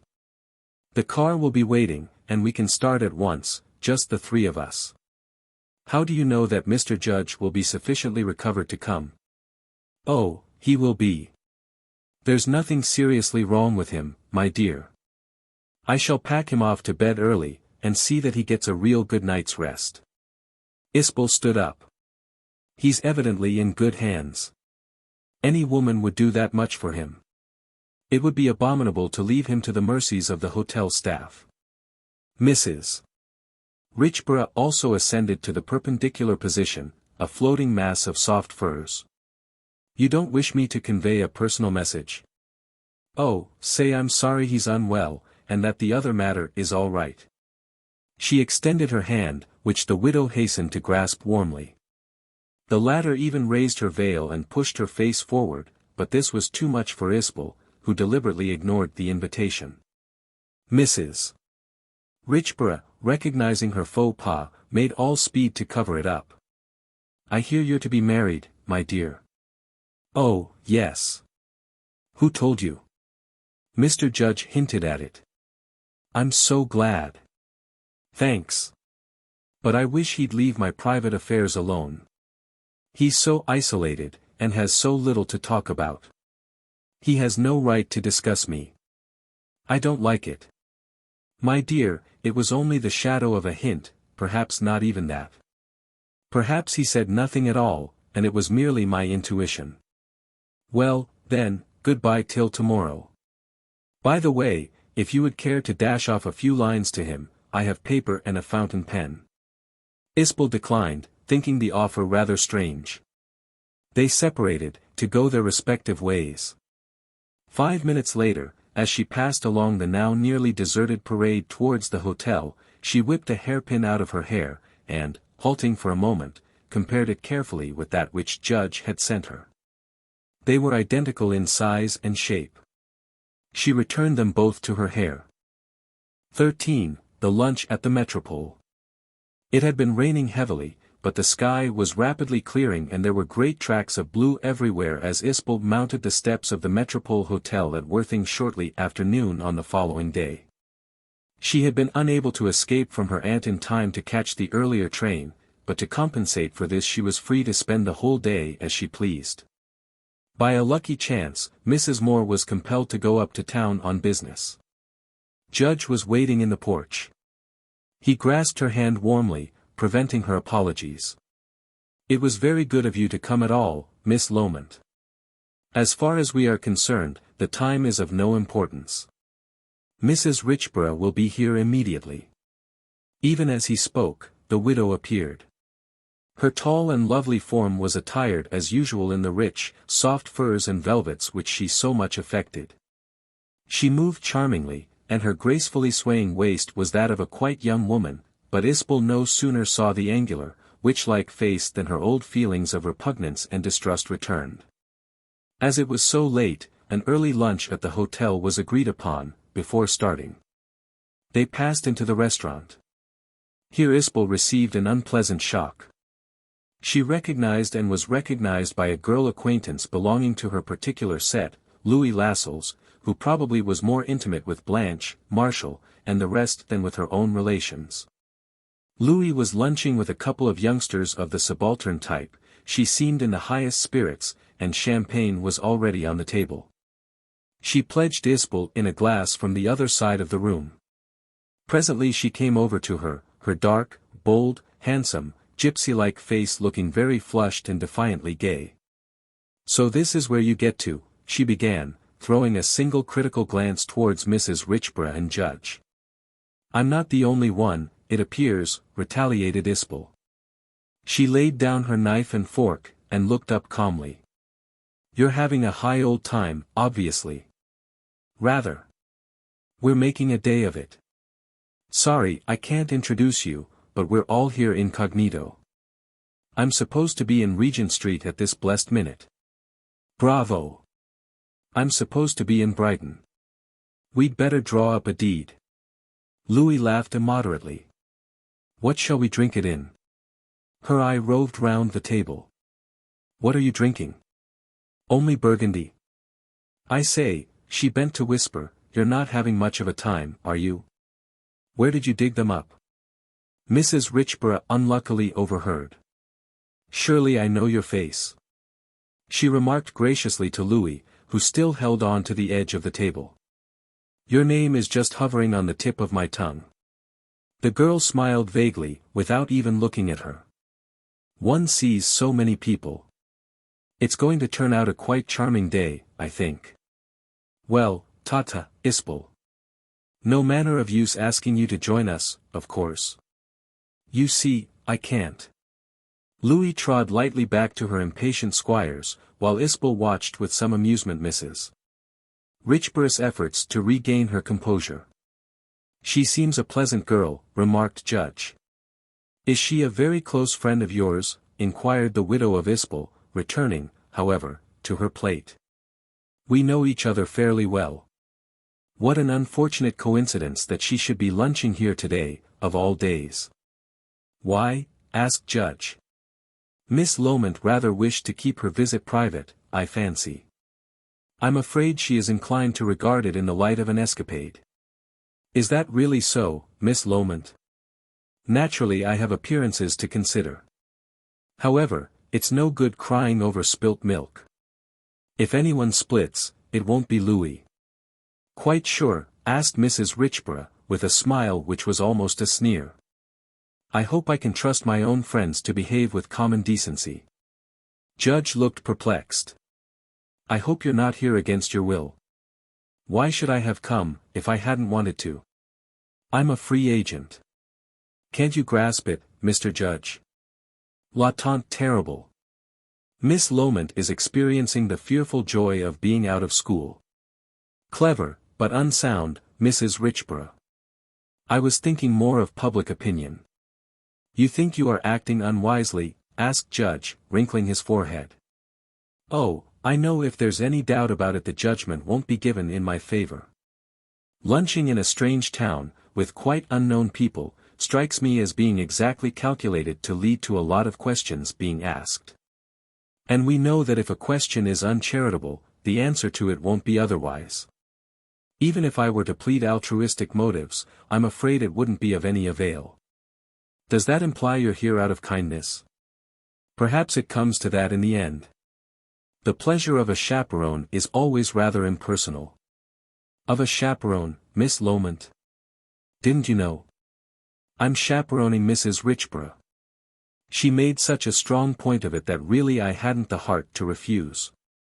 Otherwise, I didn't mean to come. Judge's expression was one of absolute amazement. Here is some misunderstanding, evidently. Mrs. Richborough was kind enough to offer herself as chaperone to you, on learning that you were so anxious to see the house once more. The widow actually colored, beneath her paint and powder. Really, I'll never equivocate again as long as I live. Miss Loment seemed so unwilling to join us that there was positively nothing left to do except appeal to her sympathy.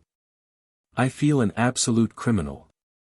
Oh, it's funny, Mrs. Richborough, said Isbel. Don't start apologizing or you'll spoil the joke. But surely, Miss Loment, said Judge, you didn't for 1 minute imagine that I desired to fetch you all the way from Brighton merely to act as companion to another lady? I must have made that clear in my letter. Oh, it's a mix-up, and that's all about it. Mrs. Richborough was obliging me, and I was under the impression that I was obliging her. When women start conferring favors on one another there's no end to the complications. To show our thorough disinterestedness, we stick at nothing. It must certainly have been a most confusing situation for both of you, remarked Judge, smiling at last. However, the main point is we've got you here, Miss Loment, by fair means or foul. And I don't think you need be in the least afraid of tittle-tattle, as we are both highly respectable people. If I might suggest a compromise, you had better terminate your dispute of generosity by agreeing to chaperone each other, since in the eyes of the world I am such a dangerous person. Then what are we waiting for? Demanded Isbel cheerfully. Lunch seems to be at an end. They stayed for coffee, however, and then, while Judge went outside to prepare the car, Mrs. Richborough led the somewhat unwilling girl upstairs to her room, where for 5 unpleasant minutes she was forced to inhale an atmosphere almost nauseous with feminine perfume, while witnessing the elder woman's final applications of paint, powder, and salve. Refusing the use of these materials for herself, at the end of that time she broke away, and went downstairs alone. She found Judge promenading before the hotel. A rather embarrassed discussion of the weather began. "Thanks for the letter," said Isbel, quietly and suddenly. "Ah, yes. It was my hairpin. I decided as much, there's no one else it could have belonged to. Won't you tell me what was in that note you destroyed?" I can't. Say no more about it. Whose idea really was it, that I should come over today, yours or hers?" "Mine, Miss Loment. She has nothing at all to do with the business. I am simply bringing her because you can't go with me alone. I'd rather it were anyone else." "Who is she? Do you know anything about her?" "Nothing, I fear, except that she's quite reputable." "Don't you like her, then?" "Not particularly, but we won't pay her the honor of talking about her." "What are we to do today, may I ask? I thought we could make a desperate effort to get this mystery cleared up, once for all.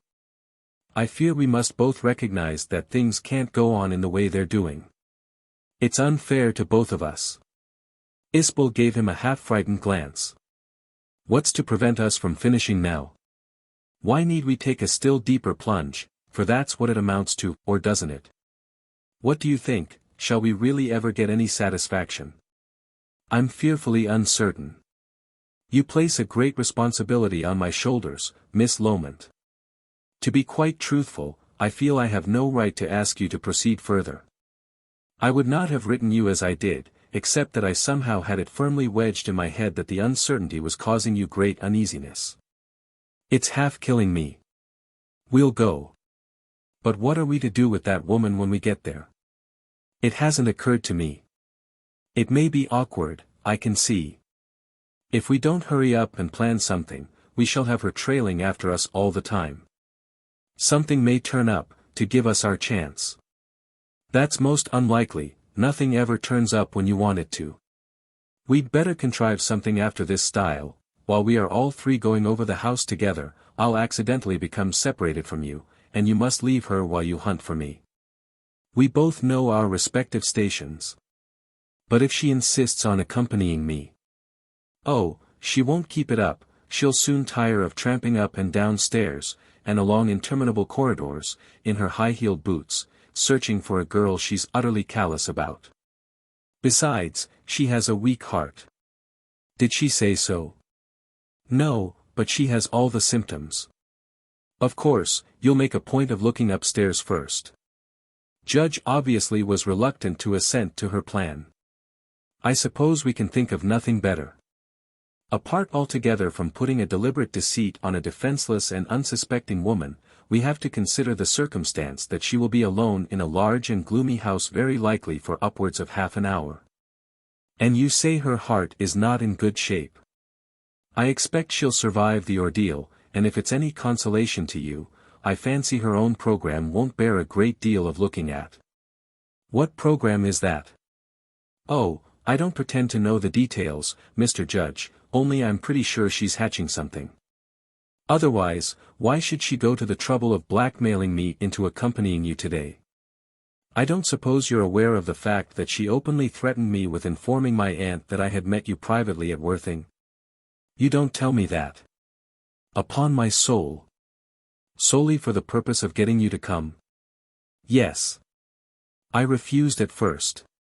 I wasn't very keen on her society, to tell you the truth. But what can her motive be for such conduct? I have my ideas on the subject. I really must ask you.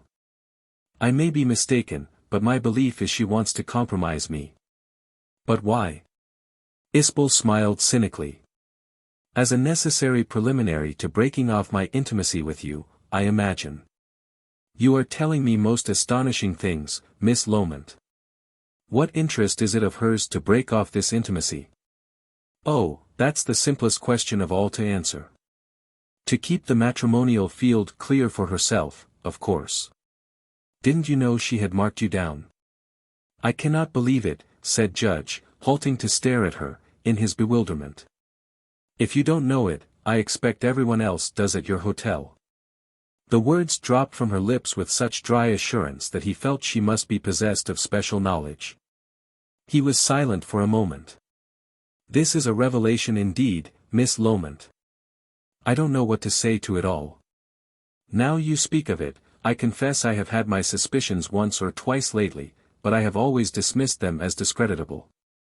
But really, such a diabolical plot against the honor of a young girl is wholly unbelievable. It savors more of melodrama. Oh, I won't swear to that part of it, but there's something funny up, and I advise you to keep your eyes open to the fullest possible extent. I mean to.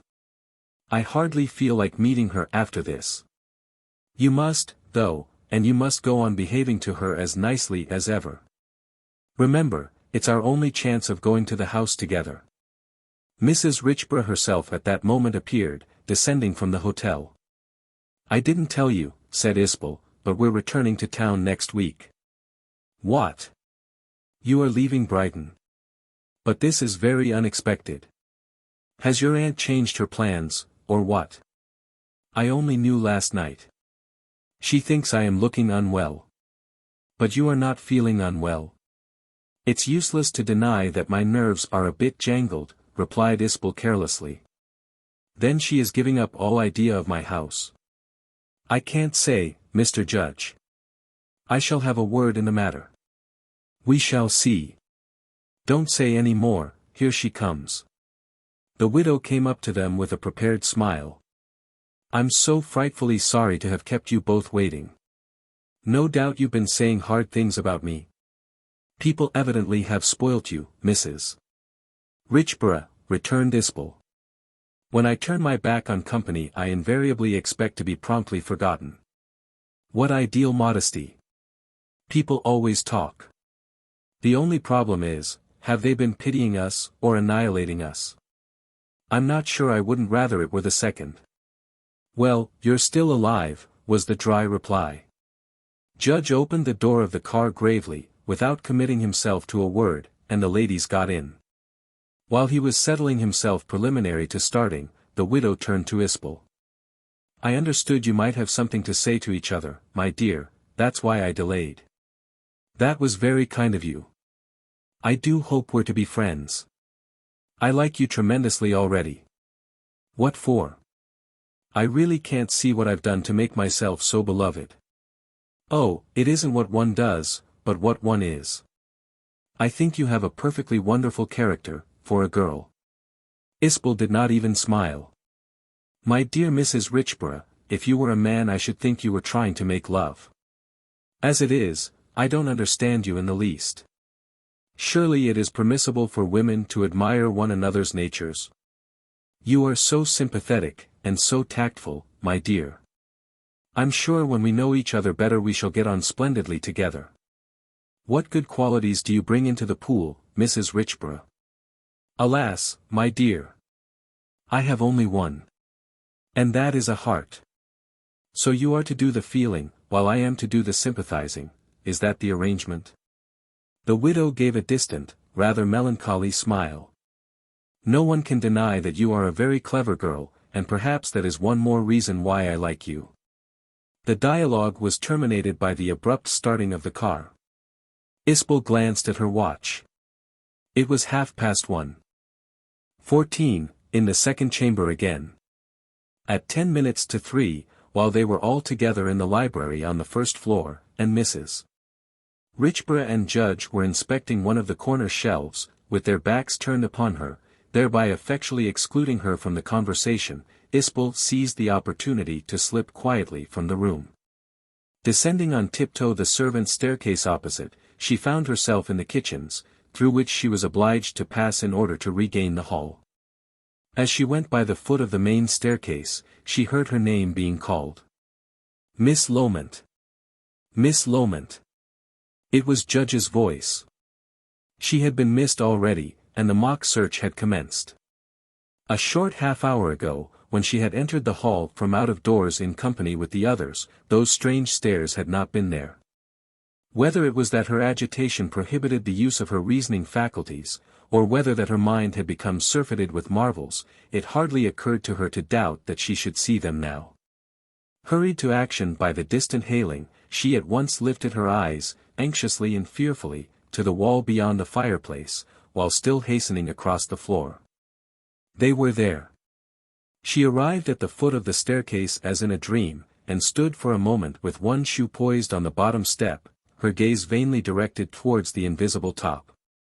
Then, without changing a muscle of her face, she began to mount. Halfway up, when the hall was already out of sight, her memory came back, and she started piecing together the incidents of her last visit to that extraordinary region of the house. To allow herself time thoroughly to reconstruct everything, she seated herself sideways on one of the steps, staring fixedly downstairs, with twisted neck and eyes which saw nothing. The more she recollected of that meeting with Judge, the greater became her disquietude. She kept starting nervously to rise, while the blood ebbed and flowed in her cheeks. If in that interview they had succeeded in keeping within the bounds of friendship, it obviously had only been by the exercise of great self-control, and, in view of his later confession, who could say what would now happen?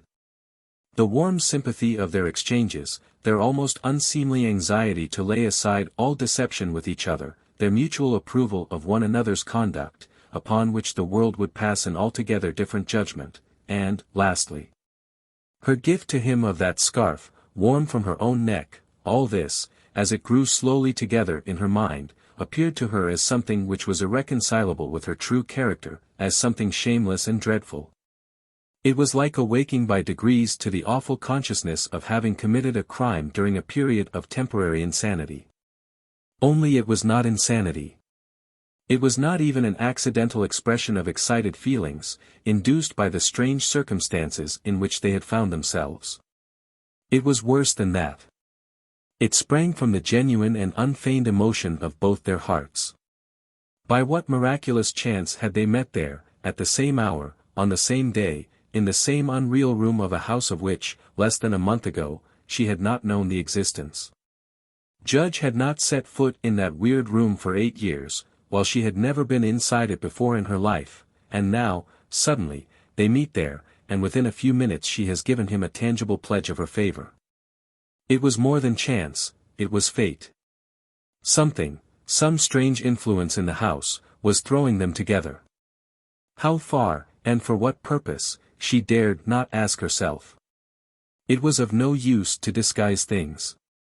Every step they took, inside the house, or out of it, had the direct effect of entangling them more and more, and there could be but one end to it all, an end which bore a double face.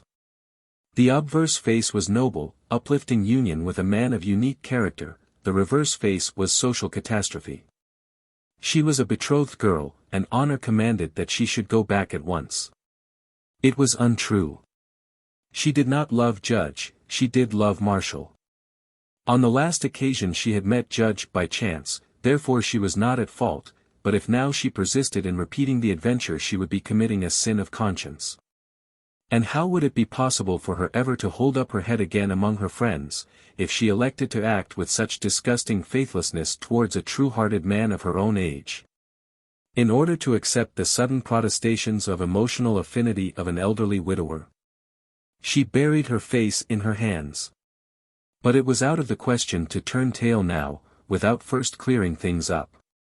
If she did, it would simply mean the whole torturing business over again, the same failure of memory, the same anxiety to find out what had happened, the same dallyings with Judge, the same surreptitious visits and counter-visits.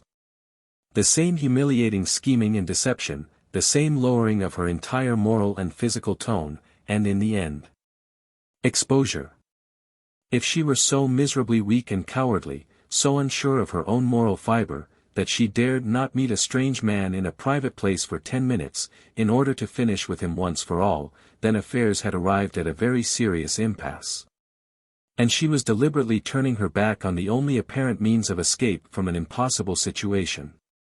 However much she dreaded it, there was really no alternative to her seeing Judge upstairs just this once more, not as a stolen joy, but in order to put a definite end to their disagreeable intimacy. Exactly how this was to be effected she did not know, but, since he was a gentleman, he would of course make it his business to devise some plan. After all, this dreadful manor house was his, he was responsible for what went on inside it.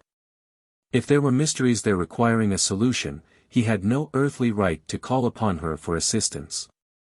She got up and mechanically shook out her garments. Slowly climbing the remaining stairs, she again stood in the familiar antechamber, with its 3 doors. Without any hesitation whatever she advanced to the middle one, and, sharply turning the handle, let herself into the apartment, where last Monday she had met Judge. Nothing was different. There were the same paneled walls, the same polished flooring, the same solitary couch at the end of the room. She cast a troubled glance round, and sat down, with heaving bosom, to wait. 5 minutes later the door was thrown open, and Judge walked in. He stopped where he was, looked anxiously at Isbel, and at the same time pushed the door to, behind him, but it failed to close. Isbel gazed in his direction with equal earnestness, but she did not offer to rise. "I've got away, as you see," began Judge. "May I sit down?" "Please." She made space for him. They both sat in stiff attitudes, at some distance from each other. There was an awkward pause, which Isbel broke by saying, "I don't wish to come here again, so we must think of some way of ending it." "I quite understand. It's making my existence intolerable. It was madness on my part to accept that scarf. That's the root of all the mischief. I ought to have known that we should remember nothing of the circumstances under which it came into my possession. We were both to blame for that. It doesn't matter now. But I shan't come here again, so I wish to ask you to take steps to prevent a repetition." "Very well. I'll write a note before we go down, and put it in my vest pocket, where I shall be sure to strike it. But are we not to see that other room?" Isbel, glancing at him, uttered an involuntary little exclamation. "What's the matter?" asked Judge. "Nothing, but how extraordinarily young you look. You are strangely altered, too. Not younger, not even more beautiful, I think, but more wonderful. It's a weird, mystical room, there's no doubt. Have you still no idea where we are?" "None." She pointed towards the walls. "All this is workman's work. We daren't think otherwise. But the place is intensely dreamlike, and yet I can't remember having ever enjoyed a more poignant sense of actuality. Was it accident, or fate, that brought us here together last time? It has been puzzling me. It looks as if something, perhaps the house itself, were throwing us together, without our wills being in any way consulted. Is such a thing possible, do you think? We cannot think it. Of what possible advantage can it be to an unseen power that I should be forced to play the part of a persecutor, and you that of a victim? Aren't we both victims? To me we seem like moths fluttering round a lamp. I expect a moth has no memory either, only instinct and a capacity for suffering. I see no end to it. We shall return here again and again, until our wings are burnt indeed." Her voice caught a little. Judge moved closer to her, and placed a hand on her sleeve, but lightly and without familiarity. "We are not moths, but creatures endowed with reason, and we can blow our lamp out without waiting for the tragedy. If necessary, I will shut the place up, and go abroad for a time. It won't be long before you have forgotten all about the affair." Isbel gave him a singular, half-wistful smile. "Have you sufficient strength of character to do this?" "Yes. If I were once assured that your happiness is involved.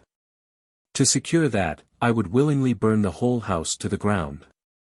I know it. And I know that you know it, and that is my reward."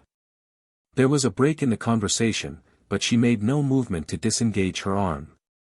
After a moment she said very quietly, "It's just because you ask less than other men that I can afford to give you more. You understand that?" "So let it be," replied Judge. "Are you content? I have confessed my feelings, and you have not withdrawn your friendship. That fixes our relations, and I have no desire to transgress the bounds laid down." "Because your temper is naturally noble," said Isbel. "All the other men I have met have been plebeians, but you are made of different material, and that is why you act differently." When I go downstairs again, I shall go downstairs indeed. They were so absorbed in their talk that neither of them observed that the door had become pushed halfway open, and that a figure stood on the threshold, watching them in silence. It was Mrs. Richborough. It did not appear how long she had been standing there, but suddenly Isbel looked up. She uttered a little scream, wrenched her arm free, and started to her feet. Judge followed the direction of her horrified stare, and swore under his breath. He also got up. "I'm sorry if I've frightened you," said Mrs. Richborough quietly, without smiling. "I won't stay, but where are we, and what does it all mean?" There was a tense silence. "I'm afraid Miss Loment feels slightly upset at finding herself here," offered Judge at last, in a fairly firm voice. "I had been trying to reassure her.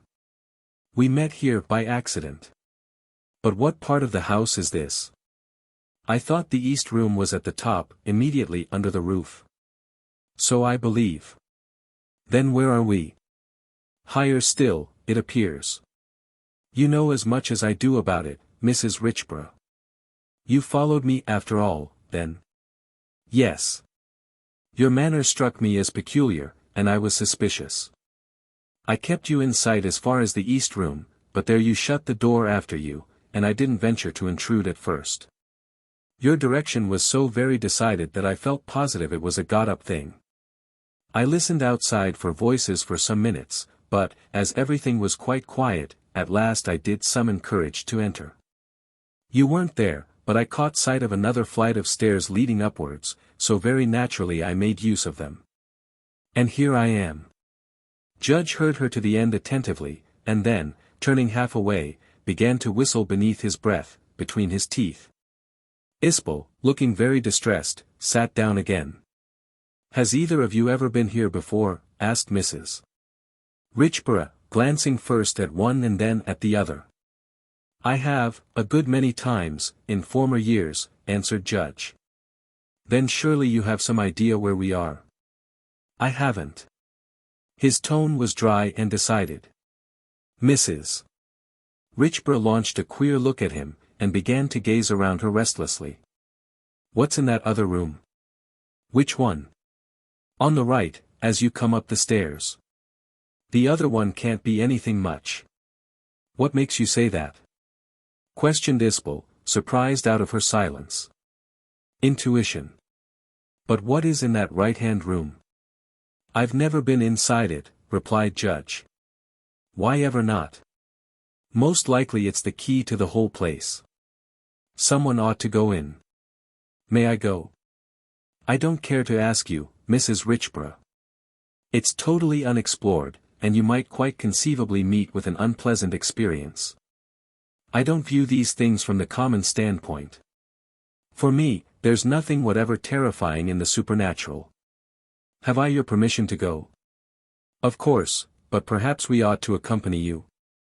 "Oh, no, there's not the slightest necessity. Besides, you have your talk to finish. I'm perfectly conscious of having interrupted you." Isbel clutched the couch on either side of her with her hands, and looked up. "Have you nothing to say about your surprise at finding us together like this?" Mrs. Richborough gave a strange, but not unpleasant smile. "No, I have nothing to say about that. But, of course, you put the worst construction." "No," she passed her hand across her eyes. "A change of some sort has come over me. It is this terribly unreal place, I think. Your meeting is not what I expected to find it. You must be struggling against your hearts, both of you." "No, I have nothing to say." "And yet you came to look for us?" "Yes, I did. But it is all different. As I came upstairs I hated you both, and vowed revenge, I confess it. But now I can't even remember how I came to be like that. All that state of mind suddenly seems so trivial and unimportant." She was about to move towards the door. "Mrs. Richborough," said Isbel abruptly. "What is it? Why were you so anxious to bring me here today? You must know that without my telling you. Here all things are so transparent to all of us. You meant to tell Mr. Stokes, didn't you? The older woman looked down at her calmly. Yes, I meant to restore you to your duty.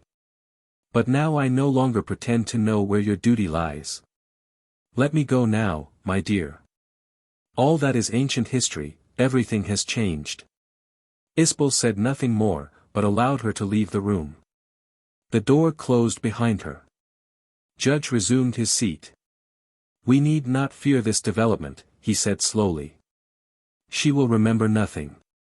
So much the worse, for she will go back to her plots and schemes.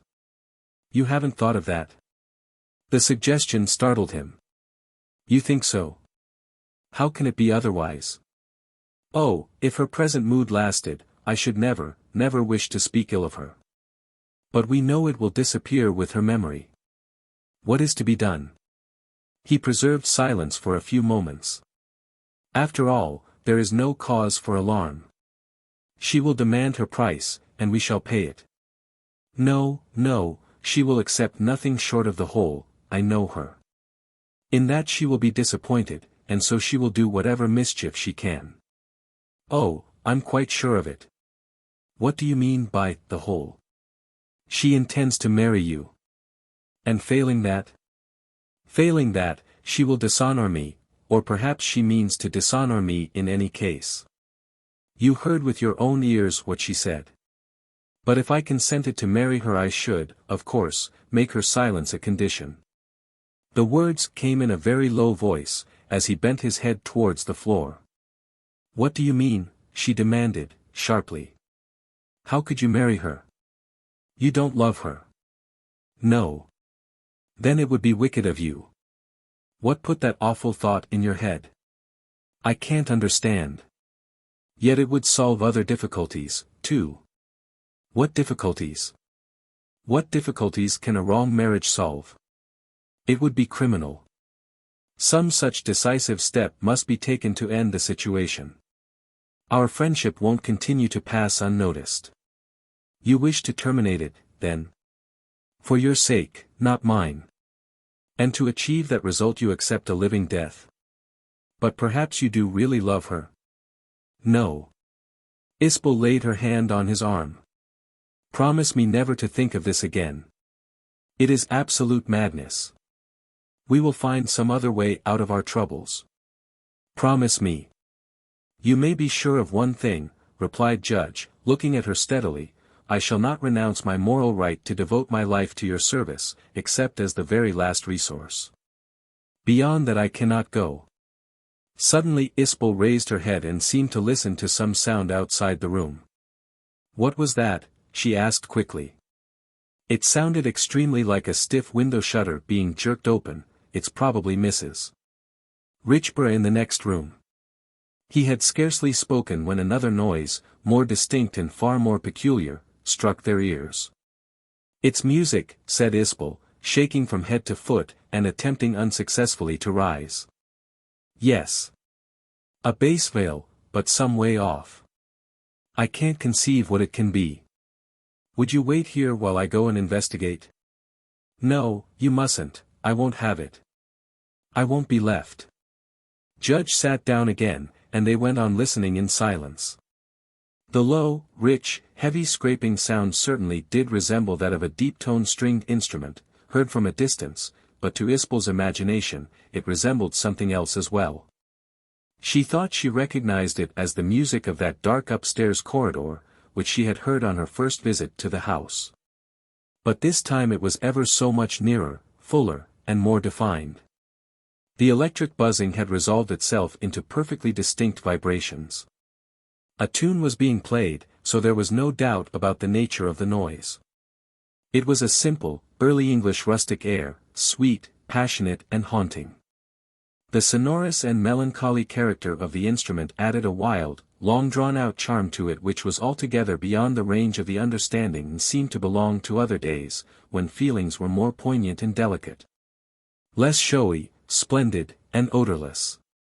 After the theme had been repeated once, from beginning to end, the performance ceased, and was succeeded by absolute stillness. They looked at each other. How beautiful, but how perfectly awful, said Isbel. Do you wish to go downstairs at once? Some seconds passed before she answered. No, I'll stay. How could we leave it without finding out? We'll go in there in a minute. I don't wish to while she's there. Let's finish what we were saying. You mustn't commit that crime. Your honor comes before everything. No, something comes even before my honor. You don't belong to her. She drew a long breath before proceeding. You belong to me. I do not belong to you. Yes, you know it is so. I beg you to reflect upon what you're saying. You are not yourself at present. Don't use language you will be sure to regret afterwards. Isbel ignored his interruption. I have lied too much to my own heart, and it's time I were honest. They talk of faith and loyalty, but how can one be loyal to others, if one is not first loyal to one's own nature? There cannot be a greater sin than to pretend that our feelings are what in reality they are not. This is no place for such deliberations. I beg you earnestly to say no more here and now. Reserve it until later. No, I must speak. If I don't speak out now, when shall I get another chance? My engagement has been a ghastly mistake. It must always have been in the back of my mind, but now I see it all clearly for the first time. She crouched nearly double, and covered her face with her two hands. Judge, much agitated, got up. I can't listen to this. It's impossible for me to discuss such a subject. It rests entirely between you and your own heart. I made the terrible blunder of imagining that identity of tastes and friends means love. I took things too much for granted. His nature has no depth. He has never suffered. It isn't in him. You must think it over in quietness. Say no more now. She sat up suddenly, and stared at him. You throw me to him, then, you who profess to have such ideal love for me. Judge was silent. So you don't love me? In the end you will understand that I love you deeply and truly. She slowly rose to her feet. Then what do you advise me to do? Do nothing at all, but wait. You have no questions for me? What questions? I love no one but you, said Isbel. She caught his hand, and crushed it hard in hers. Then abruptly turned her back on him. Judge stood like one transfixed. At the same moment Mrs. Richborough came into the room. Her natural pallor was intensified, while her face was set and drawn, as though she had received a shock. Oh, what's the matter? Exclaimed Isbel, taking a step in her direction. The older woman swayed, as if about to fall. Judge hastened forward to support her. I'm afraid I've just seen a sight which I can only regard as a warning. As you look out of the window there is a man, with his back turned. He looked round, and then I saw his face. I can't describe it. I think I'll go downstairs, if you don't mind. The others looked at one another. Shall I take you down? Asked Judge. If you would assist me to the head of the stairs, I shall be all right. He asked no questions, but at once supported her from the room. Isbel followed. On arriving at the top of the staircase, he lent the dazed woman his arm down the first few steps, then watched her out of sight before rejoining his companion. Again they gazed at each other. You heard what she said, remarked Judge quietly. Under the circumstances I don't feel justified in asking you to accompany me into that room. Are you going? Yes, I'm going. Then I shall go, too. 15. The music of spring. They walked over to the right-hand door, which Judge, after turning the handle, at once kicked wide open with his foot. A sudden and unanticipated flood of brilliant sunshine, streaming through the room from an open window on the further side, momentarily blinded them, so that they staggered back with the shock. Judge was the first to recover himself. It's all right, we can go in. The room's empty. Isbel hastened to the window. It was breast-high. There was no glass in it, but it possessed a stout wooden shutter, opening outwards, which at present was swung to its full extent squarely against the outside wall. The aperture of the window was so narrow that there was barely space for their two heads together, and she found her smooth cheek grazing his harsh one. From out of doors came not only the sunlight but the song of birds, the loud sighing of the wind in its passage through trees, and an indescribable fresh, sweet smell, as of meadow grass, turned-up earth, and dew-drenched flowers. It seemed more like spring than autumn. "Where are we, then?" was Isbel's first inquiry, uttered in a tone of bewilderment. "How do we come to be so high up from the ground? I don't recognize any of it. It's all new to me." From the foot of the house wall, 40 feet below, the free country started. Judge stared in vain for familiar landmarks. The more he gazed, the more puzzled he became. Not only had his own grounds disappeared, but neither in the foreground nor in the distance was there a single sign of human occupancy or labor. Look where he would, fields, hedgerows, roads, lanes, houses, had vanished entirely out of the landscape. A bare hillside of grass and chalk, perhaps a couple of 100 feet high, fell away sharply from the house, to terminate in a miniature valley along which a brook, glittering in the sunlight, wound its way. Beyond it there was a corresponding hill up, but not so steep or high, and here the woods began. An undulating but unbroken forest appeared to extend right to the horizon, many miles distant. The intensely blue sky was adorned with cirrus clouds, while the dazzling sun was high above their heads, about half a point to the right. Apart, altogether, from the strangeness of the scenery, anything less like a late afternoon in October would be hard to imagine. The forests were brilliantly green, many of the smaller, isolated trees in the valley were crowned with white blossom, while the air itself held that indefinable spirit of wild sweetness which is inseparable from a spring morning. "Just look at that man," said Isbel, suddenly. He was sitting on the slope of the hill, directly opposite their window and not a stone's throw from them, but half hidden by the crest of the small hollow which he had selected for his perch. Which explained why they had not previously noticed him. He sat motionless, facing the valley, with his back to the house. What he was doing there they could not imagine. It was his extraordinary attire which had evoked Isbel's exclamation. Only his head, the upper half of his back, and one outstretched leg were visible. But the leg was encased in a sage-green trouser, tightly cross-gartered with yellow straps. The garment on his back resembled, as far as could be seen, a purple smock, and the hair of his hatless head fell in a thick, bright yellow mane as far as his shoulders. Notwithstanding Isbel's amazement, she began to laugh.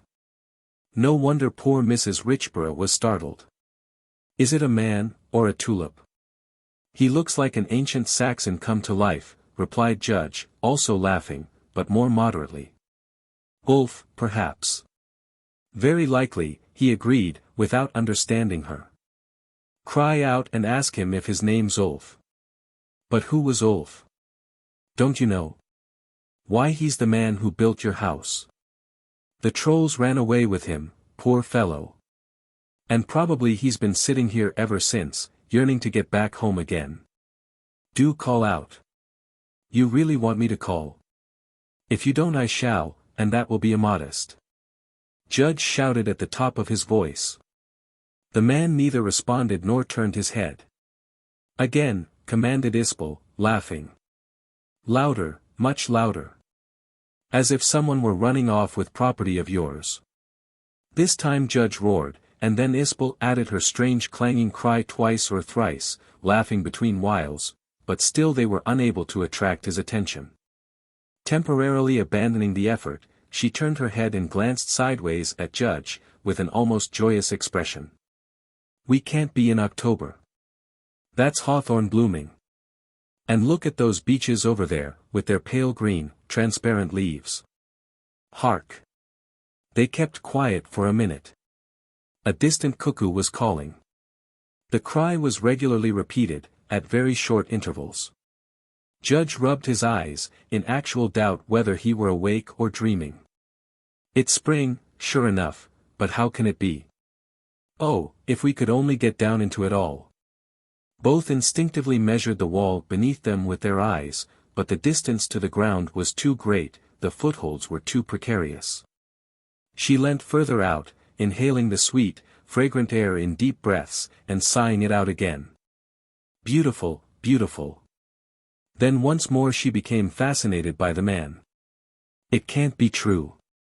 Such men don't exist, at least, nowadays. It's an optical illusion.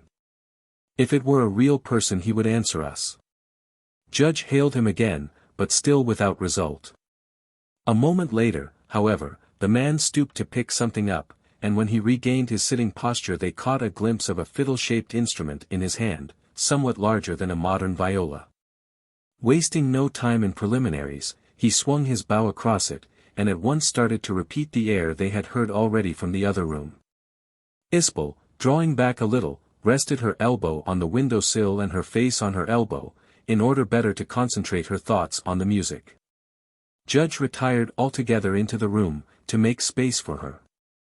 The tone of the instrument, notwithstanding its small size, was midway in depth between that of a violoncello and that of a contrabass, and the low, slow scrape of its strings had a peculiarly disturbing effect upon her feelings. The theme had a strange, archaic flavor, as though it had come down through the centuries, yet it was so appropriate that Isbel could almost fancy it to be the voice of the landscape.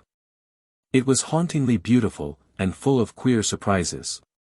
Each long, sonorous note contained a world of music in itself, but it was the powerful, yet delicate and passionate thought slowly being developed as the air proceeded which stirred her so exceedingly. While she stood listening, feelings which she had not had for 10 years suddenly returned to her, and she realized, as in a flash, how far down the hill of life she had already traveled. That complex state of youth, composed of wildness, melancholy, audacity, inspiration, and hope, was momentarily restored to her, but only as a memory, as if for the purpose of mocking her. As the music finished, tears stood in her eyes, and her heart was choking, yet she was not unhappy. Judge approached her from behind. Isbel. It was like the voice of spring, she said, without turning round. You are tortured, but you don't know what is happening to you. Music must have been like that at one time. Did you feel it, too? It must be very, very old. They hardly knew what they were saying to each other. The musician had sunk back into a reclining position, so that only the crown of his head was visible. Isbel at last looked round. She caught sight of Judge's face, with its contracted muscles and pained expression, but instantly left that to glance at an envelope which he held in his hand. What have you there? He handed it to her. I found it lying on the floor. The envelope was addressed to Mrs. Richborough, at the Metropole, but its contents had been abstracted. On the back had been scribbled very roughly in ink the first few bars of the tune they had just heard. It has probably got blown down, suggested Judge. She must have left it for the ink to dry, and forgotten it, in her alarm. Isbel looked at it for some moments, and then slipped it in her handbag. That woman will take notes on the day of judgment. But why shouldn't she? That music could have meant nothing to her. What does it mean to us? They stood close by the window, but not looking out. Isbel's face bore a singular smile. It means something, I think. What? Do you feel nothing? I feel a great happiness, which I am striving not to account for. It means what spring means, said Isbel. She suddenly threw both arms around his neck, clutching him tightly, but at the same time turning away in such a manner that it was the back of her hair only which brushed his cheek. When she disengaged herself violently a few seconds later, her face was hot, and she was in tears. Judge breathed hard, and looked dark under the eyes, but he made no attempt to draw nearer. What's wrong, Isbel? You are cruel. Cruel. Oh, go away from me, altogether. She turned her back on him, and bent her head. Will you listen to me? I have no right. I know. You've told me so 1,000 times already. You put law first, love second. I demand a very small assurance from you, but that assurance I must have. Are you free now? I won't say, I refuse to answer. I'll have everything, or nothing, from you. She wheeled round fiercely. If I'm not worth that, I'm worth nothing at all. The scent of violets and primroses seemed to come in with the breeze through the open window, while Isbel's voice, like soft brass, thrilled the ear with its strange range of tones. She stood there, confronting him, a warm, passionate girl, in sweet clothes, as though she were a second self, his own soul reflected from a magic mirror. Among the whole world of human beings, they two alone possessed the entry into each other's innermost nature. That delicately modeled woman's mouth, which had just uttered such words of scorn, if he pleased, in another instant it should break into the loveliest smiles. As they faced one another in silence, the music out of doors recommenced, without warning. It was the same everlasting tune. Isbel twitched impatiently, and abruptly turned her back on Judge again. But though the theme was the same, the execution was so markedly different that she had to listen, despite her agitation. The playing was faster, higher, lighter, and staccato. The lingering, haunting sweetness was transformed into a delicate and triumphant dance. The very sunshine which flooded the room seemed suddenly to become more joyous and ethereal. Without understanding, or wishing to understand, how the change had been effected, she felt her brow clearing, her heart lightening. Judge waited until the last note had died down, and then said, in a low voice, "I find I'm not as strong as I thought I was, so I'm yours, to do what you like with. Tell me to jump out of the window, and I'll do it. You're the only person in the world for me." 16. The musician departs. Isbel commenced unbuttoning her left-hand glove, with slightly trembling fingers. "Something is to go out of the window, but not you." She removed the diamond ring from her third finger, and eyed it pensively, before handing it to him. "Throw it out. Let strange find strange. I never should have worn it. Better return it to the giver. As long as I carry it about with me, I haven't cast off the past. Do as I say. That episode is finished." Judge, without further demur, took the ring to the window and dropped it out. "That's done," said Isbel, drawing a deep breath. "We shall have no more anxiety from that quarter." Raising her unloved hand, he bent over and kissed it submissively. She offered no resistance, but closed her eyes, as if to think the better, reopening them only when he had relinquished her fingers. "Had your wife been still alive, would you have done as much for my sake, I wonder? Don't doubt it. I would have sacrificed everything. But let the poor girl rest in peace. Fortunately, my loyalty wasn't put to the test during her lifetime." That magic word, loyalty. How can we be loyal to those to whom we don't naturally belong? "You mean, fortunately you were enabled to act a living lie with her, without either of you suspecting the fact. You know you never loved her. What has been, has been. Whatever we felt towards each other, after all, she was my dear companion. You can't grudge her that." Isbel laughed lightly. "I grudge her nothing. If you assured me that you loved her, even, I should accept your word. But you didn't. Love doesn't come twice in a lifetime. However, to avoid competition, it seems I must aim at higher things than being a mere dear companion. You must be aware that, in that sense, companionship is impossible between us," said Judge, in a low voice. "Tell me why." "Because I am a man, and you are a beautiful girl, and all our ways and thoughts are strange and foreign to each other. Because my place is not standing face to face with you, exchanging incomprehensible ideas, but at your feet, smothering the hem of your skirt with kisses." He stopped abruptly. Her eyes danced. "But why waste precious kisses on inanimate cloth? You're quite justified in laughing. I know my language sounds exaggerated. Pardon me, I'm excited. And am I cool, do you think? Now finish it all, and kiss me quickly." Judge looked at her slowly. "You grant me this favor without my asking it? Do you want it in writing, to make quite sure? Oh, what are we here for? Why have we been brought to this place, except for this very one purpose? For half an hour I've done nothing else but count the minutes disappearing, one by one. Isbel." He approached her, almost as if disbelieving. Did you imagine that women's feelings had been left out of my anatomy?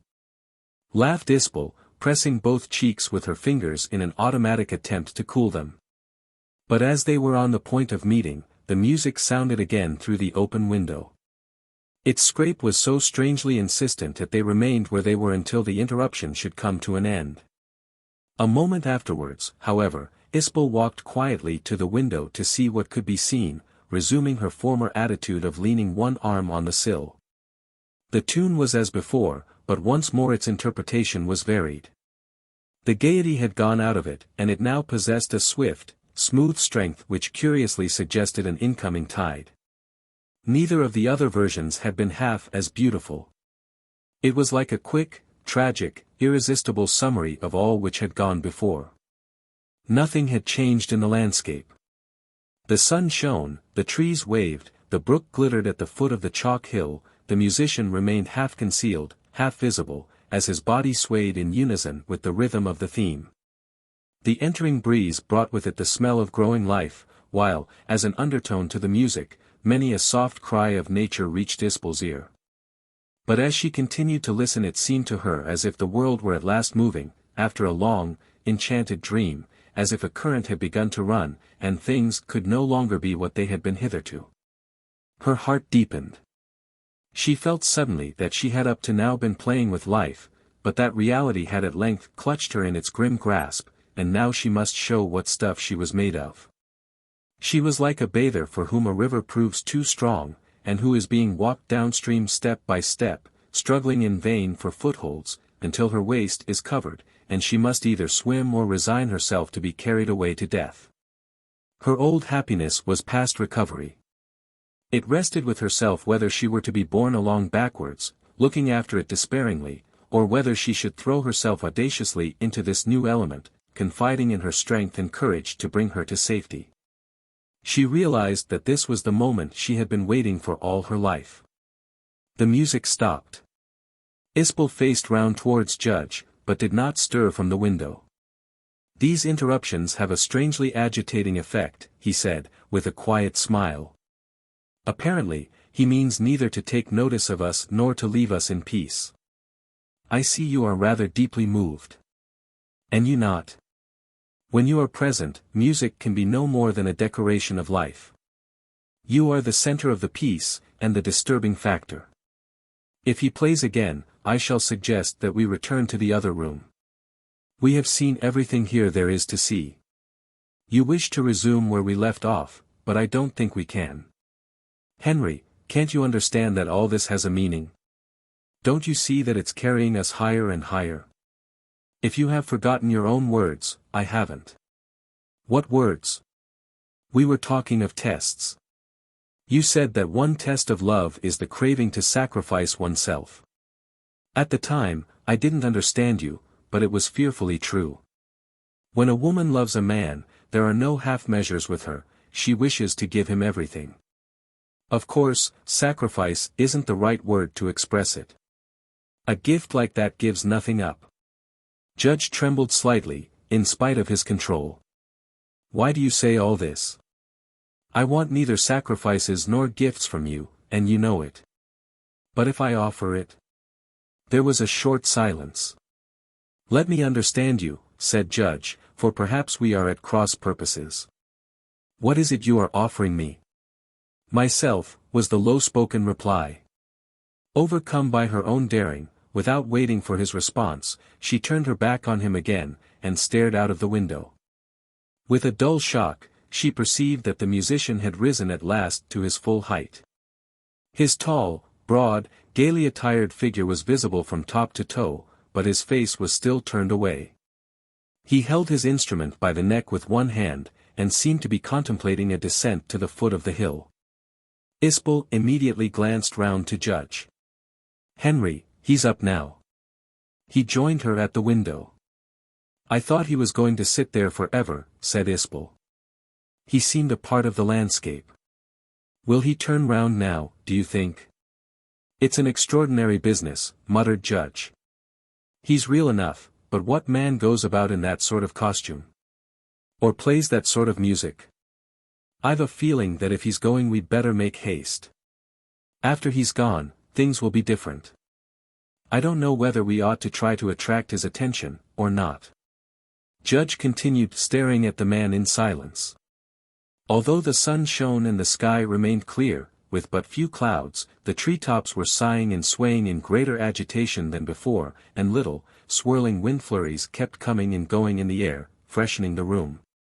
And swinging the outside shutter to and fro with a harsh, musical creak. "Is there no way of getting down?" demanded Isbel, the next minute. "It's awful to be shut up here in this box of a room while all that's going on.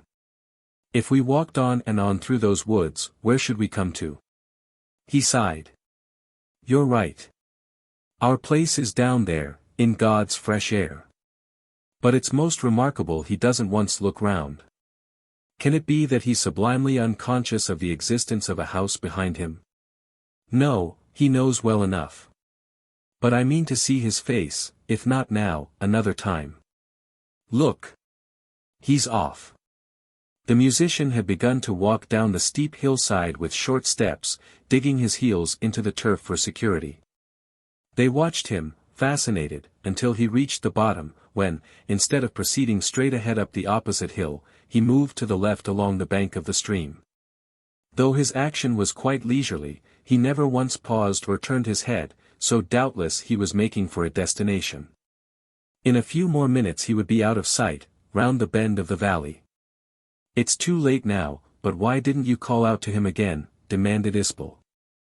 "I purposely refrained from asking you to, as I wanted to see what you would do. You attach such importance to it. He brought us together. It was his music I heard the first time I ever came to Runhill, and it's plain to see he's had a hand in everything. It's natural one should want to see one's benefactor." Judge led the way into the room, and once more they faced each other. She cast her eyes down, her arms falling limply on either side. "I was frightened on your account, Isbel. But that is not what I want." "What do you want?" "I want you to feel what I feel. I want you to feel that as long as you are with me nothing can hurt either of us. Fear spells cold blood. But I think you can't be passionate or else you wouldn't scorn my gift so." "You think I do?" "I know you do, for otherwise you would have accepted it." "I have accepted it, and you're blind and foolish not to have seen it at once." Isbel's eyes leapt to his face with a flash. "You accept my full love?" "Yes, your full love," said Judge, setting his jaw hard. "There's no other kind worth the price we're paying." "Be it so. But I accept it in deep humility, for the gift is far too rich, and I have done nothing to deserve it. I shall dedicate the rest of my life to your service." She approached him unsteadily.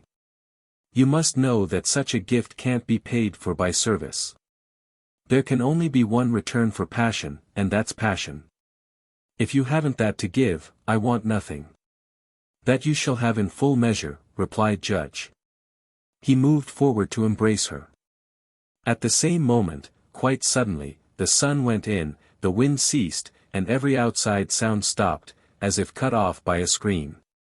The brightness of the room changed to twilight, while the air became perceptibly colder, and, at the same time, stale-smelling.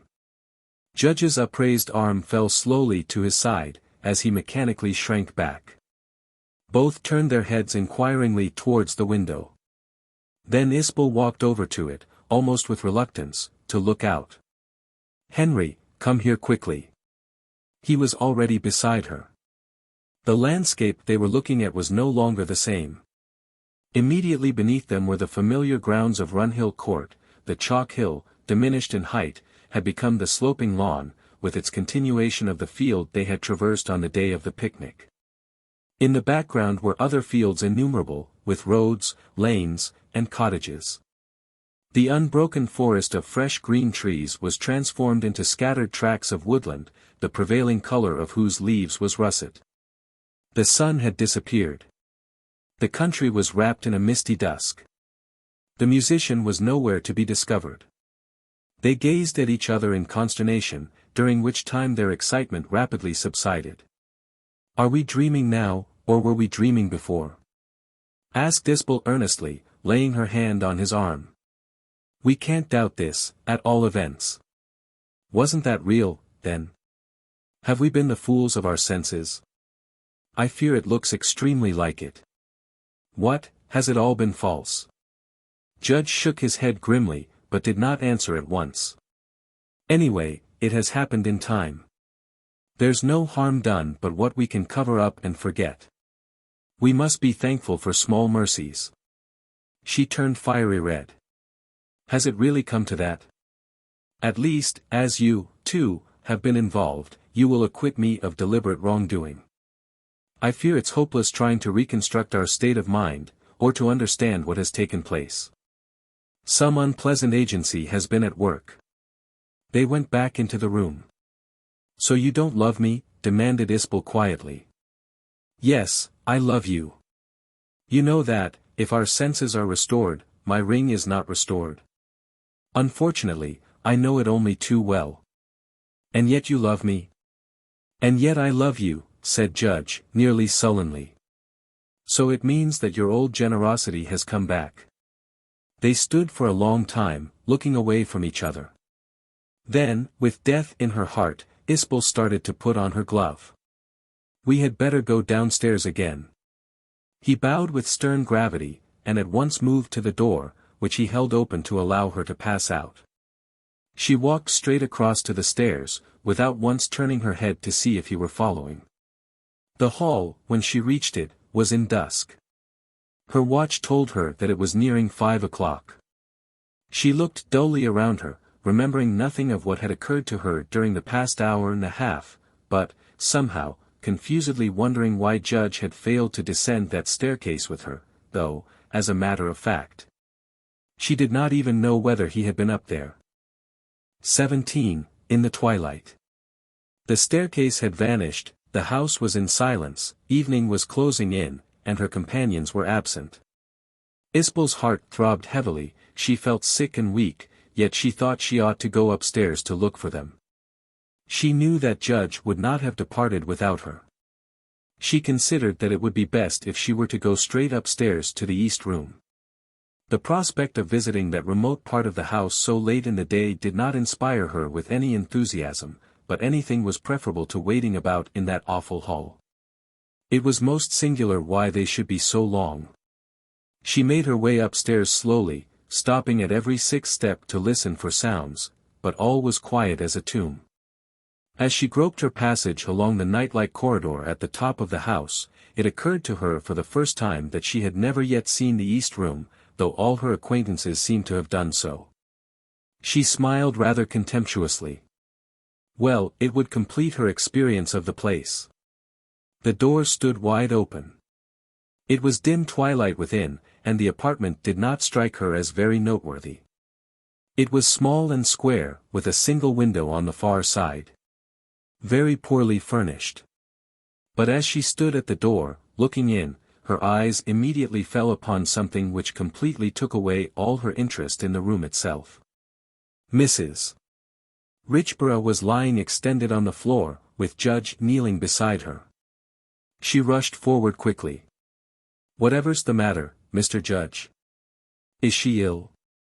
He looked up from bathing her forehead and lips with the contents of a pocket flask. It's a swoon, and rather a bad one. I couldn't leave her, to come down to you. How did it happen?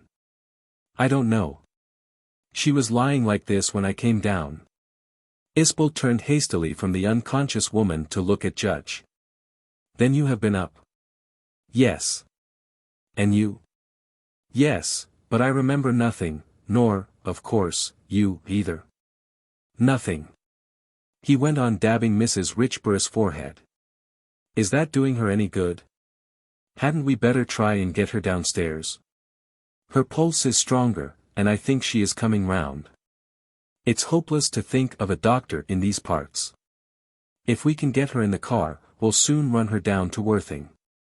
She must have had a fright of some sort. But how came she to find her way up here? I suppose she looked everywhere for me. I've been staring at something on the floor over there for some while, but haven't been able to get up to investigate.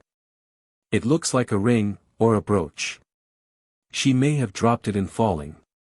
Isbel, following the direction of his finger, detected the article, and picked it up. It proved to be a lady's diamond ring. It is a ring, and a rather nice one. It's very much like mine. As she spoke the words, she instinctively felt for her engagement ring beneath her glove. It was not there. She whipped off the glove, in dismay. Her third finger was ringless. The recovered ring fitted it perfectly. It is mine. She went on, with a desperate effort to keep calm, but unable to keep a slight break out of her voice. What? You surely must be mistaken. It's my engagement ring and ought to have been on my finger. They stared at each other. You are sure? Yes, I am quite sure. Then what is it doing here, Miss Loment? I can't understand it. You haven't been in this room before. I have never been in this room before in my life. And I wore this ring at lunch today. She retained it on her finger and replaced her glove over it. At the same time, Mrs. Richborough's face and neck stirred uneasily, and her eyelids flickered. Judge remained on his knees. How are we to understand it, do you suppose? Demanded Isbel, after a long pause, in the increasing darkness. I will not suggest what I don't think, Miss Loment, and I may not suggest what I do think. Oh, I know what you mean, and it's ghastly. It can't be. Her face suddenly crimsoned, she felt as if she were on fire. But perhaps I don't know what you mean. What do you mean? I cannot say. But I can give you a piece of counsel. You came here today to end a mystery, and you have started a still worse one. Things can't go on like this, so I strongly advise that you make this your last visit to my house. This is the second time something has happened without your knowledge or consent. It's the uncertainty which is so horrible. Oh, can't something be done? Have you no initiative at all, Mr. Judge? You call yourself a man. It is high time to retrace our steps. We have already gone too far. I think my best plan will be to shut the house up altogether. I think I will do that. He applied himself to moistening Mrs. Richborough's lips with the brandy. Her limbs began to move restlessly, it was evident that she was on the verge of regaining consciousness. After a moment or two he again looked up. I have only to express my sincere repentance at having invited you here this afternoon, Miss Loment. Of course, I should not have done so, and I am very sorry for it. My only excuse is that I knew no more than yourself. She made no reply. Mrs. Richborough at last opened her eyes. Judge, bending lower, obliged her to take a sip of the brandy, and the powerful stimulant had a nearly instant effect upon her heart. She struggled into a sitting posture, supported by his arm, and smiled wanly. Where am I? What has happened? It's I, Mr. Judge, and this is Miss Loment. You have fainted. How idiotic. He forced her to swallow another mouthful of the spirit, and the color started to return to her cheeks. You'll be all right in a minute or two. We'll get you downstairs to the car, make you comfortable, and run you home in less than no time. Feeling better already, aren't you? But so absurdly shaky. I remember now. I had a sudden fright. It was horrid, and I was all alone. We'll hear about it later, never mind now. With Isbel's assistance he succeeded in raising her to her feet. She was established in the chair, while the girl set her attire to rights. She started looking round on the floor uneasily. There should be a ring on the ground somewhere. Can you see it? It has been picked up, said Isbel shortly. Oh. It belongs to me. Can you tell me how it comes to be in this room, Mrs. Richborough? It fell down from the wall. I did not know it was yours. Judge and Isbel exchanged glances. How do you mean, it fell down from the wall? It does sound stupid, but so it happened. That's what frightened me. It seemed to tumble onto the middle of the floor, from nowhere at all. But you said from the wall. Which wall? Mrs. Richborough turned weakly in her chair, and pointed behind her. That wall. Where the stairs were previously. It rolled on to the floor, and I was just going to pick it up when I must have fainted. But what stairs are you alluding to? Asked Judge. She smiled, closed her eyes, and was silent for a moment. How can I explain? It sounds incredible, but I saw a flight of stairs in the middle of that wall, ascending out of sight. I actually went up them, or could I have dreamt it all? I'm afraid my mind is all upside down this afternoon. Isbel coughed drily, and glanced at her watch. Judge again pressed his flask on the widow. I won't, thanks. My heart is scarcely in a state to stand overstimulation. If you could help me, I think I could make my way downstairs. That would be best for everybody. Judge offered her his arm. On getting outside, he shut and locked the door of the room, putting the key in his pocket. You had better lead the way, Miss Loment. Take my torch. Slowly and with frequent pauses, they passed through the corridor and descended the stairs to the hall. Judge was about to proceed outside, but Mrs. Richborough asked to be allowed to sit down, to recover her strength. Tell me, she said, after a minute, where did you both get to? I can't understand what happened. Perhaps we have been where you have been, Mrs. Richborough, replied Isbel coldly. Oh. Do you mean that? Are you pretending you saw those extraordinary stairs, too? Unless they were the figment of your brain, why should not we have seen them? As a matter of fact, I don't speak for Mr. Judge, I did see them, and went up them. I, too, said Judge. Then we are either all mad together, or something very strange has taken place. Possibly you can tell me where they led to? No, my memory is a blank, till I came down again. And you, Mr. Judge? I also remember nothing. Mrs. Richborough suddenly lost her color, and her breathing grew difficult. She recovered herself by a violent effort. You must both have gone up before me, and come down after me. How was that? And how did your ring come to fall down out of the wall? A ring doesn't escape from one's finger of its own accord. I cannot answer the conundrum. Isbel's face was like granite. If I were an engaged girl I should not like such a thing to happen to me. Have you no idea how it could have happened? No. It's very, very strange. Mrs. Richborough essayed a laugh. If it did not sound absolutely insane, one might almost suppose you had been playing pitch and toss with it. Isbel went white to the lips, but she said nothing. You take it very calmly, proceeded the widow. Let us hope that Mr. Stokes, when he hears. Please hold your tongue, Mrs. Richborough. It has nothing whatever to do with you. I've not even told you that it is his ring. You are taking a very great deal for granted. You only wore one ring at lunch, my dear, and that was on the third finger of your left hand. Very well, then it is my engagement ring. What of it? Must I ask your permission before accidentally losing it? I assure you I haven't the slightest wish to interfere in your affairs, still, sometimes the advice of an older woman. Oh, advice. Well, what do you advise? I think it is only good sense to try and find out something more about it. Let us assume that the explanation is supernatural, she looked up with a malicious half-smile, or can you account for it in some other way? I have already told you that I can't account for it. If you have any useful suggestion to make, please be quick about it. I suggest that we all come over here again in the morning and pursue the investigation. I cannot see what else there is to do. Why should you trouble to come again because I have mysteriously lost and found a ring? Because I wish to, responded Mrs. Richborough, coolly. And if I refuse? I shall assume that you consider my society undesirable.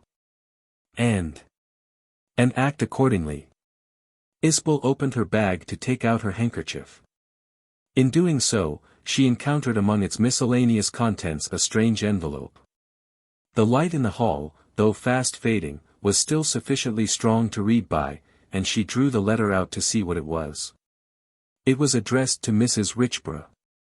She turned it about in a puzzled manner. This appears to be your property. How it comes to be reposing in my bag I have no idea. The widow took it almost rudely. It certainly is mine. There's no letter inside, you haven't that in your bag, I suppose.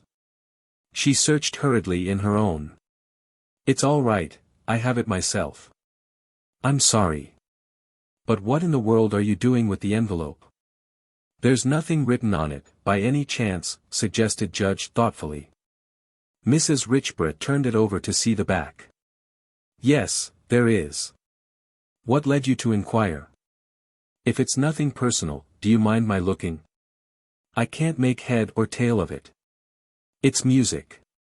She handed it up to Judge, who gazed at it for some moments with a kind of uneasy rumination. Isbel looked over his shoulder. I only got that letter by this morning's post, so those notes must have been added since. Who did it?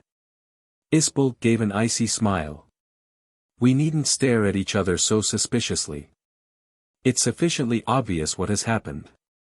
You wrote it yourself upstairs, Mrs. Richborough, and I picked it up and brought it down with me. You really think that? I'm convinced of it. Then all I can say is we're living in the land of dreams. Continuing to gaze at the back of the envelope, she started to whistle softly through the roughly written notes of music. The others listened intently. The tune was unrecognizable, yet there was something strangely perplexing in it. It broke off abruptly in the middle, there was no more written down. They stole questioning glances at each other. The gloom of the hall deepened. Suddenly, the fragment of air which Mrs. Richborough had just whistled was repeated by a distant stringed instrument, which seemed to possess very much the vibrating timbre and deep register of a double bass.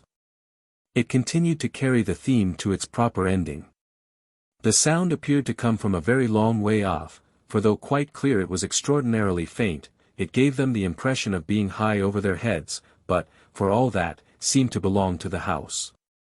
It lasted for little longer than a minute, then everything went back to silence. Judge stood looking as though he were still unable to grasp what had happened. Isbel's white face bore a peculiar smile, but Mrs.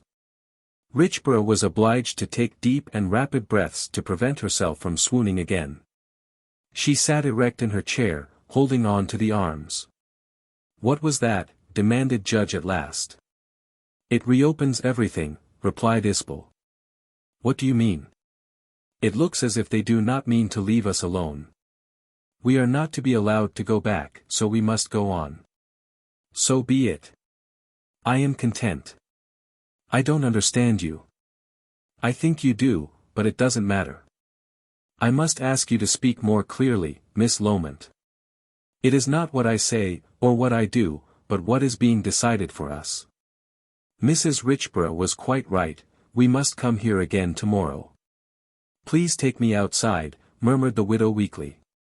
Judge at once moved to her assistance, but the girl stepped in between. Wait a minute. She faced Judge. Do you think things can stop here? Have you no manhood in you at all? What do you imagine it all means? I must refuse to take the responsibility of inviting you to this house again, Miss Loment. He attempted to speak with firmness, but his voice trembled. If we go on, as you call it, nothing but unpleasantness awaits us, that is manifest. In the meantime, we ought to hurry home as fast as possible. She is seriously unwell. Mrs. Richborough really looked ghastly. He hastily produced his flask again, which this time she did not refuse. After swallowing a portion of the contents she felt better. I shall be quite well in the morning, Mr. Judge, she managed to say the next minute. Perhaps there will be no great pleasure in coming here again, but we have all a duty to perform. Miss Loment's whole future happiness may be involved. He eyed her sternly. What makes you say that? I am neither more intelligent than you, Mr. Judge, nor more enlightened, there is not the slightest necessity for me to explain my words.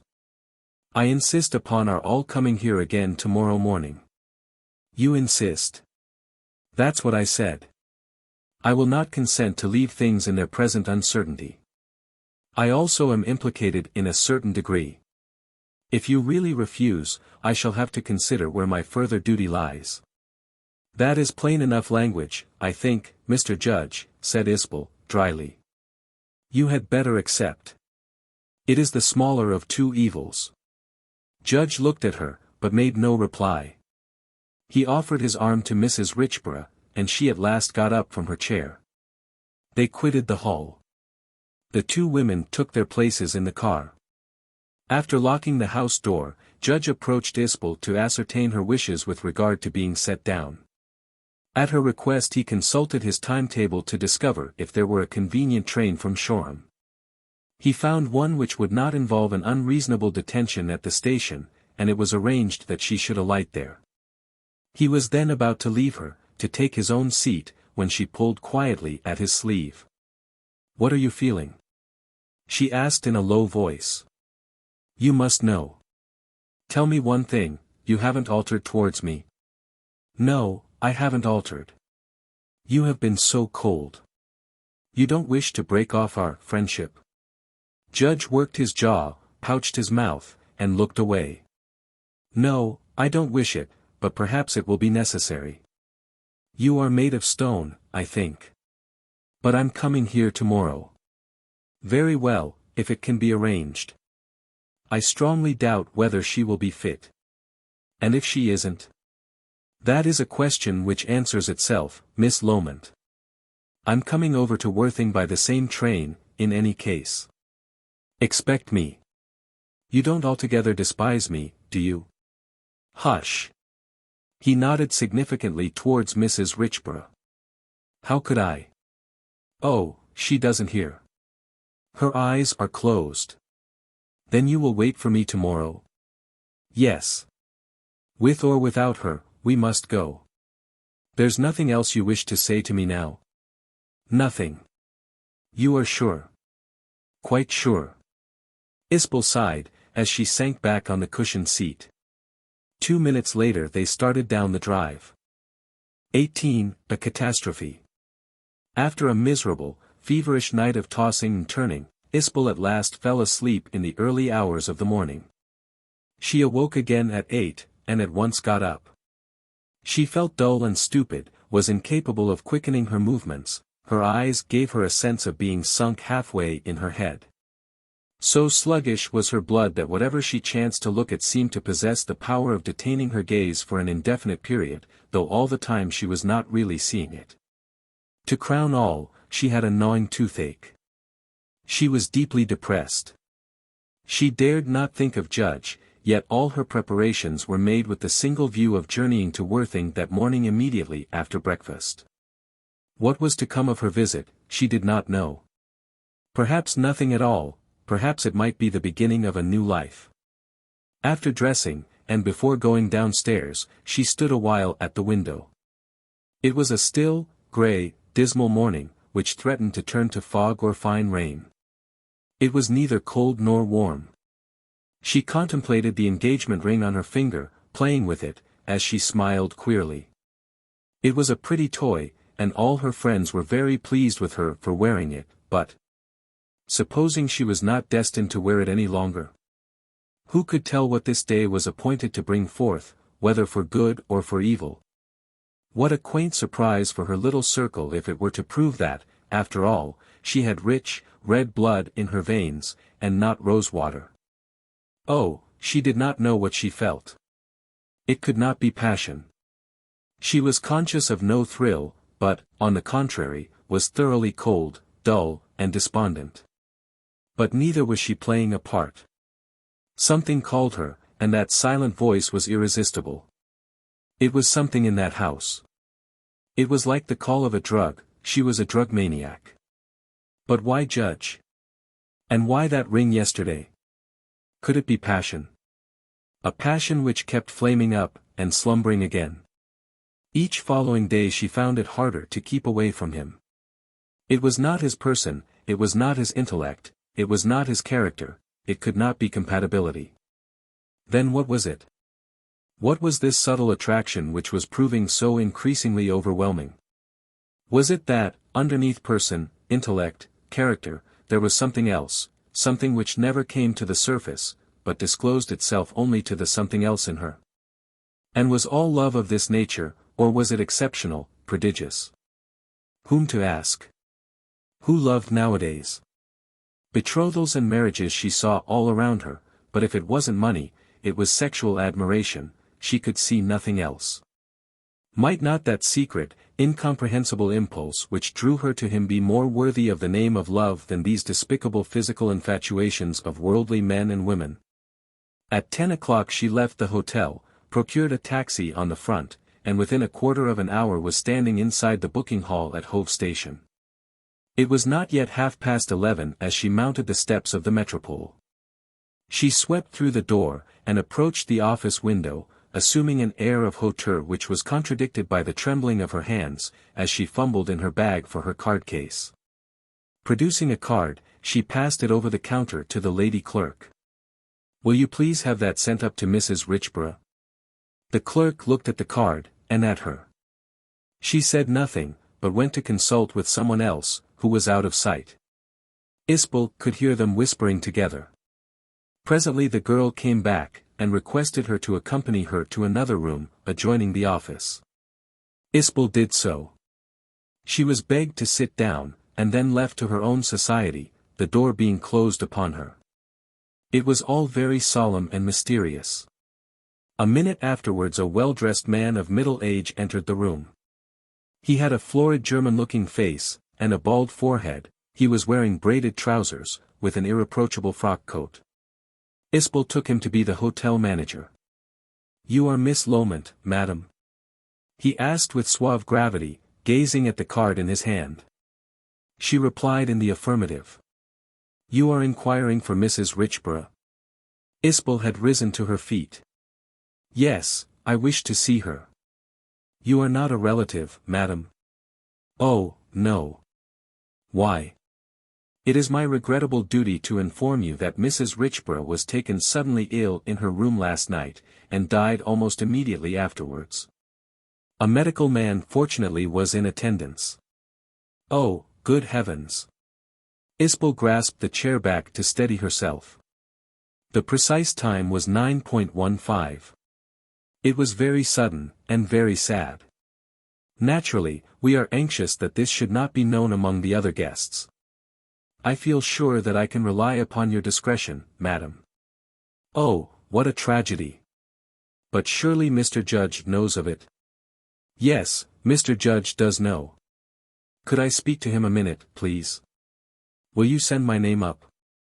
I regret that it is impossible, madam.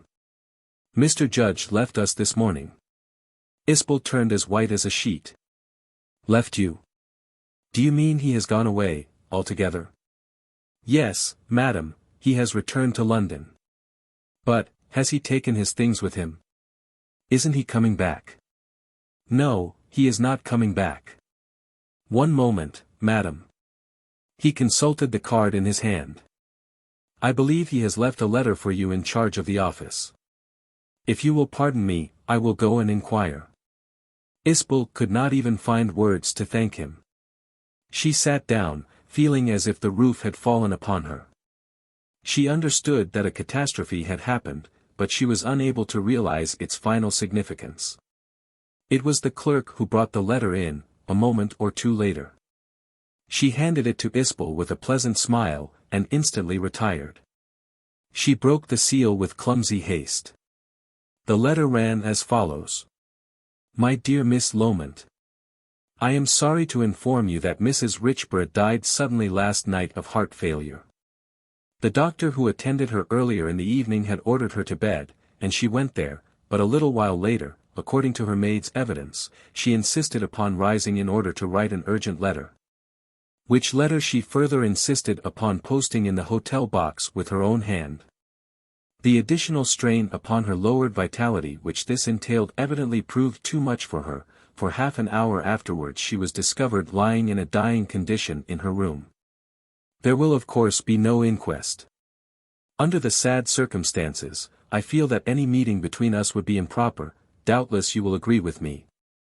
I have accordingly made my arrangements to return at once to town, and by the time you receive this letter, assuming that you have made your promised visit to Worthing, I shall be already on my way back there. I think it will be wise if we allow a considerable time to elapse before attempting to see one another again. We have both, I am afraid, acted rather more impulsively than is altogether consistent with worldly prudence, and, to put it at the lowest, an interval for reflection and a cool weighing of the whole situation will certainly not harm either of us. You will understand, of course, that I blame myself far more than you for the unfortunate happenings of the past few days. I am leaving my town address with the hotel people should you desire to write me a line in reply. I do not ask it. I do not say adieu, for I very sincerely hope that at some future time we shall still see a great deal of each other. Believe me to be, my dear Miss Loment, your earnest friend and well-wisher, Henry Judge. After flashing through the letter from beginning to end, to extract its message, Isbel allowed it to slip from her hand, while she sat back with closed eyes. Then she picked it up again, and twice reread it, word by word. During the perusal her bosom rose and sank, the blood kept mounting to her face, and once or twice she laughed. Crushing the sheets into her handbag, she closed it with an angry snap. So that was over. The manager escorted her to the outer door. At the foot of the hotel steps she came to a standstill, not knowing in the least what to do, or where to go. She caught sight of an elegantly dressed lady, in expensive furs, who was in the act of entering a closed car not 5 yards away from where she was standing. The chauffeur was taking his final instructions, preparatory to assuming his seat. The lady's back was towards her, but somehow her figure struck a familiar chord. But first of all, Runhill Court, said the unknown, as she stooped to get in. Isbel felt bemused. It was not the destination named which dismayed her faculties, and made her feel as though she were in a dream, though this destination was extraordinary enough, in all conscience, but the intonation with which the words were uttered. That sweet, sinking whisper belonged only to one person of her acquaintance, and she could not conceive a second voice like it in the world. It was Mrs. Richborough's.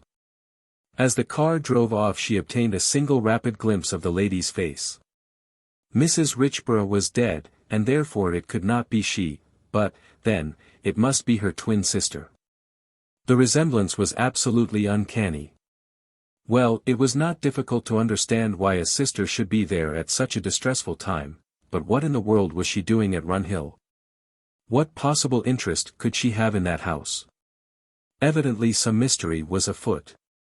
Could it be that Judge had arranged a meeting with her there in order to talk over the affairs of her late sister? But what affairs could there be to discuss between them? And why select that out-of-the-way spot for the interview? What did it all mean? She turned to the smart-looking young hotel door porter, who still stood gazing after the car. "Who is that lady?" "Lady Brooke, miss." "Is she in any way related to the late Mrs. Richborough, do you know?" "I've never seen them together, miss, and I should say it's very unlikely. Lady Brooke is a very exclusive lady." "She did tell the chauffeur Runhill Court, didn't she?" "No, miss, Arundel," was the surprised answer. Isbel was greatly perplexed, but thought it wise to ask no more questions about her. She inquired for, and was directed to the nearest hiring garage in the neighborhood of the hotel. It had entered her mind that she, too, must go to Runhill, though what she expected to accomplish by so doing, she had no idea. That door porter must have received certain instructions, or, perhaps he had mistaken the person she had referred to. She knew that it was either Mrs. Richborough or her twin sister. And she knew that that woman had said Runhill Court. It was absolutely necessary and important that she should follow her there, to see what was on foot. And, of course, Mr. Judge must be waiting for her there, and it was all lies. Lies. Lies. She was lucky in getting a landaulette at once. Money was of no account to her, she agreed to the charge demanded without demur, and within 5 minutes was on her way. The car was badly sprung, and jolted her abominably. The cushions stank of oil, her tooth started to ache again.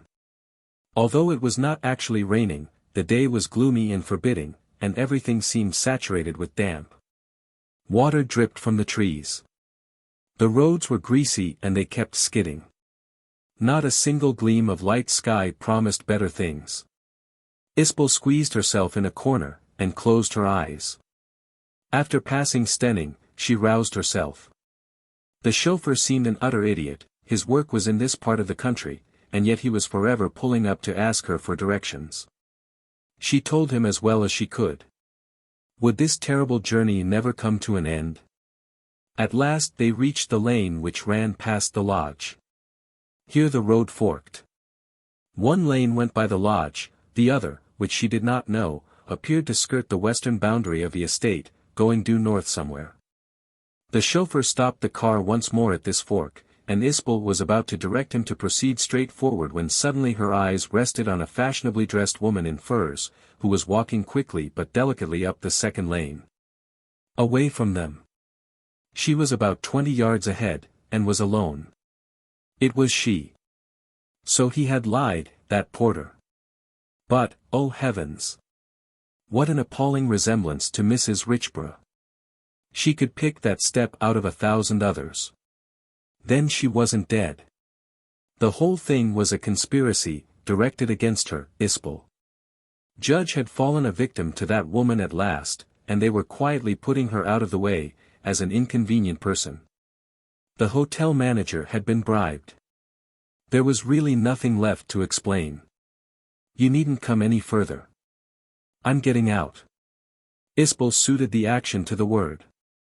The man looked dissatisfied. Am I to wait? No, you can go home. Do I pay you, or the garage? Being a casual hirer, she had to pay him.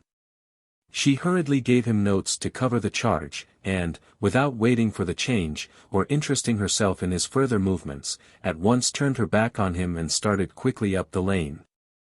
Round the bend of which the unknown woman had by this time vanished. She reached the bend herself. The disagreeable noise of the departing car grew fainter and fainter, as the distance increased between them, until finally she heard no sounds but those of nature. Everything around her was moist, dripping, and sullen. Mrs. Richborough, for she had now no doubt that it was she, was still a considerable distance in front. They were both walking swiftly, so there was no question of catching her up. Isbel did not quite understand where she was going to, but probably there was another way into the grounds from this side, which would obviate the necessity of passing through the lodge gate. But, if so, how had that woman come to know of it? And, by the way, where had her car disappeared to? Isbel asked herself many questions during that period, but she was unable to answer any one of them. The whole right-hand side of the lane was bordered by an ancient, red brick wall, which bounded the estate. Beyond it was a park, looking grey and disconsolate enough on such a day as this. The wet grass was knee-high, and every faintest breath of wind brought water off the brown-leaved trees. The park sloped downhill from the lane at first, but presently it became level. A dark grey, shadowy mass on the forward right was probably the house itself. Very likely it was not so far away as it looked, but the light was so bad. Suddenly halfway along a straight stretch of lane, her quarry vanished. Isbel was careful to keep her eye on the spot where she had last observed her. No doubt there would be an entrance there into the grounds. Upon coming up to it she found her anticipation realized. A small iron wicket gate opened into the park. It had been swung to, but was unlatched. A gravel walk, barely wide enough for two people side by side, led through the grass and under trees towards what could now distinctly be seen to be the house. It went slightly uphill. Isbel passed in without hesitation. After walking quickly for about 5 minutes, she again saw the woman. She was as far ahead as ever. She had reached the foot of the steep, sloping lawn under the house, and now turned sharply to the left, which would evidently bring her to the northeast side of the building, though how she could be so certain of her direction on this. Her first visit to the grounds was more than Isbel could say. The house itself was by this time quite close. Standing high above her, in the grey mist, it looked a huge, weird erection, the more especially as it was a mere silhouette. The part which faced her must be the back, the French windows of the dining room, the bedrooms of the top story, etc. But the time that Isbel had gained the same spot, beneath the lawn, the woman had again disappeared. She also turned to the left. The path curved, and in another minute or two she was in full view of the northeast front.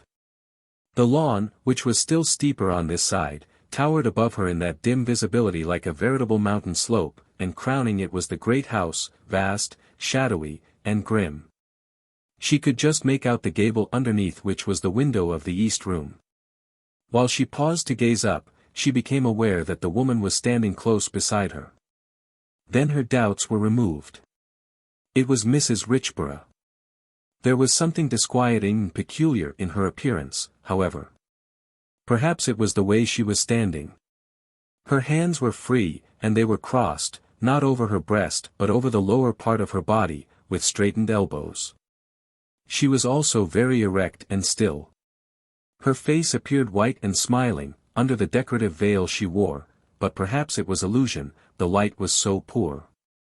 Isbel felt a strange uneasiness. "They told me at the hotel that something had happened to you." "Oh, yes, I am dead," came the whispering voice. "I died last night." And then Isbel realized that her eyes were closed, that this being standing opposite to her, with the dress and bearing of a fashionable woman, did not see the world as other people. Her tongue was paralyzed, and she shook from head to foot. The apparition vanished. 19. The flash of day. The mist came on thicker.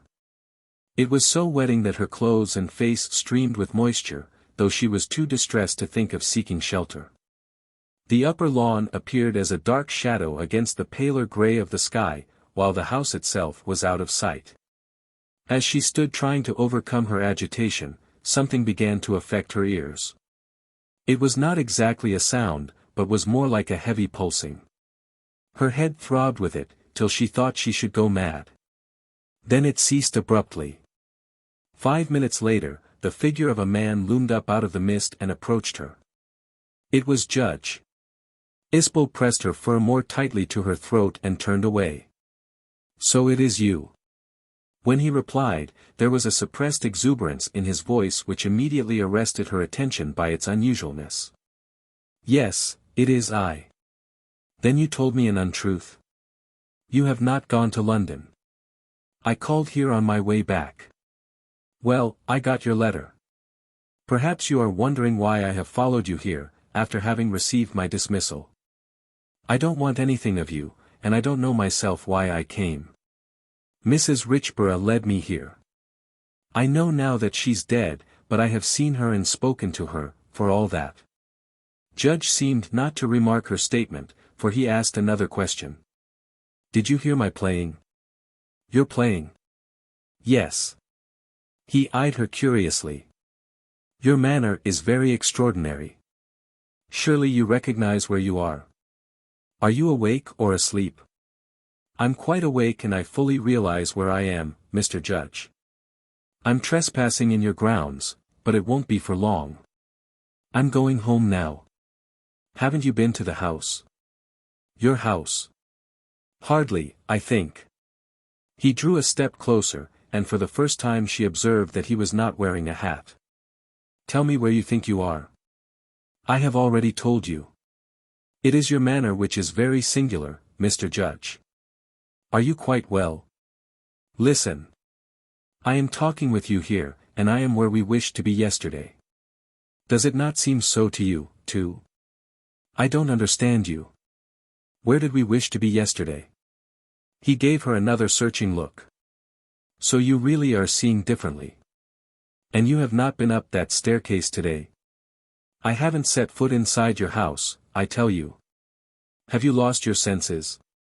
"No, but I have been up that staircase today, and I have not yet come down again." "Oh, my God," said Isbel quietly. "I was wretched, and could not keep away from the house. It contained all my memories. The stairs were there, I climbed them. Passing straight into that other room, I got through the window, and succeeded in reaching the ground without accident, though it was not easy." She stared at him with frightened eyes. And where are you now? I am standing beside you in the open country, in full sunshine, and it is spring, not autumn. You cannot believe it.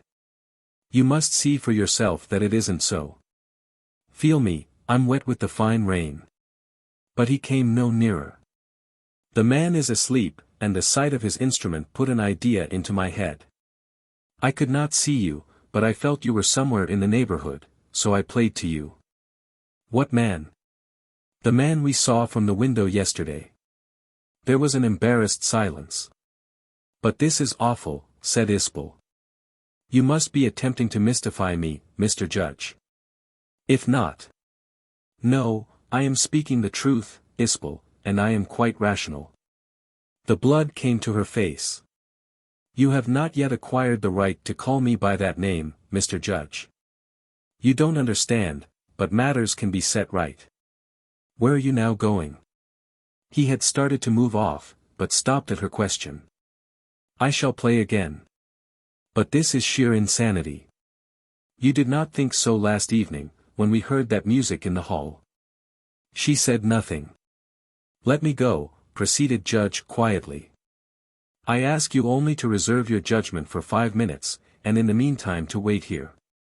Should I fail to open your eyes by then, I give you full permission to think of me what you will. Please wait. Isbel stared after him with a puzzled frown, as he made his way up and across the long, wet grass. He had hardly taken 10 steps before his form merged into the grey of the mist and was swallowed up. She heard nothing but the dripping of the sodden trees. While waiting, with a fast-beating heart, for the outcome of this strange business, she experienced the same sensations in her ears as before. It was an inaudible throbbing, too marked to be disregarded, but so unassociated that she was unable even to decide if its cause were internal or external. After continuing for a minute or two, it left off as suddenly as it had started. Nearly at the same time she was surprised to see the day rapidly brightening. The sky grew lighter, and the mists thinner, she could look further away each moment. In less than 5 minutes after Judge's departure the sun itself had come through. The blue sky appeared, the ground vapors dispersed, and the whole country became visible. The transition was so abrupt that she scarcely knew how to take it. From gloom, damp, and obscurity everything had turned, almost in a flash, to the radiance and heat of an early summer day. A wind sprang up, and long before she had accommodated herself to the change there was not a wisp of cloud in the sky. She loosened her fur wrap. She was still standing in the same attitude, looking up towards the house. Suddenly a shock passed through her system. She had just realized that the house was gone. It had vanished, absolutely and entirely. And not only the house, but its grounds as well, including the very lawn on which her foot had been resting. She discovered herself to be on the side of a steep, grassy hill, through the turf of which the naked chalk showed. She was some way down from the top, but there was not the least room for doubt that there was no building there, its bare ridge joined the sky from end to end. Here was a miracle indeed. Upon turning swiftly to see what was behind her, she was bewildered to meet the identical panorama which she and Judge had viewed yesterday from that window. The hillside she stood on was where the strangely dressed man had been. She recognized it at once by its general configuration and relation to the landscape. The sharp, smooth slope descended to the same little valley, along which flowed the same little brook. Beyond it was that other hill, with the unbroken forest stretching to the horizon. After staring for a few moments, she clapped her hand to her eyes, and cried out. She could not understand it, and she feared she was on the point of losing her reason. But when she looked again she saw the same things, down to the smallest detail, and all was so brightly colored, so solid, so real in appearance, that she could not hesitate any longer to accept the scene as being actually existent. And it was so beautiful. The forest trees were clothed in fresh green leaves, the smaller trees in the valley underneath were smothered with white blossom, songbirds trilled and twittered, a wood pigeon was cooing softly. 2 distant cuckoos seemed to be answering each other, high overhead a lark fluttered and sang. The caressing wind brought to her the rich, moist fragrance of the whole countryside. Yes, yes, it was spring. She remembered everything. Every particular of her 3 visits to those other rooms at Runhill returned to her with startling distinctness, so that she was amazed how she could ever have forgotten. Moreover, her whole relation to Henry, both in private and in public, was suddenly made clear. She saw how worldly prudence on his side, angry pride on hers, had nearly succeeded in wrecking their happiness, and how this state of affairs had arisen, not from any fault of character on either part, not from any insufficiency of love, but from pure ignorance of the fact.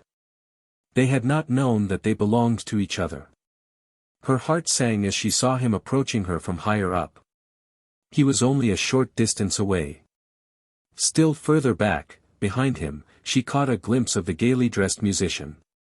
He was lying on his side, head uphill, back towards her, apparently asleep. His fiddle-shaped instrument was beside him.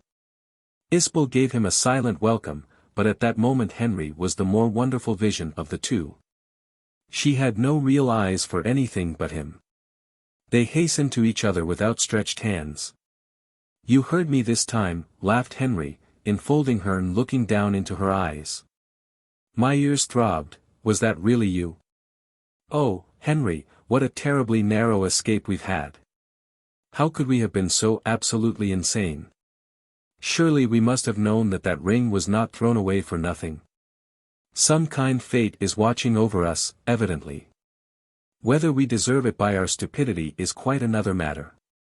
However, you see now I'm not so mad as you thought I was. It's heaven, I think. But is it true? Where has the house gone to?" "We're in the house."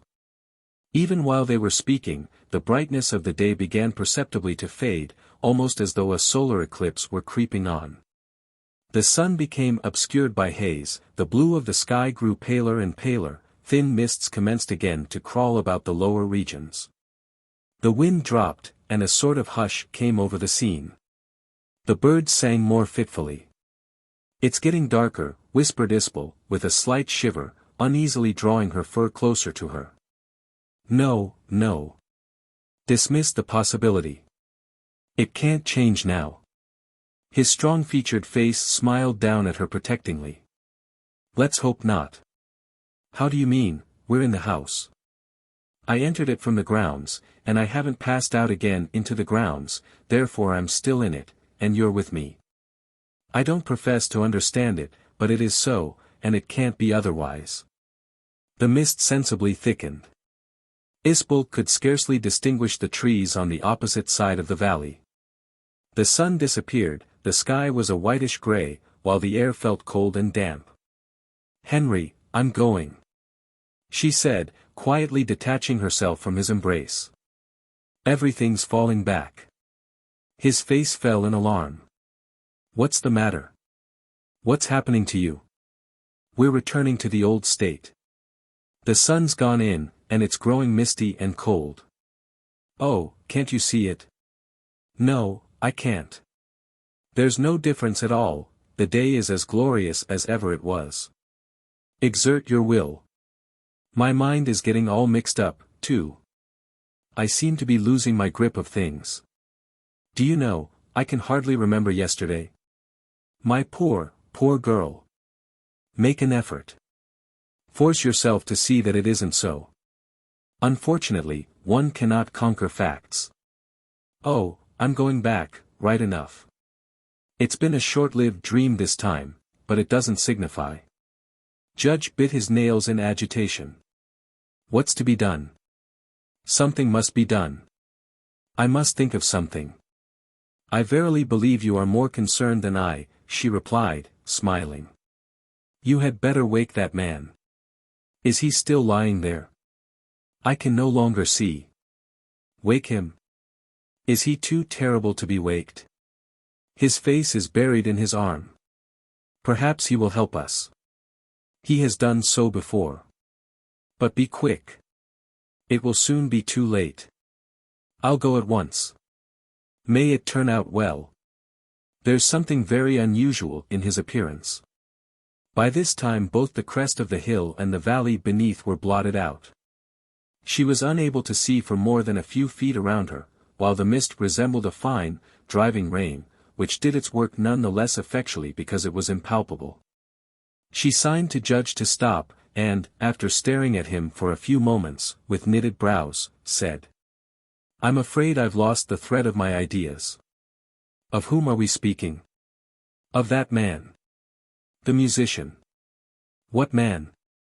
What musician?" "Isbel." "Mr. Judge," she said quietly, "my head is very confused, and I have to plead guilty to not remembering what or whom we were talking about, but one thing I do recollect. I requested you a short time ago to address me with the same courtesy which you would use towards any other lady of your acquaintance." Judge turned pale, and bowed. "You left me a few minutes ago," she went on, "and it seems you have come back.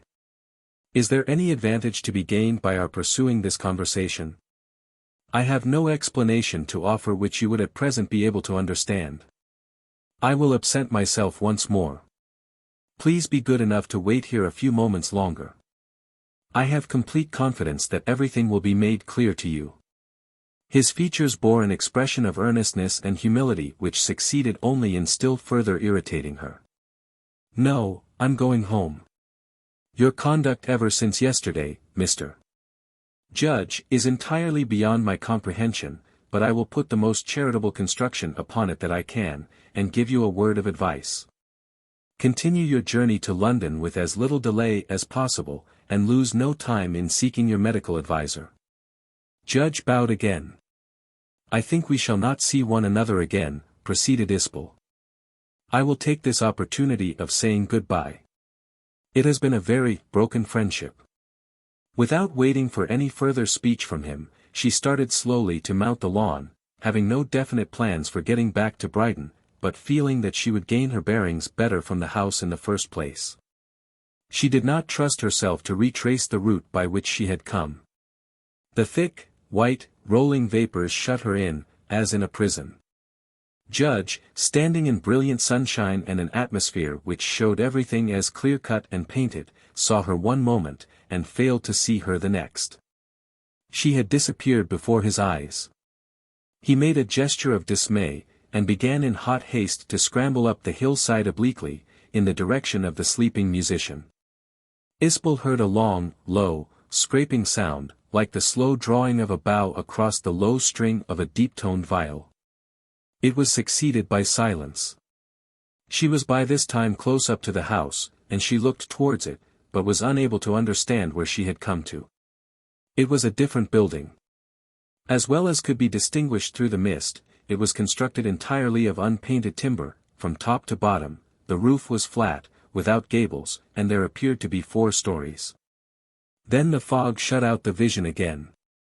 A strange warmth was running through her body. All her other sensations seemed to be merged in the recollection that she was a woman. Fever was abroad in the air, and her blood grew hotter and hotter. That musical noise returned, but now the note was low, fierce, passionate, exactly resembling a deep, forced human cry of love-pain. Everything happened in a single second. Between twin periods of fog and gloom, came one flash of summer sunlight. It entered upon her with the abrupt unexpectedness of a stroke, and before she realized where she was, or what had happened to her, it had departed again, leaving her stunned and terrified. Meanwhile, this is what she seemed to see. She was standing in sunshine again, on that bare hill, gazing at the distant forest, across the valley. The sky was cloudless. She was nearly at the top of the hill, and the house had vanished. She recollected everything, but could settle to nothing. Her mood was one of unutterable excitement and reckless audacity. She appeared to herself to be laughing and sobbing under her breath.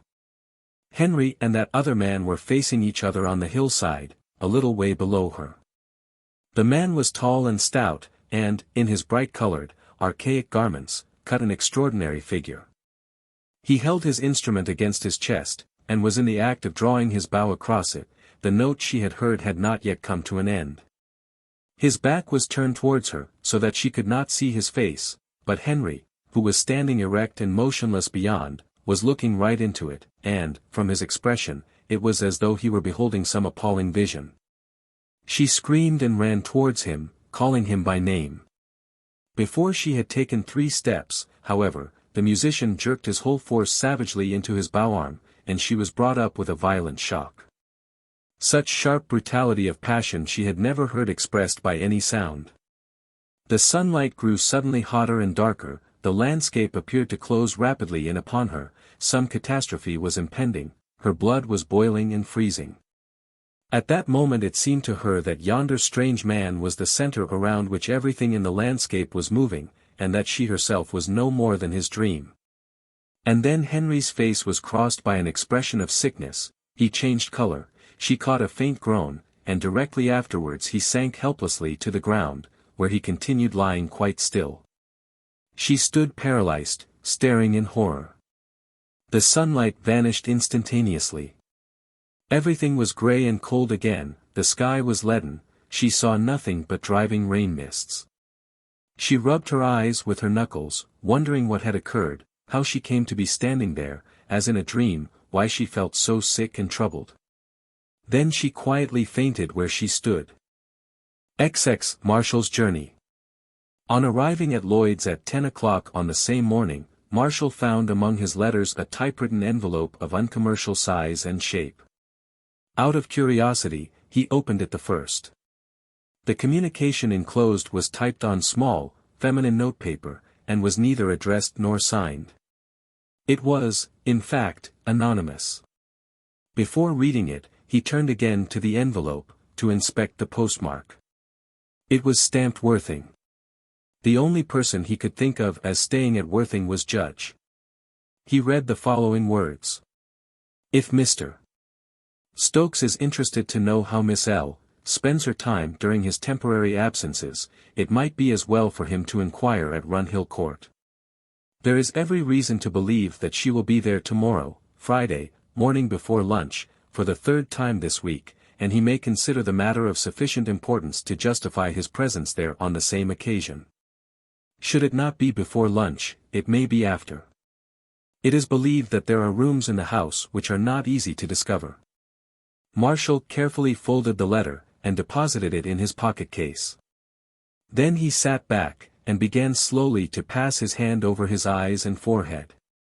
His first impulse was to ignore the whole business, destroy the note, and say nothing about it to Isbel or anyone else. To start testing the accuracy of a charge, of which, naturally, he did not believe a single word, would be equivalent to admitting that there might be a possibility of truth in it, and that would be a ghastly insult to Isbel. But then there was the question of libel. Some ill-disposed person, probably a woman, was evidently bent on mischief, and it was doubtful how far she would go if no counteraction was taken. The thing obviously was to find out, in the first place, who wrote the letter. The police were out of the question, and private inquiry agents were not much better. He did not intend to have her name bandied about by these professional gentlemen.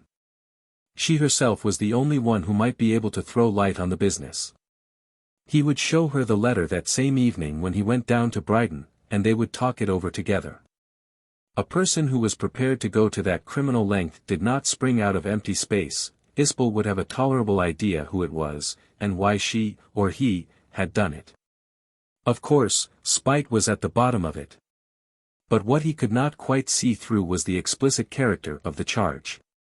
Where was the sense of quoting time and place, when the writer must be aware that any action taken on the statement would expose the whole damned lie? Probably it was a bit of low cunning. It was thought that he would not take action, and that the poison would continue to rankle in his mind. That seemed all right as far as he could see. And in that case he was not at all sure that it might not be good policy to make the move he was not expected to make. Of course, before going on to Runhill, to see what game was on foot, he would look Isbel up at Brighton, and very likely take her with him. He made hurried arrangements with his deputy to carry on during his absence, and immediately afterwards left for Victoria. It was not long after noon when he arrived at the Gandhi Hotel. Mrs. Moor gave an exclamation of surprise when she saw him. "Good gracious, Marshall, what can this mean?" He told a story of having to meet a man. "Where's Isbel?" he added quickly. Isbel, it seemed, had been out for 2 hours, and Mrs. Moor had no idea where she was. In a very discomposed manner, Marshall muttered something about returning later in the day. He took his departure abruptly, almost rudely. She could not think what had come over him. Probably it was some business worry. Meanwhile Marshall, with a face which grew sterner each minute, sought his car in the hotel garage. While it was being got out, he produced and lit a cigar. He wished to assure himself that his feelings were tranquil, and that the visit to Runhill he was about to make was a quite ordinary, matter-of-fact transaction, of no special consequence, and undertaken merely as a piece of necessary routine work. Perhaps he really did not see, perhaps he did not wish to see, that it can never be an ordinary transaction to test a woman's honor. He got in, turned up the collar of his rainproof coat, pulled down his crushed-in hat and started off. It was 1:45. He pushed the car along fast to Shoreham, but, once past the houses, he let her go altogether. In just over the half-hour he reached Runhill Lodge. Priday appeared. Marshall had got down. "Good afternoon. Is there anyone up at the house?" He returned the cigar stump to his mouth when he had spoken. "The boss is there, sir. Mr. Judge." "Ah. Anyone with him?" The keen glint of his eye, as he threw a side glance, belied his indifferent tone. "No, sir, he's by himself. He ain't been there above half an hour." Marshall remained silent for a minute. "I'll walk up to him, I think. Shall I open the gate?" "No, I said I'd walk up. The car's quite all right where it is. Thank you, Priday." He threw away his stump, passed through the side gate, and started slowly up the drive, with bent head. Priday, after gazing after him for a short time, disappeared again inside the lodge. The dismal, wedding mist made it no sort of day to be out in. As he approached the house Marshall saw a small car standing outside the main entrance. It was evidently Judge's. When he came up to it, he leant over the side, to make a somewhat ashamed, but none the less careful scrutiny of the seats and floor. He hardly dared to confess to himself what he feared to see there. It was with heartfelt relief that he failed to detect anything of a compromising character. He crossed to the house. The hall door was unlocked, he opened it, and went straight in. The hall was grey, somber, and silent. He wondered which would be the likeliest part of the house to start looking for Judge. 9 chances out of 10, he would be upstairs in his favorite lurking spot, the East Room. It might be good sense to go there first. What did that damned correspondent mean by there being rooms hard to find? Oh, hell. Isbel couldn't be there. Priday said no one was there except Judge. Why the devil was he wasting precious time mooning in the hall, when he ought by now to be up at the top of the house? He made for the main staircase and raced up, 3 steps at a time. Without pausing on the landing, he immediately attacked the upper flight, and in less than a minute was groping his way through the black darkness of the upstairs corridor. He saw at once that the door of the East Room was standing open. Upon getting closer he saw something else. A man was lying, huddled and motionless, on the floor, near one of the walls. It required no flash of inspiration to guess that it was Judge, but what had happened to him? Was he asleep, fainting, or drunk? He leapt over to him, and pulled his face round, then let go again in horror. The man was dead. There was no doubt of the fact, and there was little doubt of the cause of death. The discolored face told its own story, apoplexy. To make quite sure, he tested the heart. After crouching for at least 5 minutes, with his hand on Judge's naked chest, he saw that it was hopeless to go on, there was not the faintest whisper of a heartbeat. He did whatever he thought was immediately necessary, then walked quickly away and downstairs, to fetch assistance. The unexpected tragedy had put his own affair entirely out of his head. He had forgotten Isbel's connection with the house, and, for the moment, almost her very existence. He was too preoccupied with his immediate plans for action to see anything around him. Otherwise, upon reaching the head of the main staircase, he would at once have perceived, straight ahead of him, Isbel herself, sitting in a chair near the other end of the hall. As it was not until he was close upon her that he jumped back with a start. Her face was white, her eyes were closed, her clothing appeared to be wet and stained with mud, while her whole attitude was one of lassitude and exhaustion. "Isbel! What does this mean?" he came on again until he nearly stood over her. She opened her eyes slowly and looked up with weary indifference, manifesting no surprise at his presence, nor, indeed, any emotion whatever. "How did you get here?" was all she asked. "Never mind me. How do you come to be in this house?" "I fainted outside, and came in here to sit down, before going home." "Outside?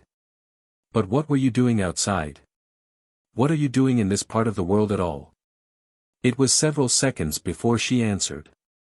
"Don't be hard on me, Marshall. I can't explain now. I have a confession to make, but not now." He whipped the anonymous letter out of his pocket case, and handed it to her. "Will you read that?" She did so, while he watched her closely. His heart sank, as he saw that she showed neither astonishment nor indignation. She read it through twice, quite apathetically, and then passed it back without a word. "Well?" demanded Marshall. "I know who wrote that." "Is that what you want?" "Never mind who wrote it. Is it true?" "Perhaps it isn't true. But it was written in good faith. I meant to come here this morning with Mr. Judge, but he disappointed me." "I see. May I ask why?" But he was unable to finish. "Why I wish to be here with him," she smiled bitterly. "Please don't press me to give explanations which you won't receive." There was a dead silence. "Then you haven't seen him today?" asked Marshall. "I can't say, I don't know. I don't know whom I've seen, and whom I haven't seen. I have fainted. I don't know anything.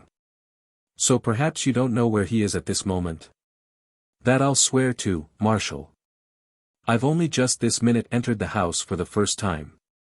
"Then I'll tell you. He's upstairs in the east room." He looked at her, to see if she were as ignorant of the tragedy as her words and manner professed, but she did not even appear interested. "Dead," he added, suddenly and brutally. Isbel half rose from her seat and turned such a greenish color that he thought she was about to swoon again, but he did not go to her assistance. She recovered herself by an effort. "Have you killed him?" she demanded quietly. "I have not. I don't believe in private assassinations. He has had some sort of fit, and now I'm off to tell Priday and fetch a doctor. We had better resume this very interesting conversation later. And if I may venture to offer a suggestion, there will probably be an inquest, and, if you have no special desire to appear among the witnesses, it would be as well for you to lose no time in getting clear of the premises. Does anyone know you're here, barring Judge himself?" "No." "Then how did you get in?" "By another gate." "Well, take my advice, and go out by the same way. Can you find your way on to the main Stenning Road?" "I expect so." "Then walk on, and I'll pick you up in the car further on. I've got to fetch a doctor, so you'll be there as soon as I shall. Go now, don't waste time." Isbel remained sitting. "Marshall. What is it? How long has he been dead?" "Priday says he's only been in the house half an hour." "That was 15 minutes ago, perhaps. He can't have been dead long." "Why?" "Because I feel as if something has snapped inside me since I fell down in that faint. It must have been at the same time. Do you think it's strange that I don't express a wish to go up and see him?" "I'm exceedingly sorry, Isbel, but I can't enter into your wishes or feelings. Of course, there's not the slightest need for you to go up, and I strongly advise you not to." She directed a pitiful smile towards him. "I know there's no going back to the old state. Please don't imagine that I even wish to. I merely want to tell you that perhaps my feelings towards him were not altogether what you think they were." "But you came here to meet him?" Isbel dived into her handbag impulsively. "Marshall, you've shown me a letter. Now I'll show you one." Read that. He took it rather unwillingly, and skimmed it through. Who is this Mrs. Richborough he speaks about? The person who wrote to you. It seems a fatal business all round. And is this letter of Judge's a blind, or did it really extend no further? I wish you to believe that Mr. Judge was a man of honor. That's all. Now I'll go. I won't insult you by expressing my sorrow for the position I've put you in. You have always been awfully good to me, and I'm afraid I've repaid you in the meanest possible way. Goodbye, for the time being. She got up, and started to stumble towards the door. Do you feel yourself able to walk as far as I proposed? Asked Marshall in a singular tone. She stopped to look back over her shoulder. It seems to me that I have no alternative. That's quite true. I can't come with you, for I have this awful business to attend to. How long will it take you to get clear of the grounds by the way you're going? I don't know, 10 minutes. I'll sit here for 10 minutes by my watch, and then make my way to the lodge. Walk on toward Stenning, and, if I haven't picked you up by the time you have reached there, wait for me at the station. Is that clear? Yes, Marshall. Incidentally, how did you get here? By hired car from Worthing, but I dismissed the driver short of the house. All right, then, you'd better clear off. He sat down in the chair which she had vacated, and pulled out his watch. Isbel hesitated a moment, as if she wished to say something more, but then a flash of anger at her own weakness seemed to come across her, for she suddenly straightened herself, and walked directly to the door. 10 minutes later Marshall rose, left the house, and started down the drive towards the lodge. It was nearing 4 o'clock when he and Isbel returned to the Gandhi together. Isbel went straight to her room. Marshall sought Mrs.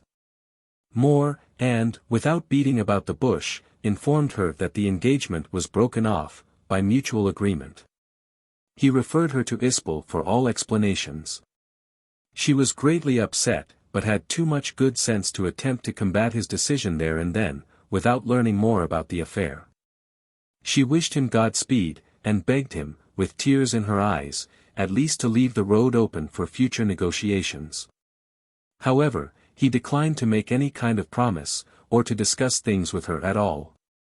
He spent the night at the hotel, but dined out, and retired to his room early. On the following morning he packed his belongings, settled his bill, and started back to town in the car, without having attempted previously to see Mrs. Moor for the purpose of saying farewell. The inquest was held on Tuesday. Marshall was called upon to give evidence as to the finding of the body, but everything was purely formal. The medical witness certified that death was due to cerebral hemorrhage, and the jury returned their verdict accordingly. Isbel did not attend.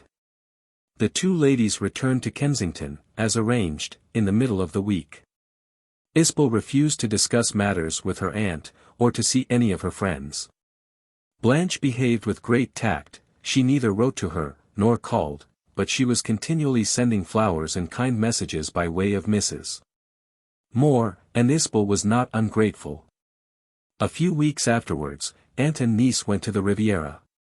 Blanche thought the occasion propitious to resume a correspondence with her friend, and Isbel acquiesced, though without any particular pleasure. The first letters were very correct, but, as time passed, Marshall's name began to appear on Blanche's side with greater frequency. In the beginning Isbel thought that it was an unintentional blundering against good taste. It was not long before she realized that the thin end of the wedge had become too securely hammered in to be easily dislodged. She passed over the allusions in silence. Then the time came for them to return home. It was March. "I want to know how we're to stand, Billy," wrote her friend. "We see a good deal of Marshall in these days. If you happen to run up against him in my house, may I take it that you will behave towards him with common politeness?" Isbel wrote back. "If Marshall is able to endure my society, I shall certainly be able to endure his." On the evening of the same day that Blanche received this letter, she showed these lines to Marshall himself. He colored violently. "Well, how am I to answer?" she demanded. "Tell her I'm not quite a savage." Is that all? Don't you think we'd better take one step at a time? Asked Marshall. Blanche smiled, and suddenly grasped his wrist. The end.